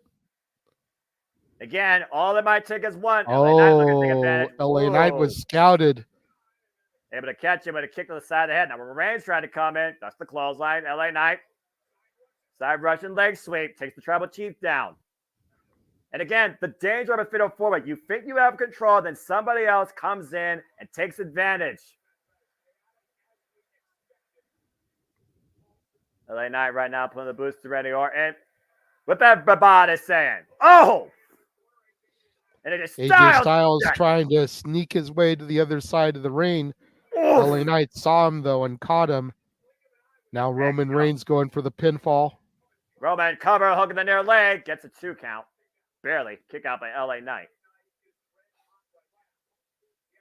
We talked about last year about LA Knight's rise. We talked about the red hot momentum. And I honestly wonder, since that loss at Crown Jewel and the additions now of AJ Styles and Randy Orton, has that fuse that was lit so hot maybe been dimmed a little bit since that point? It's, I think it has. I think the fire is slowly dimming on Roman's reign. Excuse the pun there. Yeah. But time is ticking. People are tired. People are worn out. We're running out of viable contenders. I think Roman knows, to quote another former 16-time champion, his time is up and somebody else's time is now. To your point, John Cena also another victim of the Tribal Chief at SummerSlam, while Roman Reigns is clubbing LA Knight in the corner. And I like Walter's thought here. He wishes this was an elimination fatal four-way. Agree. To go with the Rumble theme. That way there's a definitive winner and no one can really complain. Well, we're even probably right now complaining as the Tribal Chief is having his way, dictating the pace at this ridiculous flying clothesline, taking down LA Knight. And now Roman Reigns is dictating the match and has picked his target. LA Knight right now will be shown no mercy by Roman Reigns, I assure you. Again, if it wasn't for Jimmy Uso, many would argue that LA Knight was the one that should have taken the title from Roman Reigns last year. And a stylish shot block. Well, I mean, you could have made that argument from anybody. It could have been Sami Zayn at Elimination Chamber in Canada. It could have been Cody Rhodes at WrestleMania in Los Angeles. It could have been Jey Uso. It could have been freaking LA Knight. And at the end of the day, that's kind of what I think is going to end up happening. I've been saying for a minute, I think Punk is going to win the Rumble. I think the chamber is going to be filled with Roman's 6 most, victims over the past year. KO, Sammy, Cody, LA Knight, Jey Uso, and possibly one more person, random, maybe a Solo or a Jimmy to try to, keep the title in the bloodline. Oh boy. But just have the chamber with all of the rogues gallery of Roman's defeats. And LA Knight right now with jabs and the lefts and the rights, squaring off against Roman after missing the Superman punch. LA Knight rocking the Tribal Chief. Big right takes Roman Reigns down. LA Knight right now looking to build momentum. Irish whip reversal. Flies in, takes Moraines off his feet. Gets to the midsection. DDT! And Randy Orton now coming into play. Caught by LA Knight with the scoop slam. Or power slam, excuse me. And LA Knight with the cover. Hook of the leg. Gets a 2 count. Again, if Knight pinned Orton, we would have had a new WWE Undisputed Universal Champion. Just like that. Look at how high AJ Styles was hoisted up, though. Oh, my gosh. And then that DDT to Roman from LA Knight. Yeah. Unfortunately, it didn't take just one. This isn't Jake the Snake Roberts. Now AJ looking for something. LA Knight catching him, though. Beating him to the punch, quite literally. AJ might have been looking to get ready to fly. Big rise from LA Knight. LA Knight, former Impact World Champion. I wonder what's going through Heyman's mind right now. Heyman, who's truly dictated the pace, the narrative, the reign, pun intended, of Roman since this very building when he came back during the pandemic. Again, this used to be the Thunderdome, folks, and that's where the Tribal Chief was born. That's crazy to think of. Yeah. Oh, my God. But look at that amazing athleticism. Superplex by LA Knight's AJ Styles. Whoa. See, for some reason, I always thought the Thunderdome was the Performance Center. And Bloodfire trauma! Bloodfire trauma! Cover on AJ Styles and inadvertently falls and breaks the cover. Come on, man. Knight had it. Talk about divine intervention, courtesy of Paul Heyman probably praying. And yeah, again, I thought at one point when they went to like the Capital Wrestling Center, I thought they were the same building. Boom!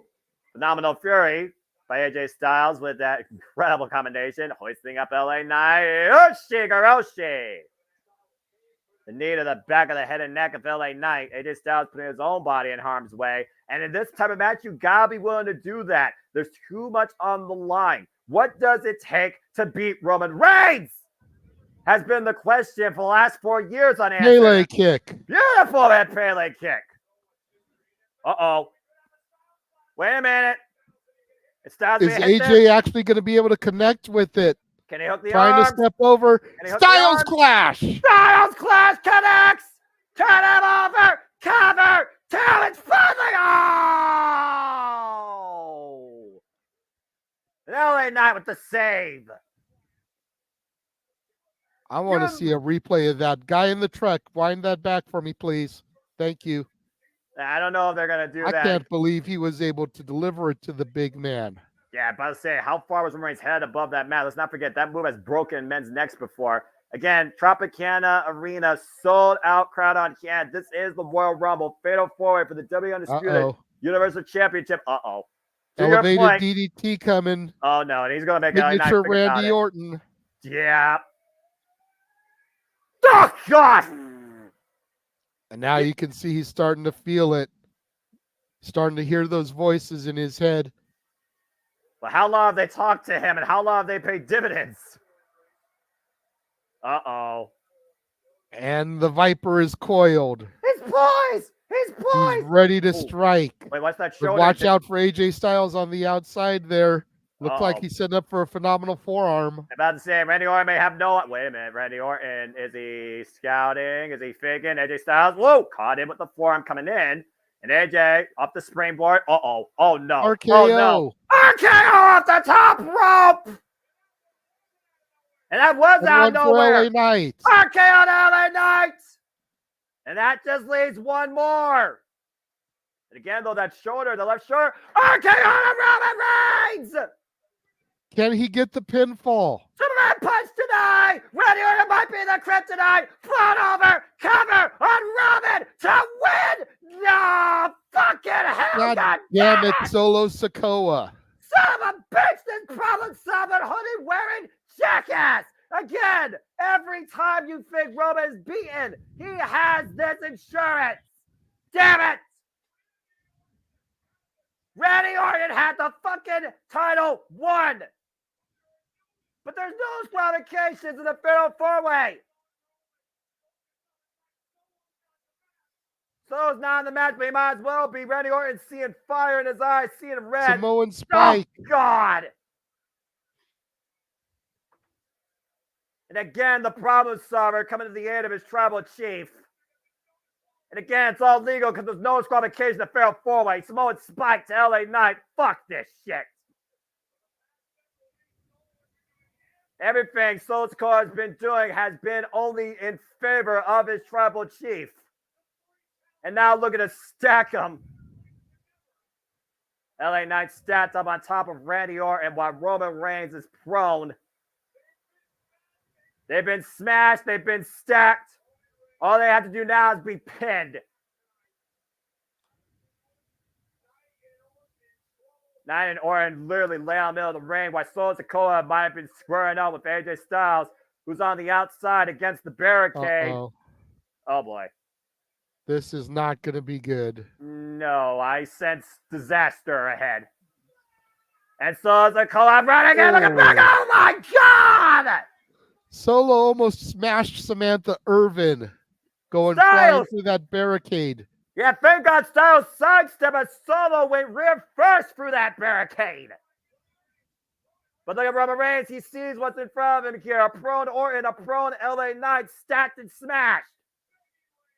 Yeah, Michael's got a good point. Why hasn't the ref been counting the pin with Knight on top of Orton? What are the rules? What are the rules? What are the rules? Roman right now still standing phenomenal for him, AJ Styles! Roman stack, AJ on the stack, covered by AJ too! No! My God. AJ had them all stacked, almost got the 3 count in very Roman Reigns fashion. Yeah, let's go back to the replay here to this moment though, when Solo went butt first through the barricade. Thank goodness Samantha Irvin was unharmed. Beautiful, phenomenal forearm by AJ Styles to Roman Reigns, clocked around the jaw, had all 3 men stats up. 1, 2, 2, and 9 fucking tits from a reign ending finally. This is nuts. This is beyond crazy. The crowd chanting, this is awesome, as all 4 men are still alive and this fatal 4-way continues. Again, the WWE Undisputed Universal Championship on the line. Roman Reigns' 31st defense. First time ever under fatal 4-way rules. And what Styles thinking about here now? Again, there's no disqualification. At this point, if you can't wrestle the man, you might as well break the man. Just waiting to see if someone punts him. But AJ might have a different plan in mind, pulling out a steel chair. If AJ Styles can do it, if the Bloodline can do anything, why can't AJ Styles at this point? That's fair. AJ Styles right now. Again, let's not forget with Solo Sikoa that splashed AJ Styles into oblivion through a table that injured him in the first place. Paul Heyman right now, who is begging AJ Styles to show mercy. Now, AJ Styles, go TNA 2015 up in this bitch. I don't give a fuck. Roman has no idea. Now he does. Oh! Chair into the midsection and plants it over Roman Reigns' back. Unleash hell on him, AJ! He deserves it! Roman Reigns right now getting beaten down at the hands of AJ Styles in a steel chair. AJ has set his sights though on LA Knight. Yeah. Oh, nah. Oh, driven in the midsection of LA Knight. Plants it on the back. And right now that chair is being warped across the spine of 2 men. But there's a third in the match. AJ begins to focus his attention on the legend killer, the Viper. Yeah, oh boy, I don't know how wise this is. The Viper pro and a from the eye again under the learning tree. The dirtiest player in the game. Big uppercut. Rocksteady Styles to the outside. Randy Orton on his feet. Roman Reigns pro. The spear! The spear! Explosive impact by Roman Reigns. No matter how much I hate the guy. But Randy Orton, very wise, rolling out of the ring, preventing the cover. Meanwhile, LA Knight looking to hook Roman Reigns. Up and down goes Roman. LA Knight with the follow-up. Jumping elbow drop. Is it LA Knight's night? It's an LA Knight's time. Will he not be denied? Looking for the BF counter. Oh. AJ looked like he was about to go for a phenomenal forearm, got knocked down because of the reversal from the blunt force trauma spear. God, through punch to the Knight, the spear to AJ, and fucking god damn it, Roman Reigns retains.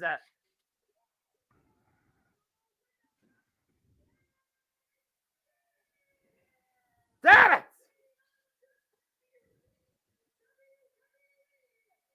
Damn it! Wow. Say what you will, but once again, Roman Reigns outlasts the field and survives tonight. Still, WWE Undisputed Universal Champion, hitting AJ Styles after spearing him into oblivion. You don't have to agree with the members. I sure as hell fucking don't, but there's no arguing the results. And the persistent constant in WWE, Roman Reigns still WWE Undisputed Universal Champion and still your tribal chief. Yeah, well, technically LA can argue because he technically was pinning Orton for way longer than 3 seconds. Well, again, you see the spirit of Randy Orton in the replay, courtesy of Slim Jim, as LA Knight was looking for the blunt force trauma, pushing the ropes to your point, AJ. AJ looking at a springboard, phenomenal forearm, and Roman Reigns taking advantage of that miscommunication impromptu, and BAM! Superman punch that dropped LA Knight, good night, and a spear submitted AJ Styles once for all with a 3-count pinfall. The bell rang, decision made, Roman Reigns retains. And at this point, we'll go into WrestleMania for the 4th year in a row as our WWE Undisputed Universal Champion. I still want the Rock's music to hit right now. As Roman Reigns' record-setting run continues. And we'll see day 1,246 come tomorrow. Wow. Well, no, Noah, if you're going to follow that tremendous rumble, this is one way to do it, though. This was a hell of a match. I give respect to Randy Orton, AJ Styles, and LA Knight, fighting for everything they were worth, trying to stop something that's been a constant for 4 years, including somebody who tried to finish the story last year. Speaking of finishing the story, there you see Cody Rhodes, who looks to make it 2 years in a row, a very rare accomplishment in Royal Rumble history. As the American Nightmare Cody Rhodes came in last year at number 30 and won the Men's Royal Rumble, which is still to come tonight here as we go once again to an intermission. Well, while they show us this trailer for Love in WWE, we are going to show you guys all of our upcoming watch-along events, kicking off with Vengeance Day next week and going through the Bash in Berlin that we know about right now. We will be right back.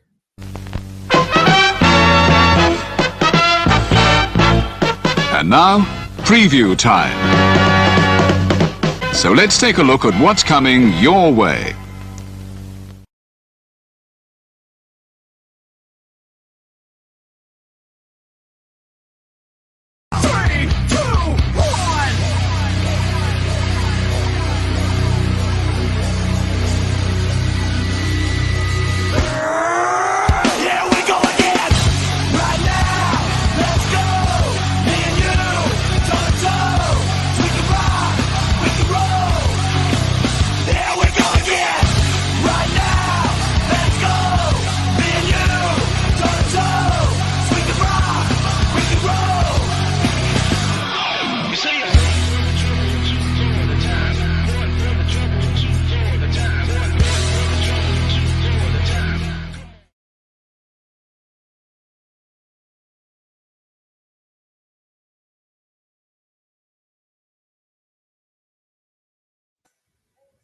All the wrestling, all the wrestling, all the wrestling, all the wrestling, all the professional wrestling, damn it, and sports entertainment, including, as alluded to, next week we'll be back here covering NXT Vengeance Day. We'll find out who will be the winner of this year's Dusty Rhodes Tag Team Classic. And of course, if Roxanne Perez is truly unbreakable and can reclaim the NXT Women's title against Lyra Valkyria. And so much more next week, 1 week from today at Vengeance Day. But tonight is about the Royal Rumble, and there you see it off the coast, St. Pete, Clearwater, Florida. But we are in Tropicana Field. Apologies, by the way, for the botch.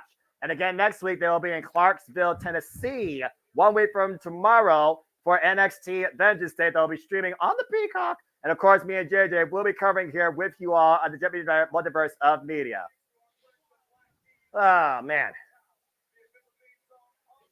Again, we just wanted to give a moment to say thank you to everybody that's been tuning in to our presentation alongs our channels. Please like, subscribe, comment, tell a friend. Hope you've enjoyed the commentary, reactions, conversations, and the statistics.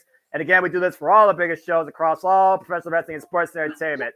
And of course, the stars are out tonight for the Royal Rumble. We got Jelly Roll, who I know was rooting hard for Randy Orton, but still must be having an incredible time.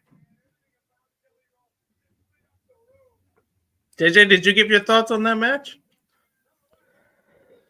What is there to say that we don't say each and every time Roman defends his title for real? Like, just once, I would like to see him get through a match without some kind of interference. Well, maybe this next match will give you that, as we'll see the Maverick defend the United States Championship against Kevin Owens. It's a prize fight tonight as the prize fighter looks for gold. Logan Paul, Kevin Owens, one-on-one, United States Championship. So you said you watched the interview with John Cena, and you said the word respect to me.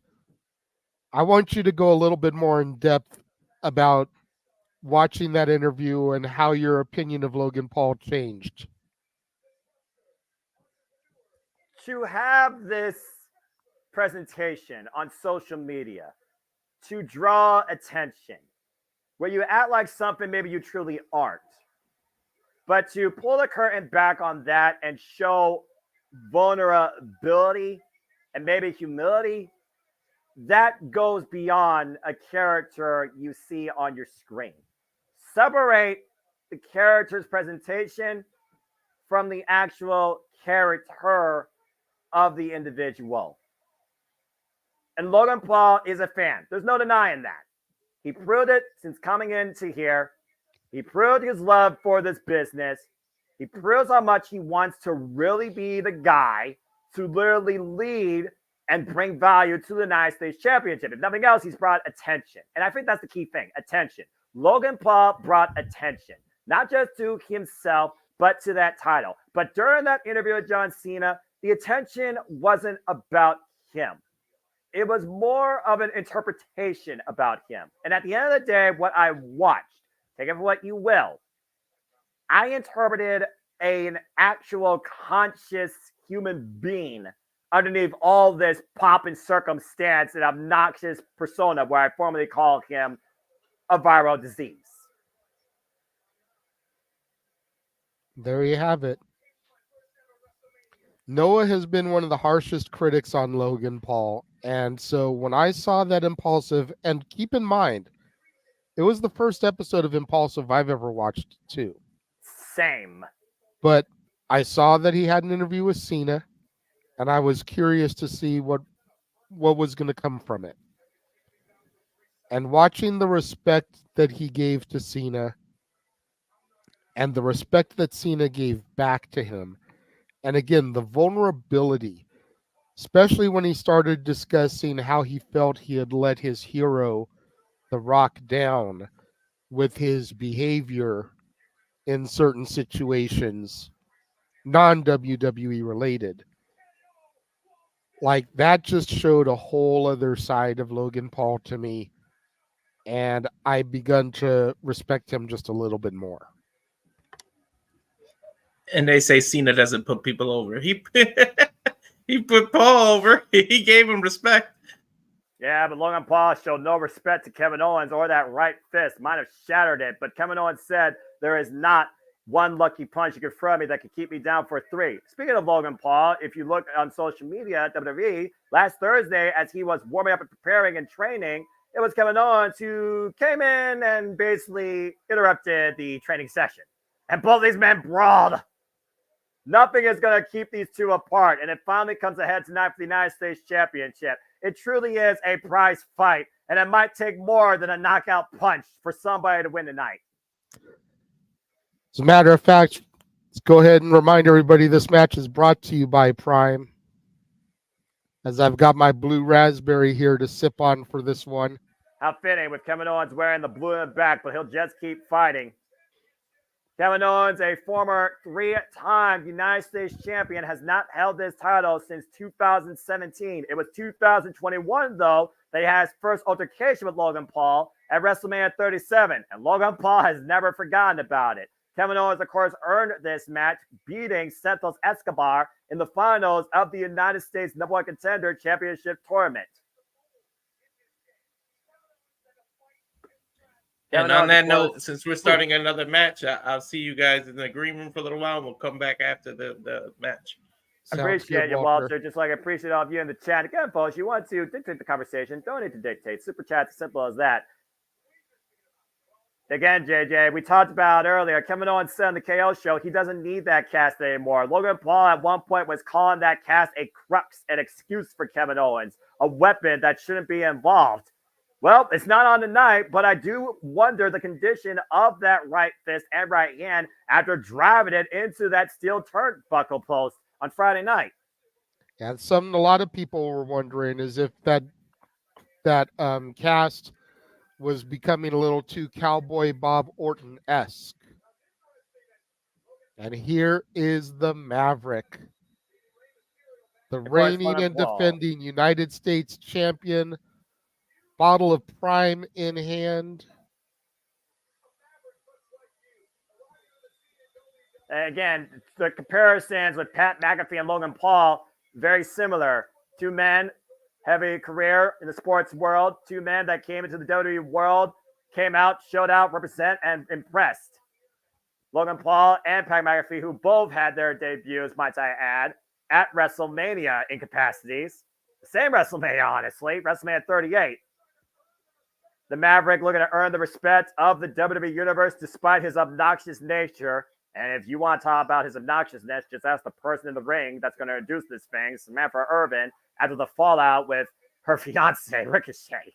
Of course, I saw that match live, but again, you cannot undersell the in-ring capability and awareness, might I add, of the Maverick Logan Paul to saving Rey Mysterio's neck at Crown Jewel and winning the United States Championship there in the first place.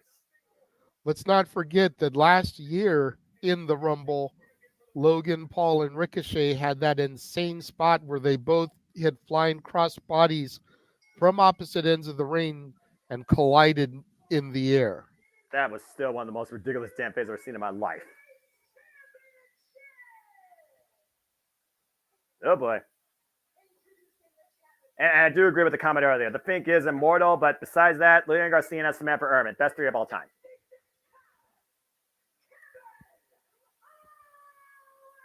Kevin Owens, former W Universal Champion, former W United States Champion, former NXT Champion, former WWE Undisputed Tag Team Champion.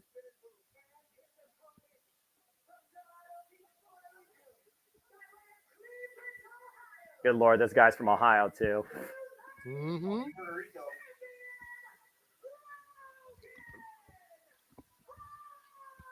Samantha Irvin staying professional as usual, introducing Logan Paul, a current United States champion. And believe it or not, folks, this is Logan Paul's 9th match in his WWE career. First defense, I believe, since winning the title back at Survivor Series. Correct. No, excuse me, Crown Jewel. Well, you botched, but correct. He's been champion now for 85 days, the 83rd United States champion in this company's history as the bell rings and we are underway. Of course, the United States Championship, first held by Eddie Guerrero in 2003, another huge inspiration for Logan Paul. And Logan Paul looked for the handshake. He's not going to get it, though. Gets to the midsection, and Kevin Owens is here to fight. Kevin Owens goes right after Logan Paul, just putting the boots towards him, and we all know the short temper that Kevin Owens has. And again, champion's advantage, though, and Logan Paul knows he can exploit that. Title get AJ's hands via pinfall or submission inside the ring. Gets in the midsection, sends Logan Paul, Irish whip into the barricade. Kevin Owens taking advantage of Logan Paul on the outside in the early going. Honestly, a little uncharacteristic of Kevin Owens being the babyface in the match. Oof. You know, Logan Paul looking for the code of honor, as they call it, from a former Ring of Honor champion, and Well, again, KO disregarding it.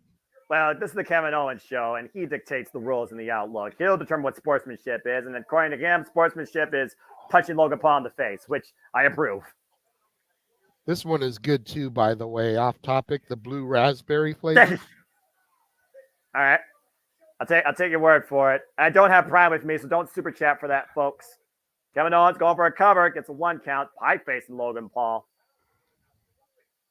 And again, Logan Paul has been impressive, but he's still very untested. Let's not forget the in-ring veteran he's in the ring with here in Kevin Owens. Goes all the way from PWG, Ring of Honor, NXT, main roster, WWE. Kevin Owens right now, big suplex release to Logan Paul. Sam up and over the other side of the ring in the corner. Uh-oh. Well, we talk about basketball. Let's go bull. Never mind. Paul, great awareness, rolling the outside, ran the cannonball. Kevin Owens looking to follow up and gets pushed into the apron. And Logan Paul now going after that right fist, which we still don't know the condition of. Oh, man. Again, the cocky nature of Logan Paul might be his downfall here. Big sets on the floor. Kevin Owens in firm control in the early going here for this WWE United States Championship affair. Kevin Owens looking for his 4th United States Championship. Logan Paul looking for his first successful defense. And of course, Logan Paul has already presented this title at pawn shops on his Impulsive podcast. Wherever you see him on social media, the United States titles follow suit. Good stomp on the right hand. And Logan Paul up and over. Good Lord. And that's what people got to keep in mind, man. There's a reason they put that strap on him. The publicity that he brings to social media. You tune into an episode of Impulsive, that championship is front and center. You see him doing a media junket, he's got the belt. You see him at a boxing match, a UFC fight, he has the belt. The man knows how to brand. Arguably a better social media presence than even the WWE. Well, according to the amount of followers he has alone, you very well might be right. Logan Paul flies with the crossbody. Standing moonsault. Oh, man. Beautifully executed cover. Hook of the far leg and a near fall. And again, working that right arm. Going for the submission here. Kimura locked in. A double wrist lock of sorts. Again, look at the height, by the way, that Logan Paul got off this plunger. All of his body falling in. The distance, the Maverick soared with the cross body. And then the standing moonsault. Yeah, the cross move combo by the Maverick here as Kevin Owens still fights back. And again, damage done to that right-handed arm being pressed into that ring post. Ooh. Now go over the octopus. Logan Paul has been training in submissions, and you can tell. He's also used this before, but it's been a while since I've seen him use this move. And again, look at the jump manipulation he's applying to those fingers as well. And think about it, if Kevin Owens has a bad hand or broken fingers, that neutralizes that fist he throws at Logan Paul. Kevin Owens said himself, Logan Paul does not have one lucky punch that can keep me down for 3. But Kevin Owens might not have a punch at all to clock Logan Paul at this point. That hand, that wrist might very well be broken again. You see the pressure being applied by Logan Paul here. Paul removing even the protective tape over the fingers of Kevin Owens. Kevin Owens right now trying to wrench Logan Paul's nose, trying to force separation. And Logan Paul, we all know Logan Paul will do everything in his power to hold on to this title. Let's not forget how he won it. There was an impromptu assist with somebody on the outside that left a knuckle duster that allowed Logan Paul to knock out Rey Mysterio. He did the same thing at SummerSlam against Ricochet. Uppercut combination by Logan Paul drops Kevin Owens where he sits. Logan Paul looking to follow up offense again. Big leg drop, flexing cover, cocky cover, very cocky cover for a 1 count. Oh! It's one thing when Nikita Lyons does that in NXT. It's another thing for Logan Paul to do it. I'm just saying. Okay, this is the only time I'm going to sound like I'm going against my proverbs in women's wrestling. Nikita's got more on that than Logan Paul does, and I'm just going to leave it at that. Logan Fair Paul, enough, right? Noah. Logan Paul wrenching that arm across the second rope. Again, you see the official right now checking on the condition of Kevin Owens' right hand. The thing is, though, that's not even one of Kevin Owens' best weapons, but it does neutralize quite a bit of his offense. Let's not forget, he uses the stunner, he uses the pop-up powerbomb, and that uses both your hands. Tiger feint kick miss, call was denied, big clothesline! But again, the right arm, so I do wonder how much force he got behind that. See him grasping that right wrist in heavy pain, big senton drop on the knees! Owens went for another big move, and Logan Paul able to capitalize here.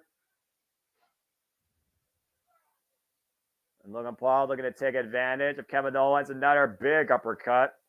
So the match has come to a standstill of sorts. Oh, looking to test of strength, potential backslide. Kevin Owens with the pump handle. Oh no. Oh, God. Ushigoroshi. Again, the knee to the back of the head and neck package variation, folding up the Maverick.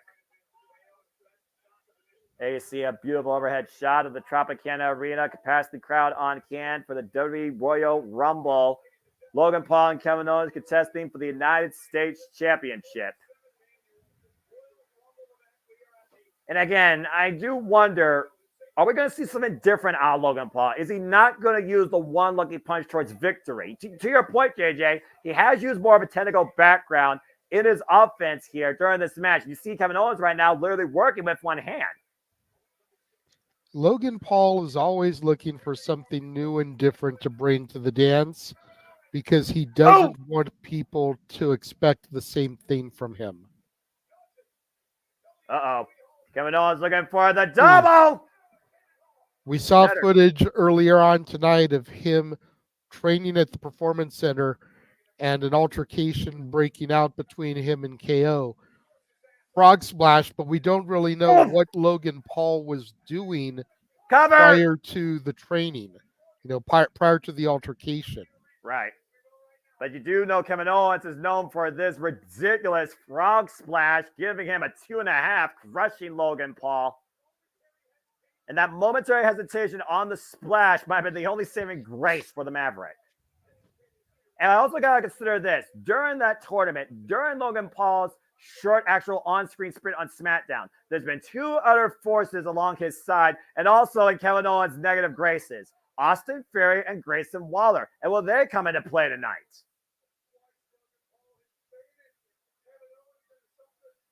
Logan Paul right now looking for something big out of the corner here. Swanton bomb, crash and burn on that one. Both these men going for broke. See Logan Paul right now. Then the bruises, the wear and tear of battle all over Logan Paul's body. Kevin Owens raking the face of Logan Paul, getting hung up across the top rope. Oh, wait a minute. Uh-oh. The Logan Lariat. Oh, God! Lands it. Yeah, he's a little bit surprised by that. Off the lariat to your point. And Logan Paul once again going to the top rope. Can he hit it this time? Big frog splash! Cover to retain the title kick out by Kevin Owens.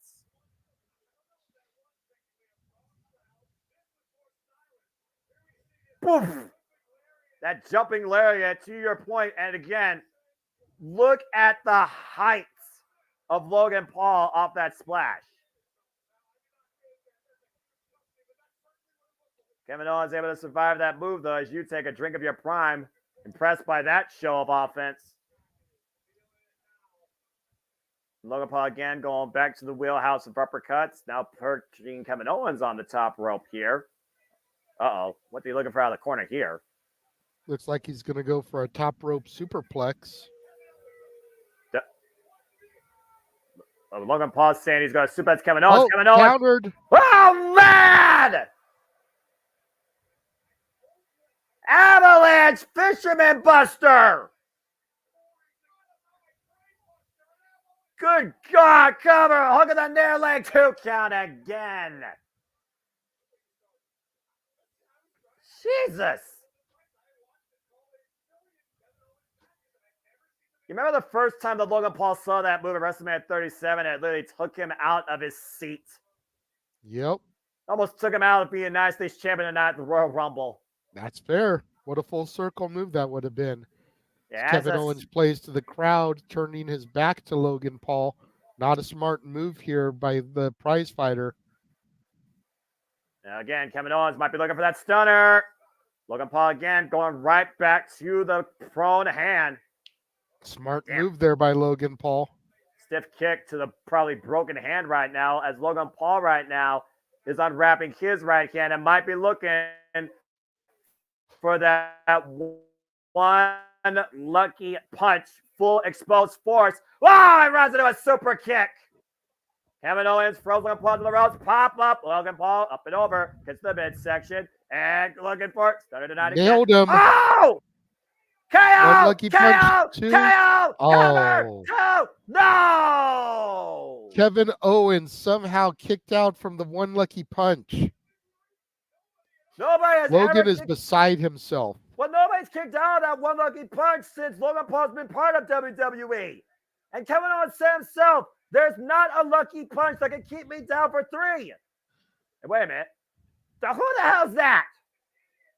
This jackass, this idiot. The referee caught it, though, and is ejecting him.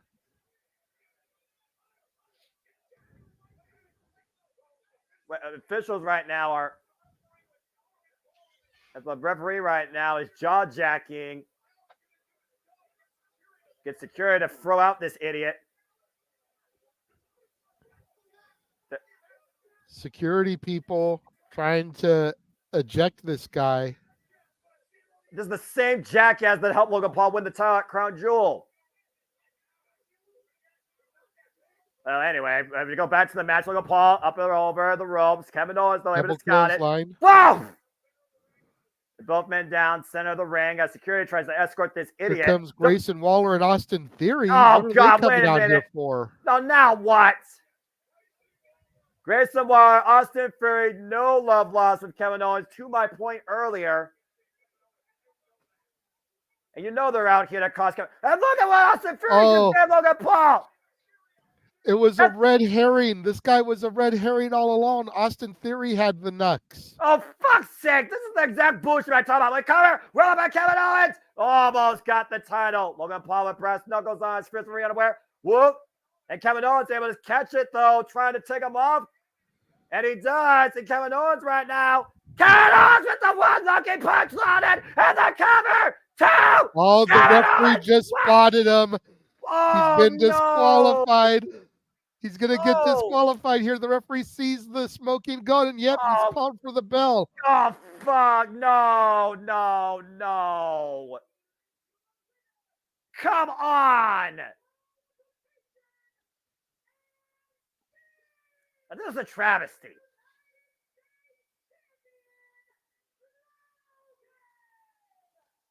As I take a sip of my tasty Prime beverage. And make no mistake about it, Austin Theory and friggin' Grayson Waller, these 2 idiots, came out here and cost Kevin Owens the match. In a hell of a prize fight, tainted finish. Logan Paul dazed, but still our United States champion. Oh, and Kevin Owens not done, though. Kevin Owens with a clever shot to the back of the head. And you know Kevin Owens right now is more furious than ever. Oh, and taking out his frustrations on Logan Paul on the outside. And honestly, Kevin Owens should be mad. He should be United States champion right now. The turnabout's fair play for this guy. Uh-oh, and Logan Paul fixing to pay for it, hoisted up, power bomb through the table. Well, one lucky punch can't keep Kevin Owens down, but a power bomb for the table keeps Logan Paul down for now. Either way, Logan Paul is still a United States champion. Give a huge assist to Austin Theory and Grayson Waller. I got to agree with the sentiment in the chat room. That was a very clever ending. Yeah, clearly Logan Paul had a game plan. If he couldn't knock KO out himself, he was going to force KO's own will to knock him out and get himself disqualified. Oh, wait a minute. I don't think Kevin Owens is done yet. Oh, boy. I mean, sometimes you need a cough drop to clear your throat. That's especially after getting that clothesline. Well, that was the thing. Definitely very different, very clever. I agree with that sentiment. That was creative. Getting the challenger to force themselves disqualified. And the referee actually aware enough. This referee actually aware enough of the situation. So I'll give all parties involved credit. Clever finish, great awareness by that official. To your point, Noah, when's the last time we saw an actual attentive, aware ref? In WWE? That's a question I can't answer. That's a freaking long overdue thing. Who knew the referees actually had a brain? Right? I mean, I'm all about respecting the referees, but there's only a few referees that actually give that true respect to. Anyway, congrats to Logan Paul outsmarting Kevin Owens in retaining the United States Championship because it's a hell of a prize fight. He didn't beat the man. He outsmarted him. Simple as that. So we can assume this is only chapter 1 of their fights. I would say so. Honestly, it was the problem to try and turn this into an impromptu boxing match. Pop disagrees with the sentiment in the chat room about how it was a clever finish. He thinks it was a crappy finish. Well, we talked about this being only chapter 1. Maybe chapter 2 will take place down under because the next time we're here covering WWE PLEs will be a very unique circumstance. As while the road to WrestleMania starts here, there is one more stop before the showcase of the Immortals. And that runs through the Elimination Chamber for the first time ever taking place in Australia. Elimination Chamber, Saturday, February 24th, special start time, 5 a.m. Eastern Standard. At 2 a.m. Pacific. That's a big old pile of nope. We're going to have to do that one on delay. We'll probably start that one and we'll talk with the team and Jeff and everything to confirm, but it'll probably be a noon Eastern, 9 a.m. Pacific for that one, just because I ain't getting up that goddamn early. I understand where you're coming from, but also I'm the crazy guy that watches New Japan Pro Wrestling at 2 a.m., 3 a.m., 1 a.m. So honestly, for me, it's like, meh. Yeah, for you, it's not that big a deal. And honestly, I could probably watch it that late, but I couldn't comment on it that late with everybody in my house. I know. That just wouldn't be fair. So That's fair. For the fans, we will be discussing it over with Jeff to try to work things out, but it'll probably be noon Eastern, 9 a.m. Pacific as far as the Multiverse of Media coverage of Elimination Chamber. And of course, after Elimination Chamber, we make our way to our final destination on the road to WrestleMania. That's WrestleMania itself. WrestleMania 40, officially 70 days away. 70 days. And I will be there. Prime right now. There you go. What flavor is that? This is blue raspberry. It's pretty good too. My son made me buy him the some blue Prime. raspberry and the strawberry watermelon. Those are the two flavors I've had. I like both of them. And once again, the weekend for the 5th year in a row, it gives us a WrestleMania theme. As we get our attendance record number here. I think I'm synced up with you now, so that's good. 48,044 fans, a new Tropicana Field attendance record, only done by, of course, us, the WWE Universe. Congratulations to everybody involved there. And again, congrats to everybody involved here that's been watching on this presentation as we see CM Punk preparing backstage to finally complete something he's never done. and that's win the Royal Rumble and go on to main event WrestleMania. 30 superstars. It all comes down to this. For the thousands and tens of millions watching at home, it's been a fun night so far at the Royal Rumble, but it's time to get ready for our main event. 30 men are looking to finally punch their ticket and begin their road to WrestleMania. It is time for the 30-man Royal Rumble match. As once again, we get a little bit of video package here talking about the numbers. But again, we've talked about the stories interwoven here. We talk about the pressure. We talk about moments champions created, timeless memories. So we'll see what happens tonight. Do you guys think, just like the women's, that a surprise will be early in the men's Rumble? I could see it. But there is more actual known participants for the men's than there were for the women's. We'll see. All I gotta say is we'll see. And again, if you folks enjoy this, please like, subscribe, comment, tell a friend. And again, please super chat at Casini Studios. Keep monetized, if you will. We hope that you've enjoyed the reactions, the commentary, the statistics, the conversation. And again, we do these Jet Generic live watching events for all the biggest shows, all the PLEs in and out of professional wrestling and sports entertainment. As we get ready now for the 37th men's Royal Rumble match. I would react like I did for Jade if they do a TNA surprise for the men's and it's someone like Joe Henry. I would go crazy. I'm not gonna Noah lie. would go crazy for Joe Hendry too. I'm not gonna lie. I would force these two to put me on mute because I would do the famous "As Do You Believe?" But let's not go further than where we're at because again, there's still a lot of unknown. So we'll see. Woo, boy! Again, the biggest things I take away from this here: does Cody Rhodes once again get a chance to finish the story? Does CM Punk fulfill a mission and finally go on to main event WrestleMania? Does Drew McIntyre once again get the moment, but gets it only for himself? And does Gunther take one step closer in finally becoming the World Heavyweight Champion and making Raw sacred? Not since Royal Rumble 2001, in my opinion. And might I add, Stone Cold Steve Austin, a person that has won the Royal Rumble 3 times, last time he won was 2001. Have I been this invested, torn, separate-minded on who could win this? And that goes to the testament of the stories that have been teased by the men here tonight that we are about to see. But only one can punch their ticket to WrestleMania.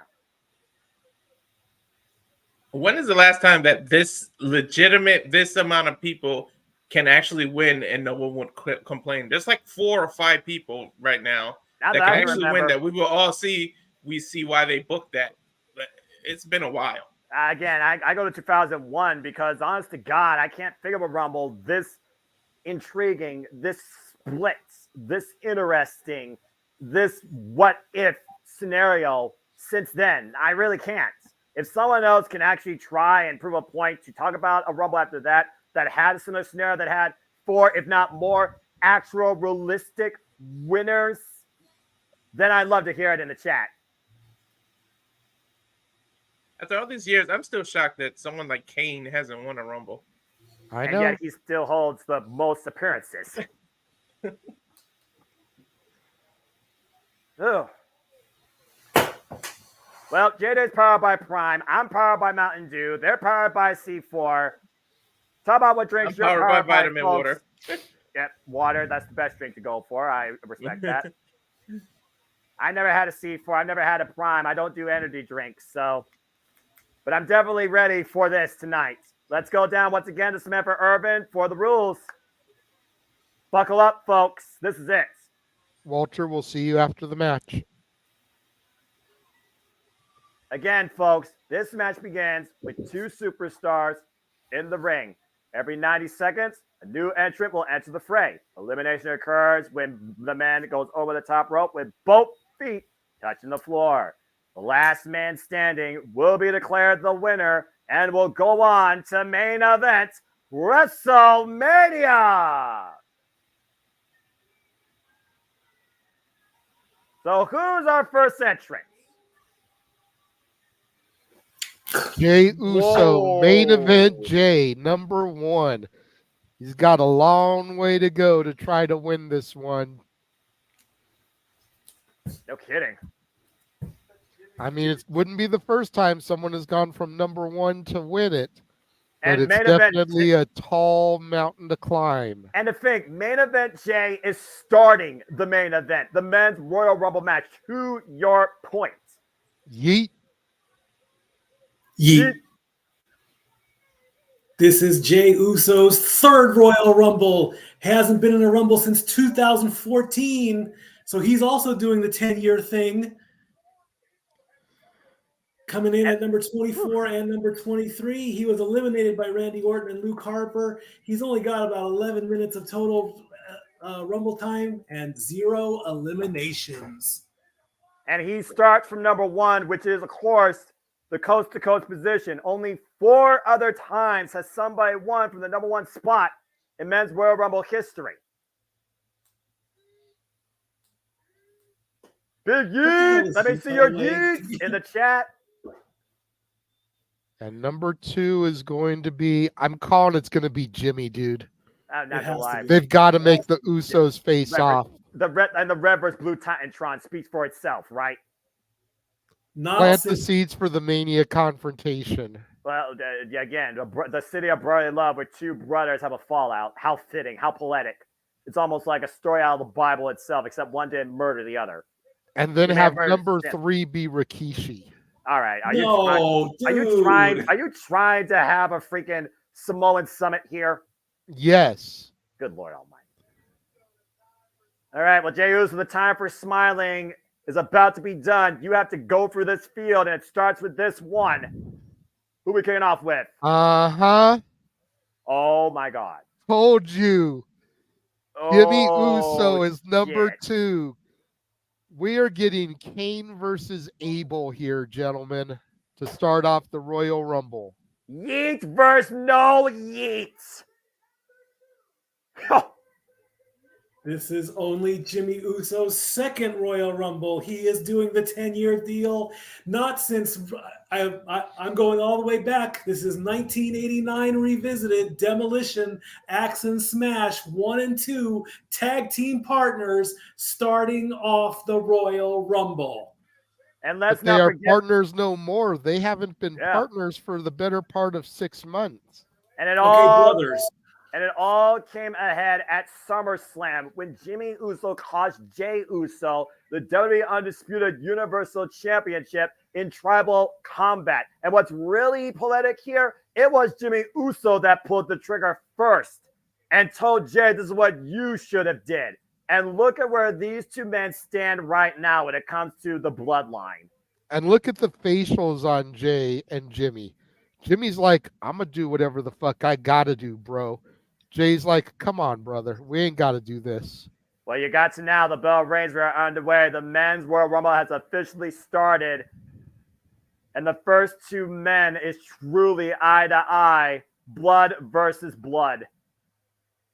Jimmy getting those crazy eyes going. I wonder if we're just going to get a stare down for 2 minutes. I'm fine with that. That'd be a waste.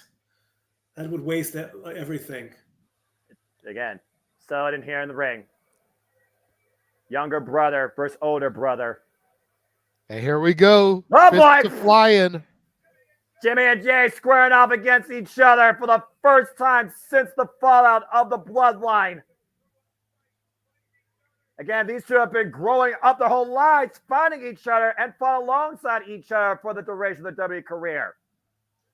Jimmy Uso feeling something here. Jimmy Uso coming over! No, not that quick. Whoa.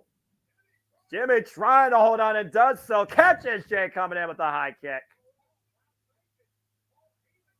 And again, Paul Heyman convinced Jimmy Uso that maybe you should enter the Royal Rumble and win it. Oof. And go after Seth Rollins and not Roman Reigns at WrestleMania. Went for the high kick. But again, Jimmy Uso and Jey Uso, you're never going to know anybody better than your own brother. And you honestly might never hit anybody as hard as your own brother. Emotions had to be put to the side tonight. There's too much on the line as Jey Uso is looking to fly. Uso! Whoa! The knee. Nope.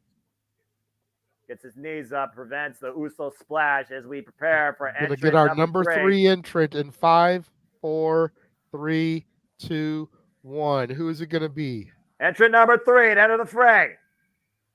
Grayson Waller is in the house, Oh, the Aussie icon. Tell us about Grayson Waller, Stat Boy, even though I know this is his debut. Confirmed. This is his debut. What I wouldn't give for Kevin Owens, just pull a Triple H right now and bludgeon this guy on those freaking LED lights and prevent him from coming in. Get off the mic, you Aussie asshole. That's a lot more polite than what I was thinking to say, but I'm not trying to get JJ demonetized. You're welcome. Oh, good grief. Someone cut this man's mic. I agree with Walter's sentiment here. All storylines aside, you know these two are happy they get to start the Rumble against each other. Oh, I mean, for the longest that's super kick. But he didn't make it in the ring yet. That is not an elimination. Well, yeah, unfortunately. But Jimmy Uso might be eliminated again by his brother. Jay throwing up and over. Now Grayson Waller coming in with that roll through. Boom! That roll through flatliner. Grayson Waller, of course, who used that very move to get 2 falls. And now Waller and Jimmy double teaming, a little bit of SmackDown loyalty going on here. Yeah, there's no such battle as brand supremacy. Waller in his Lakers colors. That's trying to get a little bit of heat in Miami. Okay, that's the wrong color to be wearing. Anyway, Jey Uso right now. Yeah, again, there's so many things going through my mind right now, but I'm trying to be on my best behavior. Speaking of which, we're entering. 4, number 4. 3, 2, 1. Number 4 is. Man, this clock's going on faster than I think the women were. What? Oh wow! Andrade is back. La Sombra! Look at that. NXT and United States champion! Andrade El Idolo! Whoa! We haven't seen Andrade in WWE for 3.5 years. But Andrade finished the Royal Rumble, Mikey. Oh. 3 years gone and his 3rd Rumble as Andrade Cien Almas. Tranquilo. Welcome back, Andrade. Mr. Charlotte Flair. Yep. Yeah, you know Ashley is extremely happy. Oh, that spinning back fist. That spinning elbow, excuse me. Jimmy Uso right now, caught with the flying clothesline by Andrade. And Andrade El Idolo adding incredible star power in the early going and the physique. He is looking better than ever, I swear. Andrade following again with the double knees to Jimmy. Now take out the freaking viral disease. To Grayson Waller. Andrade El Idolo right now hooking up Grayson Waller for a suplex. Oh, I know he's going for the 3 amigos popping the hips. There's number 2. Go. Another hip pop. Denied on the 3rd one. Oh, come on. Grayson Waller able to block it. And a rising knee strike breaks the hold. No bueno. Number 5 coming in 7, 6, 5, 4, 3, 2, 1. Entry number 5. Who do we got? Carmelo Hayes. First NXT participant. He is I and I am him. And this, of course, is his Royal Rumble debut. Confirmed. And as we usually talk about, JJ, Carmelo, Melo don't miss. Melo and Grayson going right after each other. No love lost and a ton of history between these two men. Previous challengers for the NXT Championship against each other. What a super kick to Grayson Waller from Jimmy. Super kick from Carmelo to Jimmy. And now Jey Uso might have some backup here. Of course, we've seen Carmelo Hayes recently on SmackDown, of course, involved in that United States Championship tournament. Oh, boy. But wait a minute. What's this? Andrade, Carmelo, and Jay. A little standoff here of sorts. 2 generations of NXT. Interesting situation here right now. Andrade being double teamed by Jay and Carmelo. Of course, Carmelo Hayes and Trick Williams currently involved in the Dusty Rhodes Tag Team Classic. Looking for that rope and flatliner. Coming a code breaker! And Carmelo Hayes eliminates Grayson Waller. Good First riddance. elimination by my boy Mello. Thank Christ. Grayson Waller. That's one. That's a viral moment. Andrade You right know now. Mello's going to be talking about that this week on my NXT. And you don't digress as we prepare for entry 5, number 6. 4, 3, 2, 1. Who we got? Shinsuke Nakamura.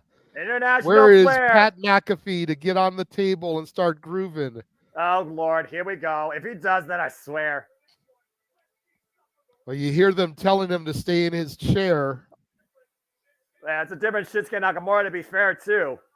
That's fair, but the music is still as kick-ass. Pat's up. He's not on the table, but he's still grooving, damn it. God bless Pat McAfee. Anyway, Shinsuke Nakamura, no strand Royal Rumble, a previous Royal Rumble winner, Stat Boy. Number 6 is in his 6th Rumble, the 2018 winner, Shinsuke with the Kinshasa Nakamura. And Pat McAfee just grooving. Oh, the knee strike missed Carmelo Hayes. Back elbow strike. Also, Shinsuke Nakamura, former NXT champion. Set up and over. Carmelo Hayes lands on his feet. Now Carmelo off the second. Oh! Caught with a kick. Shinsuke squaring up. Oh, man, that strike to the face. Sliding knee strike. And Jimmy Uso right now might be looking for... Goodbye. Yeah, I'm about to say, no one's going to work with the bloodline. You got me stuck in gear stupid. Andrade and Shinsuke Nakamura from my NXT. Oh!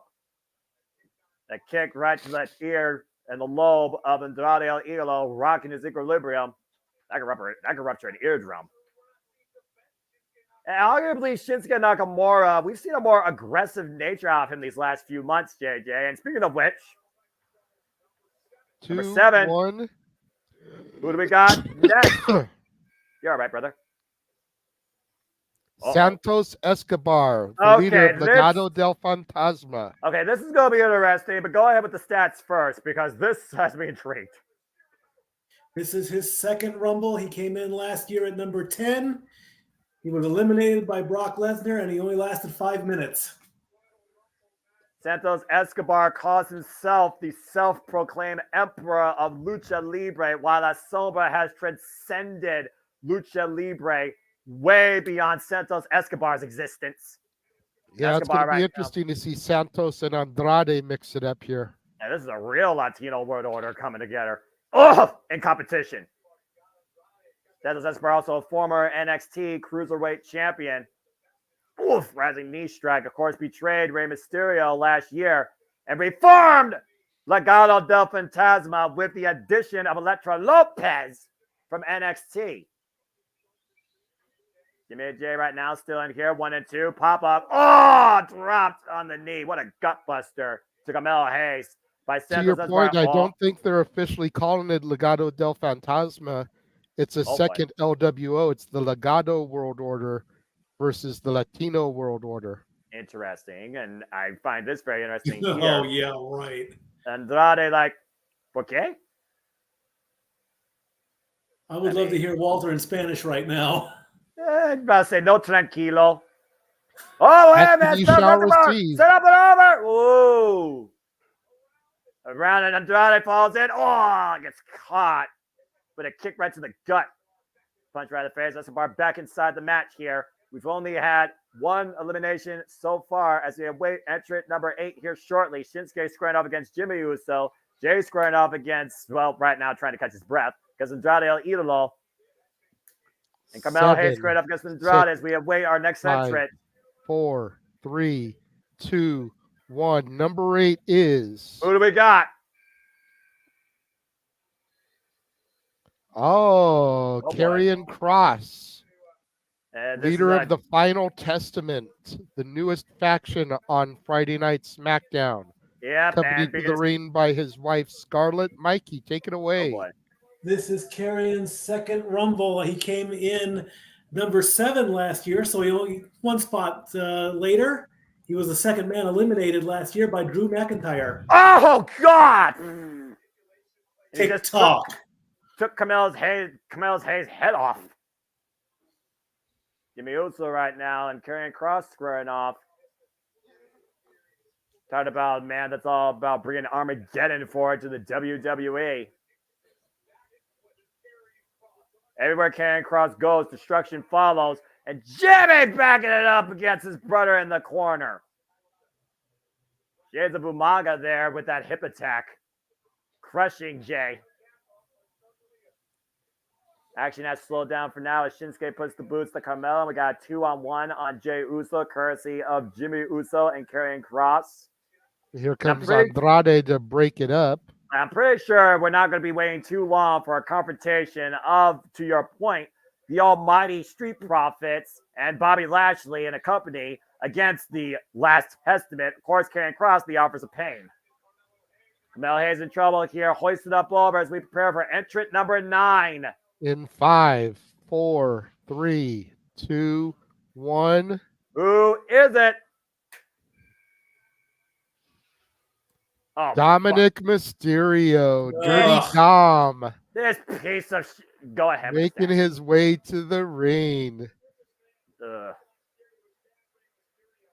Go ahead, Mikey. Tell us a bit about Dom Dom. Dom Dom's 4th in a row, 21 through 24. Nobody in the ring can eliminate him. He has 3 eliminations under his belt.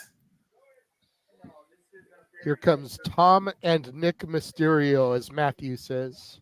All I'm gonna say about this Punk kid is this: whenever he betrayed his father, it was unforgivable actions. But I won't deny the work ethic of this self-proclaimed ex-com who was in the freaking county for a demeanor. This guy is a bigger punk than most people you would find on the streets. All right, he is not a threat to anybody. He's nothing but a spoiled brat that has lacked discipline for the last year and a half. God bless you, Noah Foster. Dominic Mysterio finally making his way inside the ring. Going right after Killer Cross. That was a dumb move, kid. Karrion Kross trying to show him why his original moniker was Killer Cross.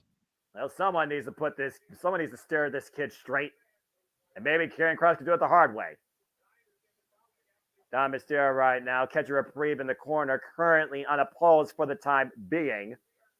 No, Walter, Dominic does not count as 2 entrants, Tom and Nick. It does not count that way. Bad, Walter. And right now, Jimmy Uso in trouble as Dom Mysterio looks to try and eliminate him. Of course, we've seen the fallout with Judgment Day over the last few months. A lot of disagreements lately, particularly between Damian Priest and Rhea Ripley. As we prepare for entrant number 10, 1/3 way for the field. Number 1, and it is... Who do we got? Carlito. All right, that's cool. His music isn't, but he is. I'll give you that. Mikey, talk about Carlito and his uncool This is music. Carlito's number 7th Rumble. I think he's taking his time, but no apples. Well, also Carlito has eyes on Santos Escobar. Of course, there's been plenty of heat between the LWO and the Legado World Order. And let's not forget what happened this past Friday on SmackDown, guys. It was Santos Escobar and Carlito 1-on-1, where Electra Lopez introduced herself into the equation and played huge dividends with Santos Escobar getting that win. Of course, Carlito, like to use point, came in last year at Backlash, officially a member of the Latino World Order, heavily endorsed by Rey Mysterio. Honestly, Carlito. What was that you said about an apple? Well, I mean, oh boy. Hey, you know what? Where did that apple come We from? know what Carlito does. He In the spits face. in the face of people who don't want to be cool. no. Santos tries Ooh. to chuck him over. Carlito holding on. And thankfully, Dominic Mysterio, meanwhile, says, "Oh, Yeah, there we go. that was cool. Oh yeah, that was long cool. overdue. And there goes Santos Escobar. Well, there you go. Meanwhile, pump handle by Karrion Kross. Up on the shoulder as we wait entry number 11. Oh, man. The final prayer. It's time for the Almighty to enter the ring. Oh boy.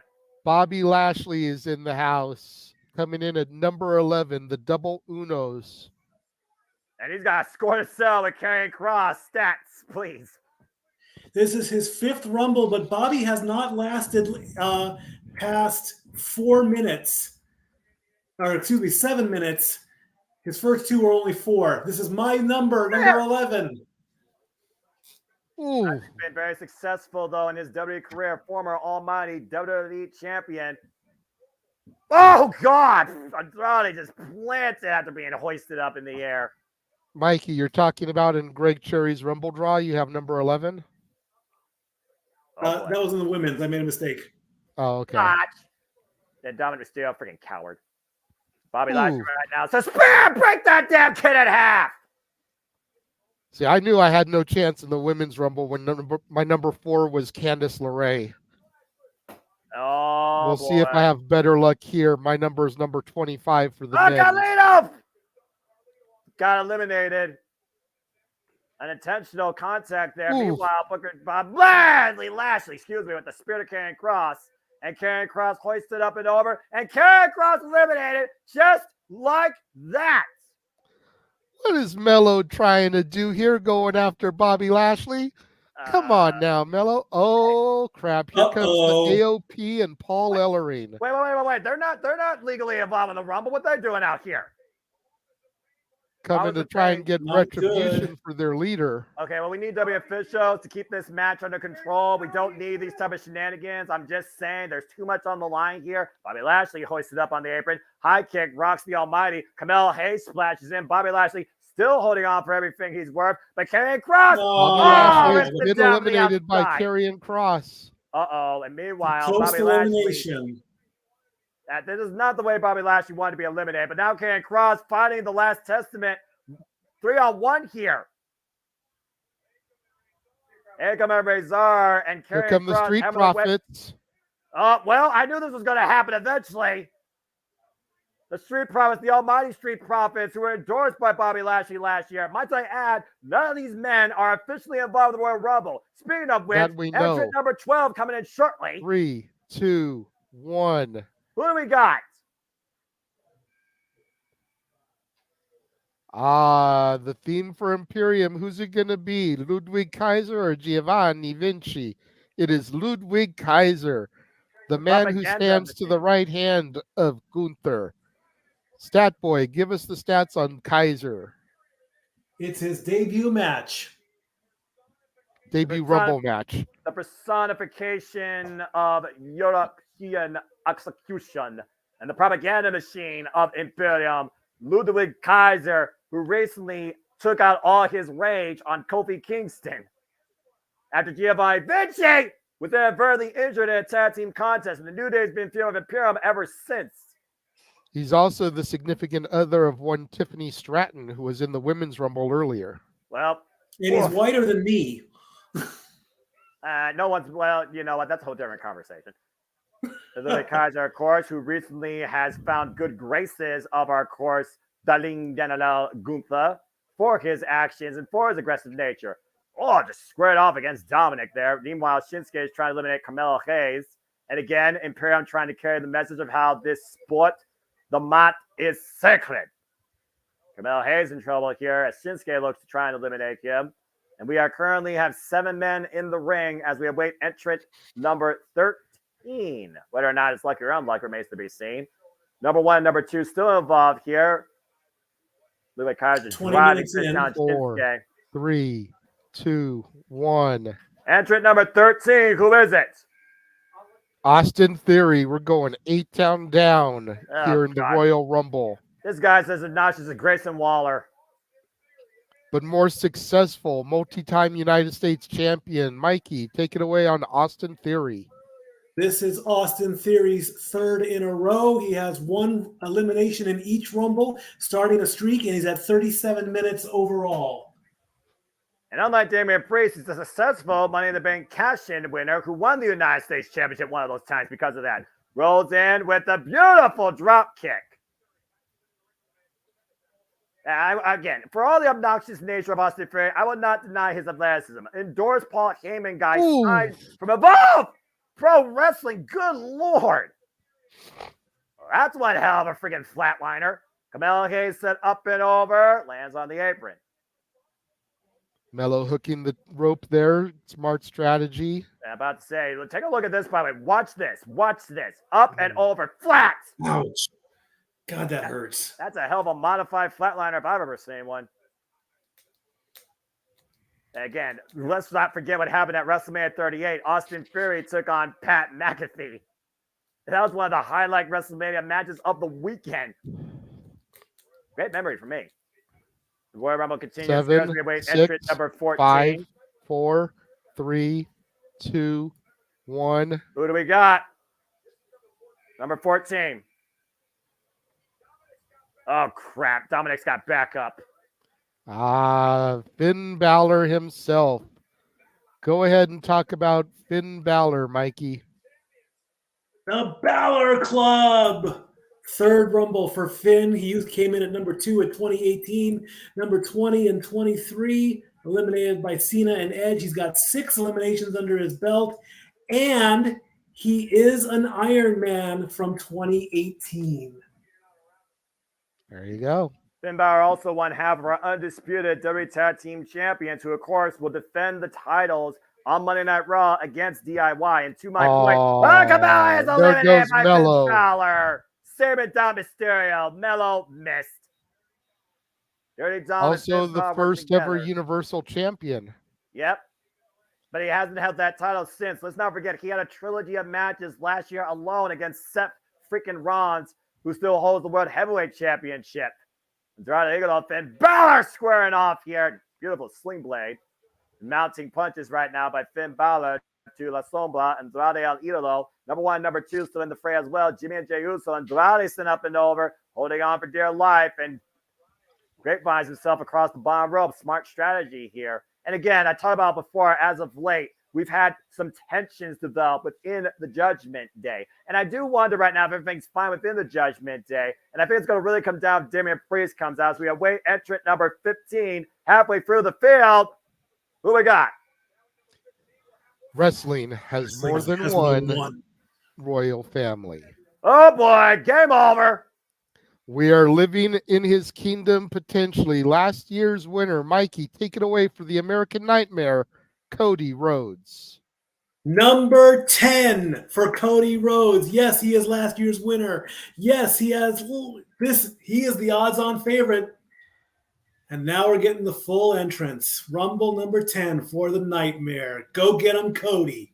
Who's looking this year to finally finish his story.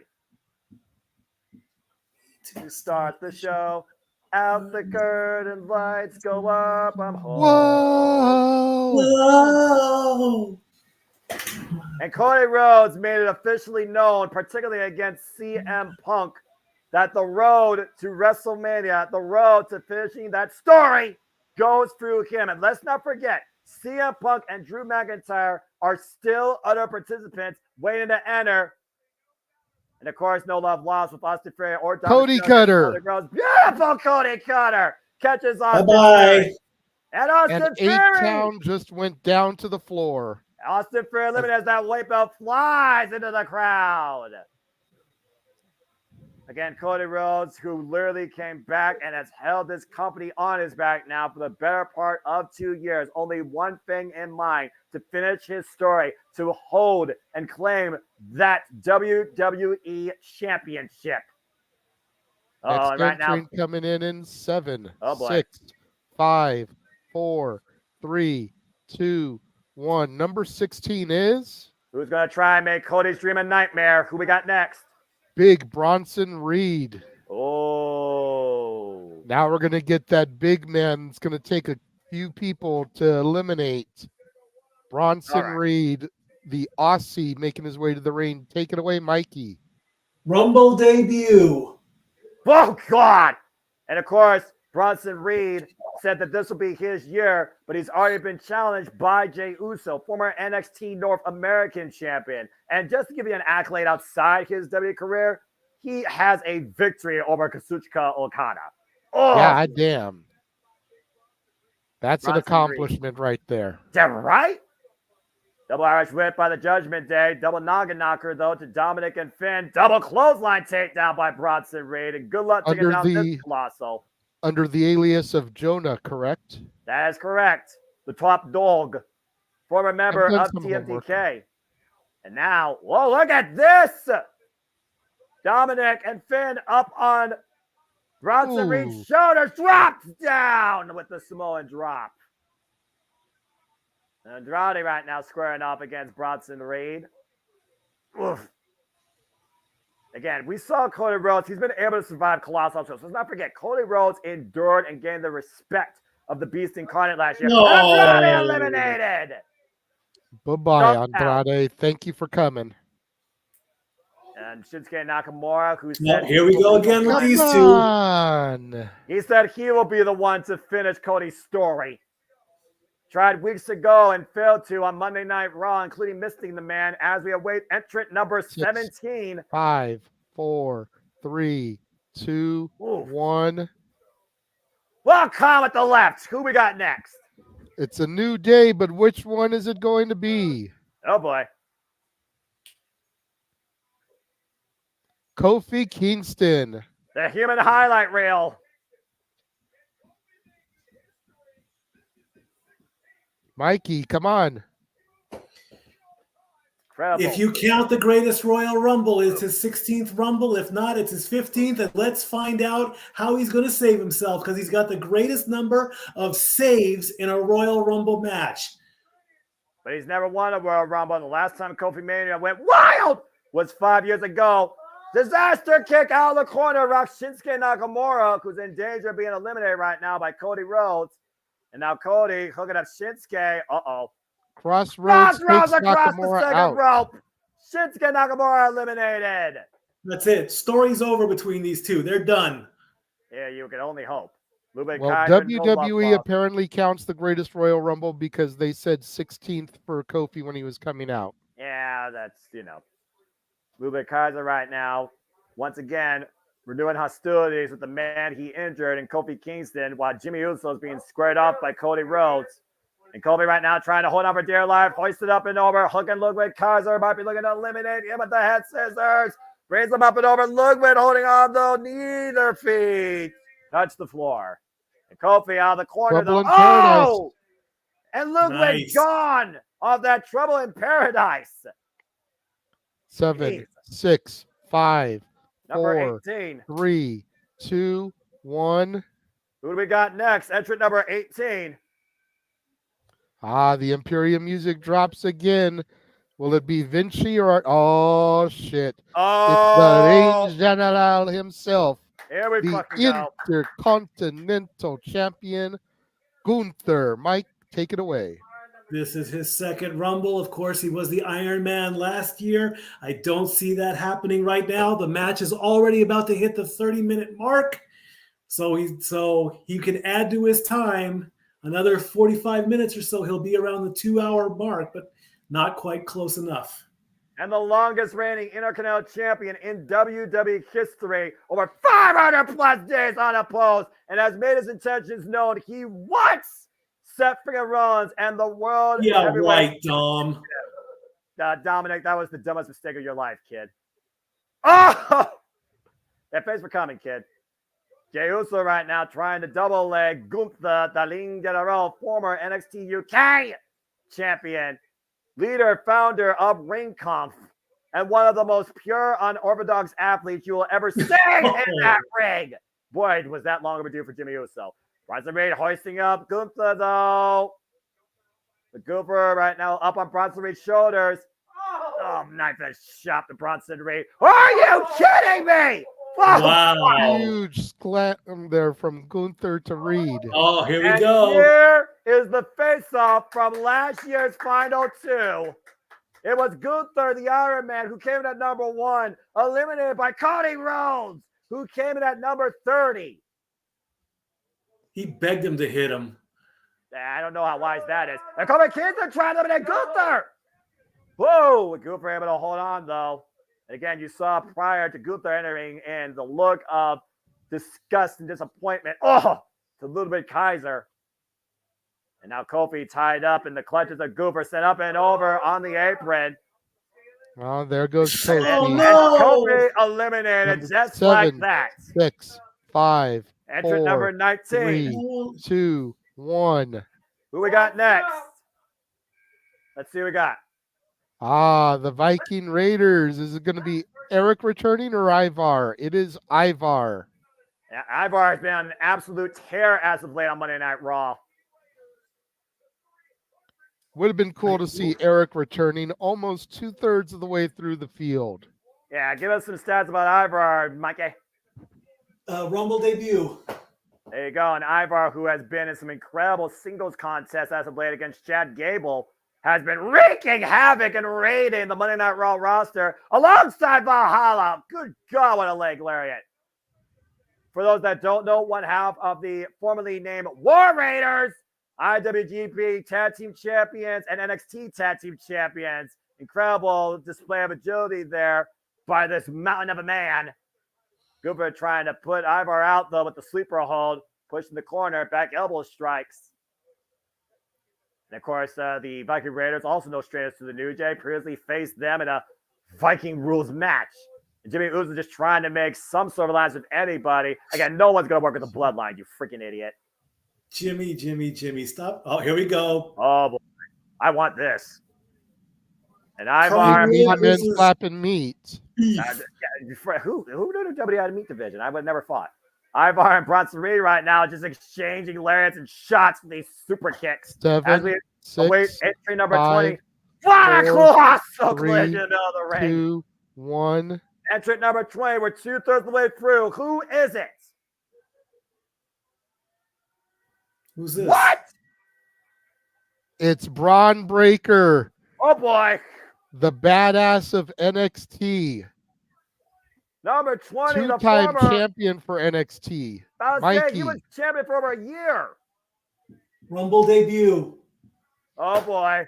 This is going to be a hell of a favorite to watch out for. Spear! To The Jimmy son Uso. of Rick Steiner, the nephew of Scott Steiner. Good Lord. And Braun Breaker speeding agility on full display here as he just runs through Ivar. This is the leader of your NXT, JJ. One of them. Oh, there goes Jimmy Yes! Uso at the hands of Braun Breaker. Good riddance to that bloodline flop. Spear to Finn Balor. 34 minutes. There goes Finn Balor from Braun Breaker. Holy shit. A former NXT champion, might I add. And might It I doesn't add, even matter if he wins at this point. He just eliminated a former Universal Champion and a member of the biggest stable in WWE history, arguably. And Gunther previously went one-on-one with Braun Breaker and lost. Gunther hoisting up Braun Breaker, attempting the last symphony. No way. No way. The power of Braun Breaker with the military press to Gunther. Doesn't need the Spear to clothesline. Gunther. The spear breaks Gunther Wraps in her half. down. Uh-oh. Breaker's ready to break some shit here. And the Dons have been let loose tonight at 7, the Royal Rumble as 6, we await entrant number 5, 21. 4, 3, 2, 1. Gonna need somebody with as much agility, power, and aggressive as Braun Breaker. Who we got? Oh my God. The big man Omos, the Nigerian giant, being accompanied by MVP Montel Vontavious Porter. This is Omos's third Rumble. It took 7 men to take him out in 2022. And he has a few eliminations on his own without even being part of the Rumble. And stands at 7'3", over 400 pounds. Truly the colossal of the WWE. It's been a minute since we've seen Omos and MVP. Now, Royal Rumble logic would dictate if you see the biggest, most intimidating opposing threat coming towards the ring, you gang up to try and eliminate him. Now, I wonder how many of these friggin' 6 men are going to try and do that. As you see up in the top left-hand corner, Jey Uso came in at number 1, current Iron Man at over 36 minutes. Cody Rhodes follows up, though, at 11. Dominic Mysterio hoisted up and blam him with a choke slam. God, even Bronson Reed looks small. Yeah, I'm about to say, Bronson Reed looks like a normal hype man, and that's saying something. Even Ivar looks small. Oh, God. There goes Bronson Reed eliminated by Omos. God. Ivar off the second. Oh, stab in air. Holy hell. That just cut Ivar eliminated by Breaker. And we're winning 6, entrant number 22 5, now. 4, 3, 2, 1, Oh, boy, 0. look at this face off. Meanwhile, who's next? It's Pat McAfee. Come on. Go get him, Pat. Damn it. Go get him. Go get him, Pat. Go do it. Main event WrestleMania. This is your night. Let's freaking go. Go win the thing. God damn it. Come on. We really got to play this shtick again. Look, Pat McAfee's capable. I'm all for this. I believe in Pat McAfee. Let's fucking do this. Can I throw off my headset now? If we were going to do this shtick, then could we please do Corey Graves? People would pop big time if Gravy got bad It moments. can still happen. It can still happen. I just realized who's in the ring with. Get the hell out of the... Oh, Pat, my God, McAfee. Pat. Maybe. Yeah, bye. Beat Drew Carey's record. Bye. Get the... just go. Just go. Bye. What? He's getting back in? Is he going to do it? Is he actually going to do it? I know McAfee. The thing he's wearing black and he's done. He said, "Nope, I'm not fucking with it." That's the wisest thing. That's the wisest thing that man has done ever in his life.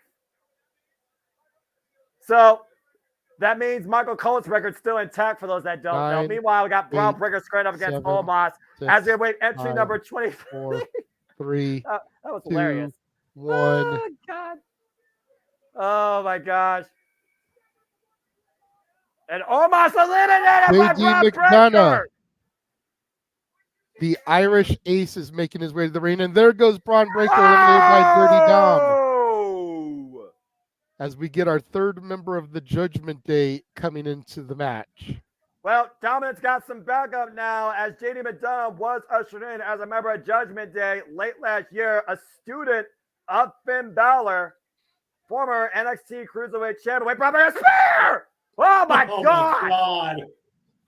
JD McDonough, or as everybody else calls him, JD McFunko Pop. Well, let's be honest here. JD had that long overdue. You remember the hell he put Braun Breaker through going after him when he was the NXT champion? I'm just saying, sometimes time doesn't heal all wounds. That's fair. Anyway, I'm not sure who put Pat McAfee in the Royal Rumble, but that was a bad spot for him. As we're back inside the ring with 4 men and 1 man on the outside broken. So we got 5 men right now. Jey Uso squaring up against Dominic Mysterio, Gooper squaring off against Cody Rhodes, and JD McDonough's looking for his ribs and his oxygen on the outside. Dude, can we get JD McDonough and Gunther going at it for a little bit here, please? Yes, that would be shades of Scrap-A-Mania over the top rope wrestling. Meanwhile, Cody Rhodes sending Gooper up and over the top rope. And Gooper able to hang on and roll back inside. Cody doing everything possible to try and eliminate Gunther, while Jay is trying to eliminate Dominic. And we are winning entrant number 24. 4, 3, 2, 1. Who do we got? Let's see. R-Truth. Oh, fuck. Here we go. With the legitimate entry this time. Can Valhalla please curse this guy and send him to Valhalla, to send him to the the Nordic mythic realm? I'm just saying. Throwing JD into the ring. Well, and Jey Uso eliminates JD McDonough. That's what's up.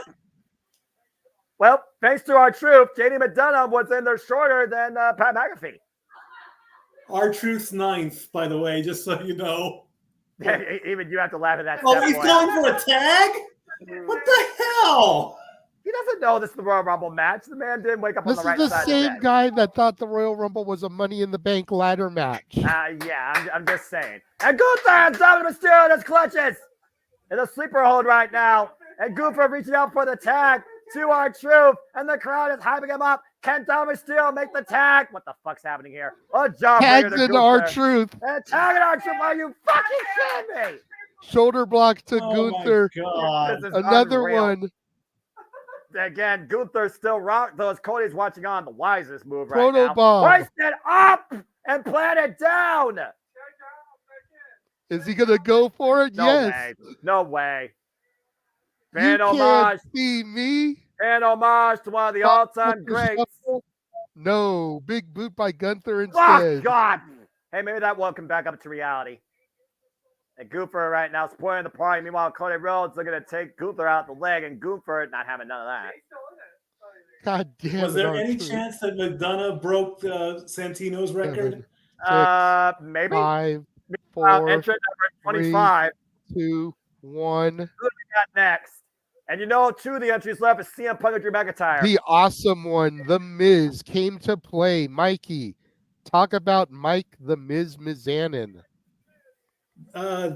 This is 1, 2, 3, 4, 5, 6, 7, 8, 9, 10, 11, Lord. 12, 13, 14 for Miz. Came in at number 1 in 2012 and 2015. And again, one of the individuals with one of the most consecutive Royal Rumble records and has yet to win the damn thing. But a former WWE champion, former Money in the Bank winner, and former tag team champion. Up and around goes Gunther with the DDT, previous challenger to Gunther's Intercontinental Championship, which I will admit, Miz proved to me he could actually wrestle. One of his best matches of his career. As the awesome Truth stands tall in the middle of the ring once again. Now, does Truth realize that the Miz is the tag partner? Team hit Looks toss. like it. What They the hell still is got happening it. here? They still got it. And Dominic Mysterio right now being Oh, moved. no. Oh, and our Truth Truth saving saving Dominic. his buddy Dom Dom. Again, is our Truth here for himself or for the Judgment Day? What the hell's happening? And Gunther with a clubbing shot at the back of our Truth. Meanwhile, the Miz hooking up Dominic Mysterio. Dominic with wait a Dial minute. operator. And Dominic going for it. 619 connects. Oh, 5, man. As we 4, await entrant 3, number 26. 2, 1. Who we got? Looks like the Archer of Infamy, Damian Priest, Senor, Money in the Bank, making his way to the ring. Mikey. Boy. Damian Priest this is his number 4. And one of the most unsuccessful Money in the Bank cash-in holders that somehow still has that briefcase. Oh, just clots our Truth. But just think about the possibility. Oh, there goes our Truth, eliminated by Priest. Back to whatever hole he came out of. But just imagine the possibility if Priest somehow wins this, and then he's got a guaranteed shot from winning the Rumble, and he still has the briefcase. He also had 44 minutes. Cody Rhodes at 19 minutes. Gunther at 14 minutes. And while that would be unprecedented, I think Damian Priest would have more success in maybe winning Elimination Chamber than winning the Royal Rumble. That's fair, but, you know, anything can happen in the WWE. And to your point, hoisting up Jay and planting him face first. And of course, no love lost again between Jay Uso, Cody Rhodes, and accomplices after last year's War Games match that the Judgment Day lost. Now hooking up Gunther with a massive choke slam. Sending himself of heaven. Cody Rhodes now in the clutches of Damian Priest. Might be looking to send the American Nightmare to hell. Damian Priest, big splash in the corner. Cody Rhodes able to scout it. Now Cody Rhodes hooking up Damian Priest. Was looking for it here. Hoisting him up. Stalling. Vertical suplex. Damian Priest hoisted up to the apron. And Cody Rhodes in danger. Dominic Mysterio watching on from afar. Damian Priest trying to take Cody Rhodes up and over as we await entrant number 27. Very prominent 5, number in Royal 4, Rumble history. 3, 2, Oh! 1. Cody coming a high kick. Who do we got next?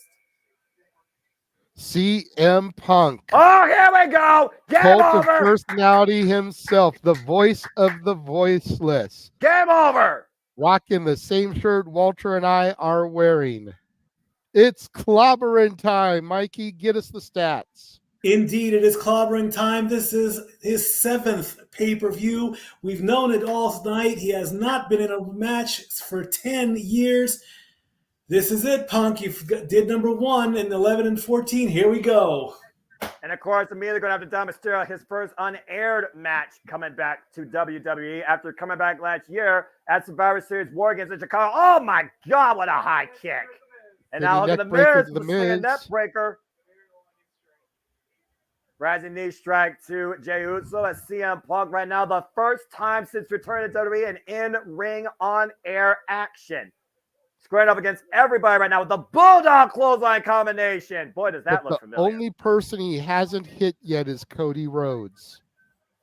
And again, let's also consider this, guys. There's one other known factor yet to enter the field, and he says he's such a nice guy. He's going to eliminate him last. But Dominic looking for a cheap shot. Bye-bye. And Dominic, there goes Dirty goodbye.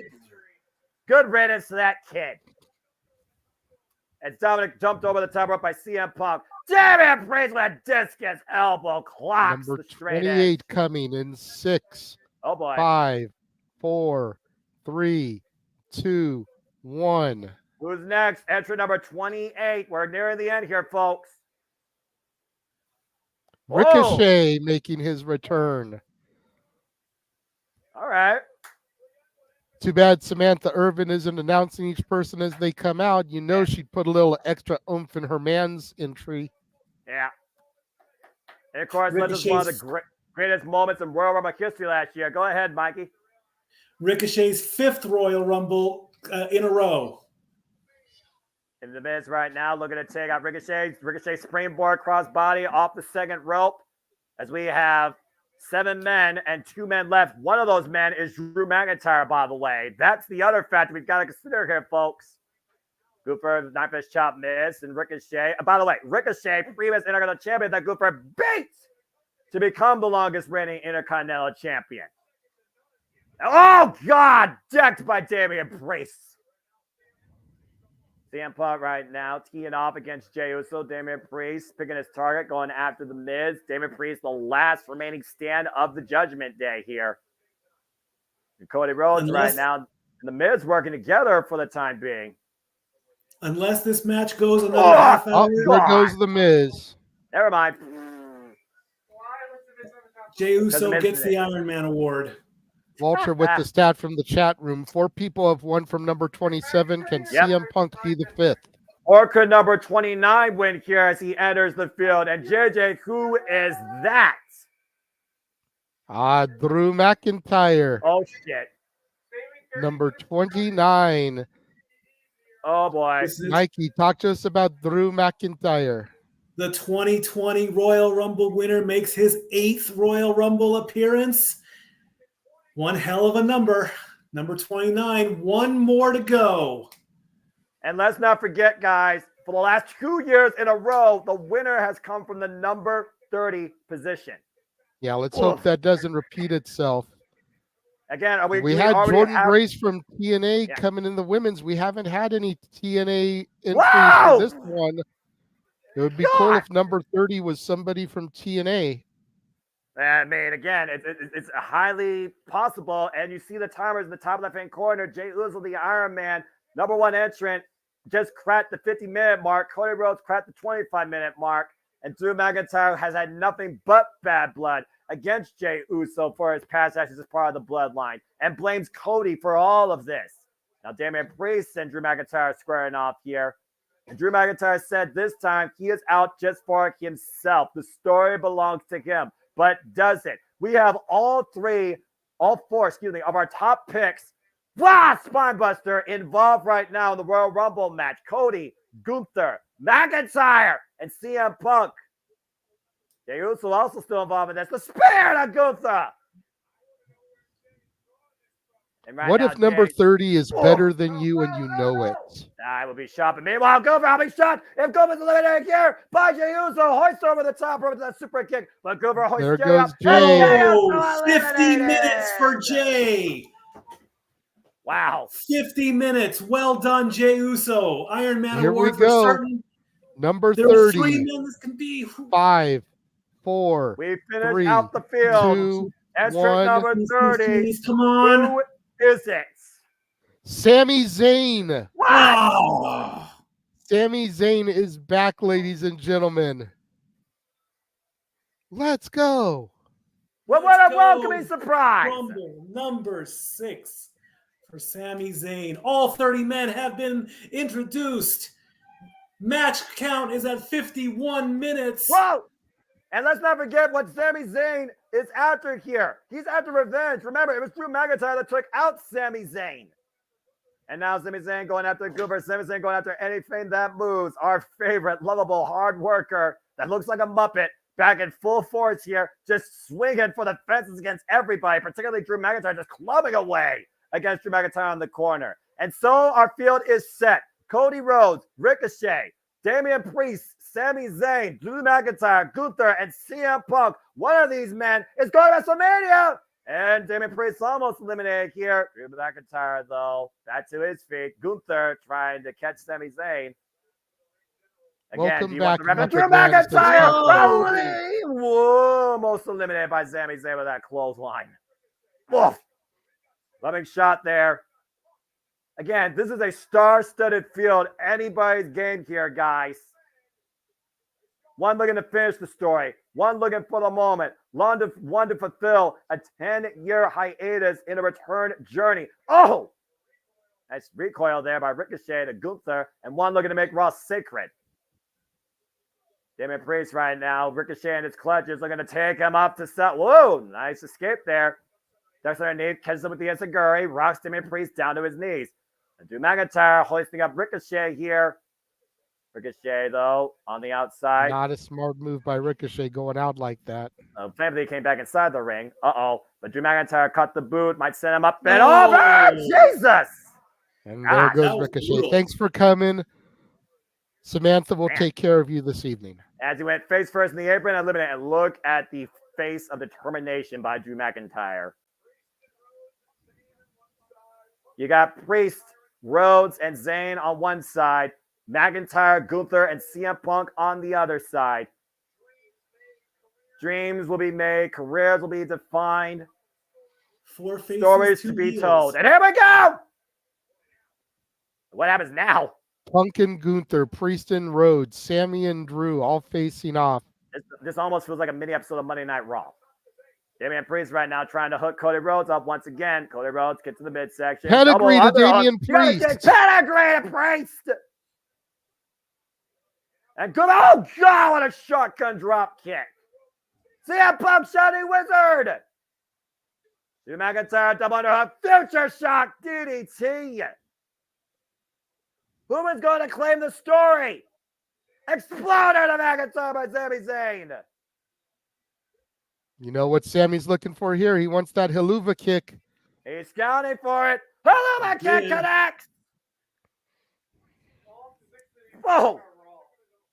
Bicycle kick by Damian Priest, hoisting up Sami Zayn. Uh-oh.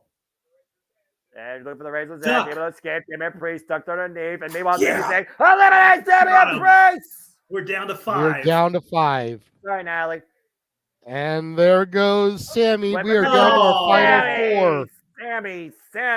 Sammy. Everyone's top picks are in our final 4. It is Drew McIntyre, Gunther, the Ring General, the American Nightmare, Cody Rhodes, and the voice of the voiceless, CM Punk. And there is Seth freaking Rollins.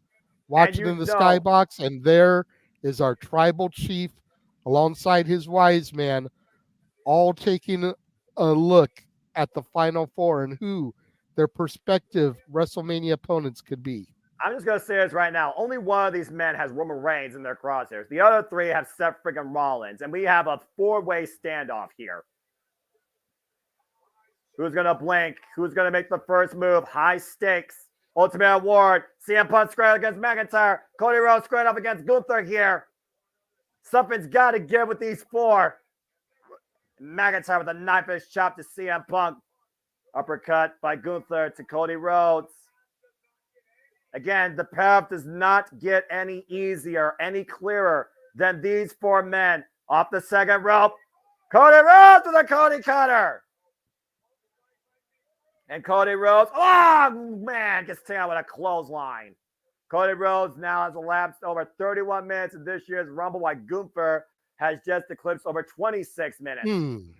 Oh, God. Dropped CM Punk with that chop. I'm about to say, at this point now, it's a test of endurance. We saw how long Gunther and Cody Rhodes went when it was only those two left. Oh, God. Again, Cody Rhodes eliminated Gunther last year. Gunther, last year's Iron Man at number 1. Cody Rhodes winning at number 30. Oh, God. Man, that chop. Oh, boy. And look at this. Drew McIntyre and Gunther. Of course, Drew McIntyre was involved in WrestleMania last year against Gunther and Sheamus for the Intercontinental Championship. McIntyre with a chop to CM Punk. And Gunther and knife chop to Cody Rhodes. Oh boy. Oh, baby. I cannot believe these two have not faced each other one-on-one yet. Of course, we saw McIntyre's brawling buddy Sheamus challenge Gunther at Clash of the Castle for the Intercontinental Championship. The one accolade that Sheamus has not gotten his illustrious WWE career. Uh-oh. McIntyre's got CM Punk scouted, looking for the countdown to send him to Claymore Country. Drew may usher in pro entries with CM Punk. CM Punk sweeps it off. Punk now looking for, is he going to hit it? Hoisting McIntyre up. Can he put it? No. The back. Oh, Glasgow kiss, that headbutt. And Gunther might be making Cody Rhodes go to sleep. We saw the face-to-face with Cody Rhodes and Drew McIntyre when it came to Cody saying he Rhodes is a second chance. Claymore connects to Gunther. Impromptu contact. Meanwhile, Cody Rhodes does the clothesline. Oh, Claymore. Right between the eyes. Drew McIntyre, the only man left standing right now amongst the four. Oh, boy. McIntyre again looking for it. Countdown to Claymore. 3, 2, 1. Claymore connects to CM Punk.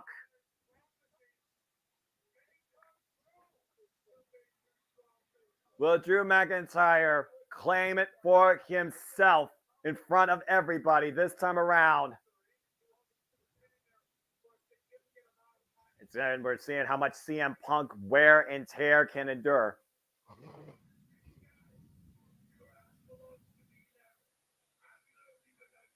Drew McIntyre saying he is CM Punk's leader now, calling him a kid.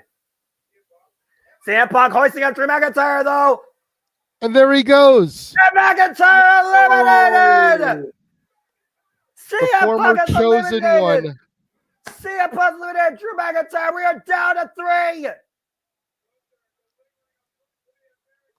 It's the final 2 from last year and CM Punk after his 10-year hiatus. God! And he eats a freaking tyrannic drop kick from Gunther, who hooks them up the final symphony powerbomb. And now Gunther looking to hoist Cody Rhodes up. Cody Rhodes escapes out the back door. Cody Rhodes up the second rope. Cody counter denied. Now Gunther hoisting Cody up. And Cody sent up and over, landing on the apron. Front headlock though. Gunther hoisted up by Cody. Gunther and Cody on the there apron. There goes Gunther. 1 hour in. We are down to Cody Rhodes. We are down to Cody Rhodes and CM Punk. One of these two men is on to the main event of WrestleMania. And will it be Roman Reigns or Seth freaking Rollins standing alongside them?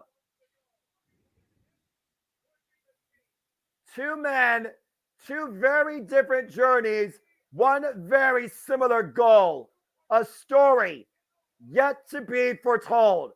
Finally, will start tonight. Is it Cody Rhodes' redemption, or is it CM Punk's undeterred mission as both these men square off in the middle?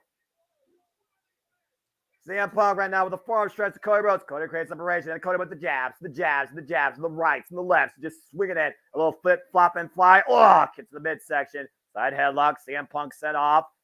Cody with the drop down. CM Punk right now catches Cody Rhodes coming in. Both men taking down with a clothesline collision. Do not Rumble 05 this. 04. Who has it? Who wants it more? Who has what it takes to put the other one over the top rope and make sure both their feet hit the floor? 05, 94. Do not do that, please. Don't jinx it, Mikey. Don't jinx it. I swear on everything that is holy, don't jinx that in 2024. I truly believe it changed in WWE. And it starts tonight seeing if Cody Rhodes gets a second chance of finishing his story or CM Punk finally gets his WrestleMania main event glory. Oof. It would be 30 years since the first time, Noah. Yeah, well, some history doesn't need a repeat. Oof. Up kick. You see right now, Cody Rhodes, jaw open right now. Exhaustion has to be setting in. CM Punk, Irish whip to Cody Rhodes, the opposite side of the ring. Cody up and over, and Cody Rhodes catching CM Punk with a power slam.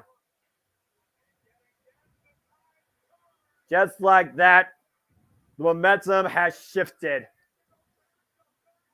Can Cody Rhodes go back to back? Or will it be CM Punk's moment? Off the second rope, looking for the caught. Oh, man. German suplex, waist lock, still in control. Giving the hands claps.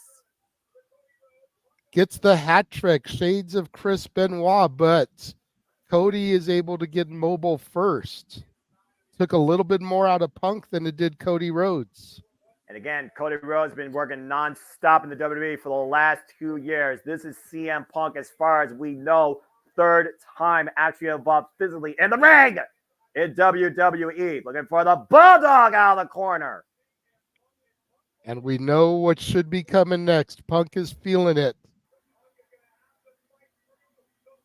If Punk is going to make sure the American Nightmare story will not be finished, he has to put him to sleep and make sure he dreams anything but sweet dreams.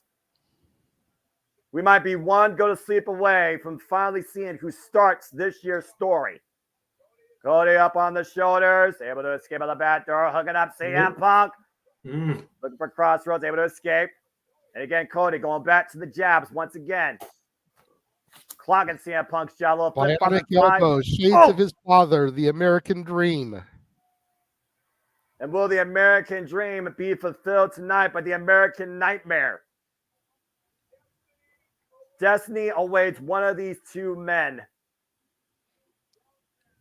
And Cody once again hooking up CM Punk. CM Punk again, big high kick. So far, Cody Rhodes has been unable to hit the crossroads. It's CM Punk hoisting up Cody Rhodes. Up and over. Cody holding one hit on the apron. Trying to from a base. Trying to prevent falling. Falls to the apron, but doesn't fall to the floor. And CM Punk right now, frustration has got to be setting in. Don't cry. You figure about, again, how long CM Punk's been looking for this, not just in his WWE history, but his entire professional wrestling life. Remember, he's been involved longer in this business in an in-ring capacity than Cody Rhodes. It was the American Dream himself, Dusty Rhodes, that asked CM Punk to look out for his kid. That could have been bad luck. Punk just took a moment to point to the sign early. Hoisting Cody up on the shoulders, looking for the GTS. Countered. Got hooked. Crossroads. Cody Rhodes at Crossroads. And to your point, Cody's feeling it, JJ.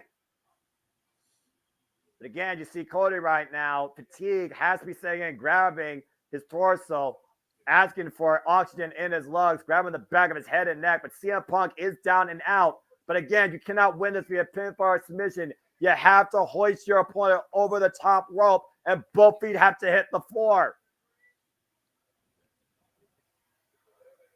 Past the crowd on hand, waiting to see who ushers in WrestleMania season as one half of the main event. It will be either CM Punk or Cody Rhodes. The final two men of the 2024 30-man Royal Rumble. And CM Punk hoisting Cody Rhodes up. GTS connects. But can he get enough strength to get Cody up and over? Punk is beaten, battered, bruised. He is tired. He's taken way too long to get to his feet. This is giving Cody time to get his breath, to recover. Last gas effort probably here, JJ. And to your point right now, Cody Rhodes is dead weight. That makes it even harder to lift him up to throw him over the top rope. Punk finally up vertical, gets Cody up. 48,000 watching live Hoist him on his shoulders. Dozens watching here virtually on hand. Our final reactions towards this year's Royal Rumble PLE. Cody Rhodes hooking CM Punk, trying to take him up and over with him. Cody Rhodes trapping himself across the second and bottom rope, falls to the apron, but brings himself back inside as CM Punk puts the boots towards him. Neither man in danger right now, as the finale of this year's Men's Royal Rumble continues to unfold tonight. CM Punk has Cody hooked up. Oh, well, this might not end well. I mean, this will Pedigree to Cody Rhodes. Wow.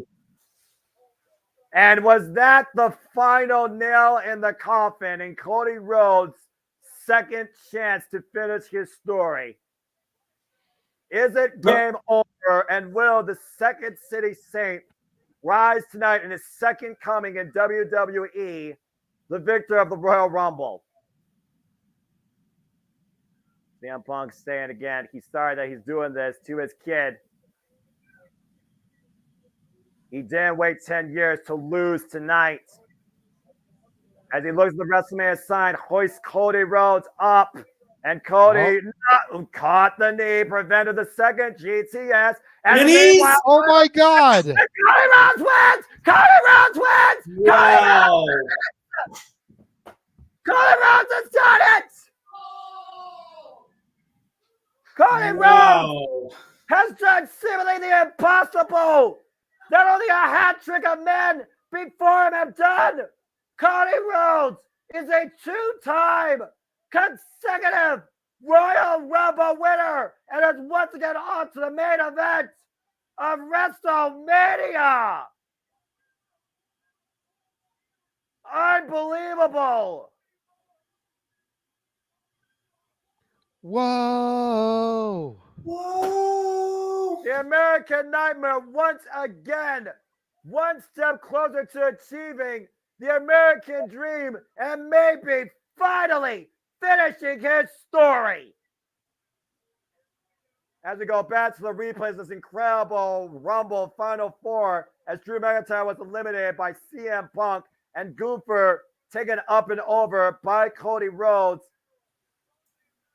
Eliminated, and both these men fought for everything they were worth. Took everything possible within them, but CM Punk made one mistake. He took his eyes off the prize, which was his opponent in the ring versus the WrestleMania sign. Cody Rhodes made him pay. While both men pulled everything out. Pedigree, GTS, Crossroads. They literally left nothing out there except the proverbial kitchen sink. But Cody Rhodes caught the attempted second GTS eye to eye and thrusted CM Punk over to the floor. And Cody Rhodes makes history tonight. Cody Rhodes' story continues to be written. And while Triple H says the story is never finished, we very well might be looking at the final chapter of the American Nightmare achieving the American dream and finally holding that title. Cody Rhodes, once again, your victor of the 30-man Royal Rumble. Incredible performance, though, by CM Punk. Very bold proclamation by the Second City Saints since his return. Fails to fulfill it tonight.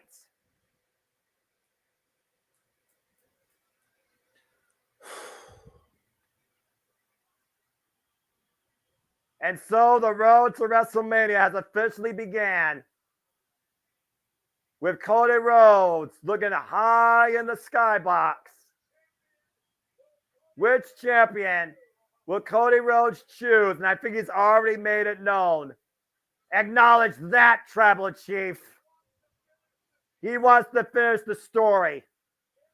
And it looks like he wants to finish it against the head of the table.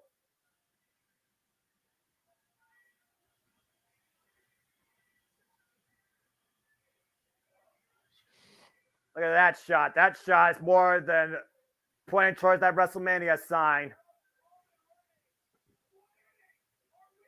At what point in this story, in baseball terms, what inning are we in as we leave you tonight from the start of the road to WrestleMania?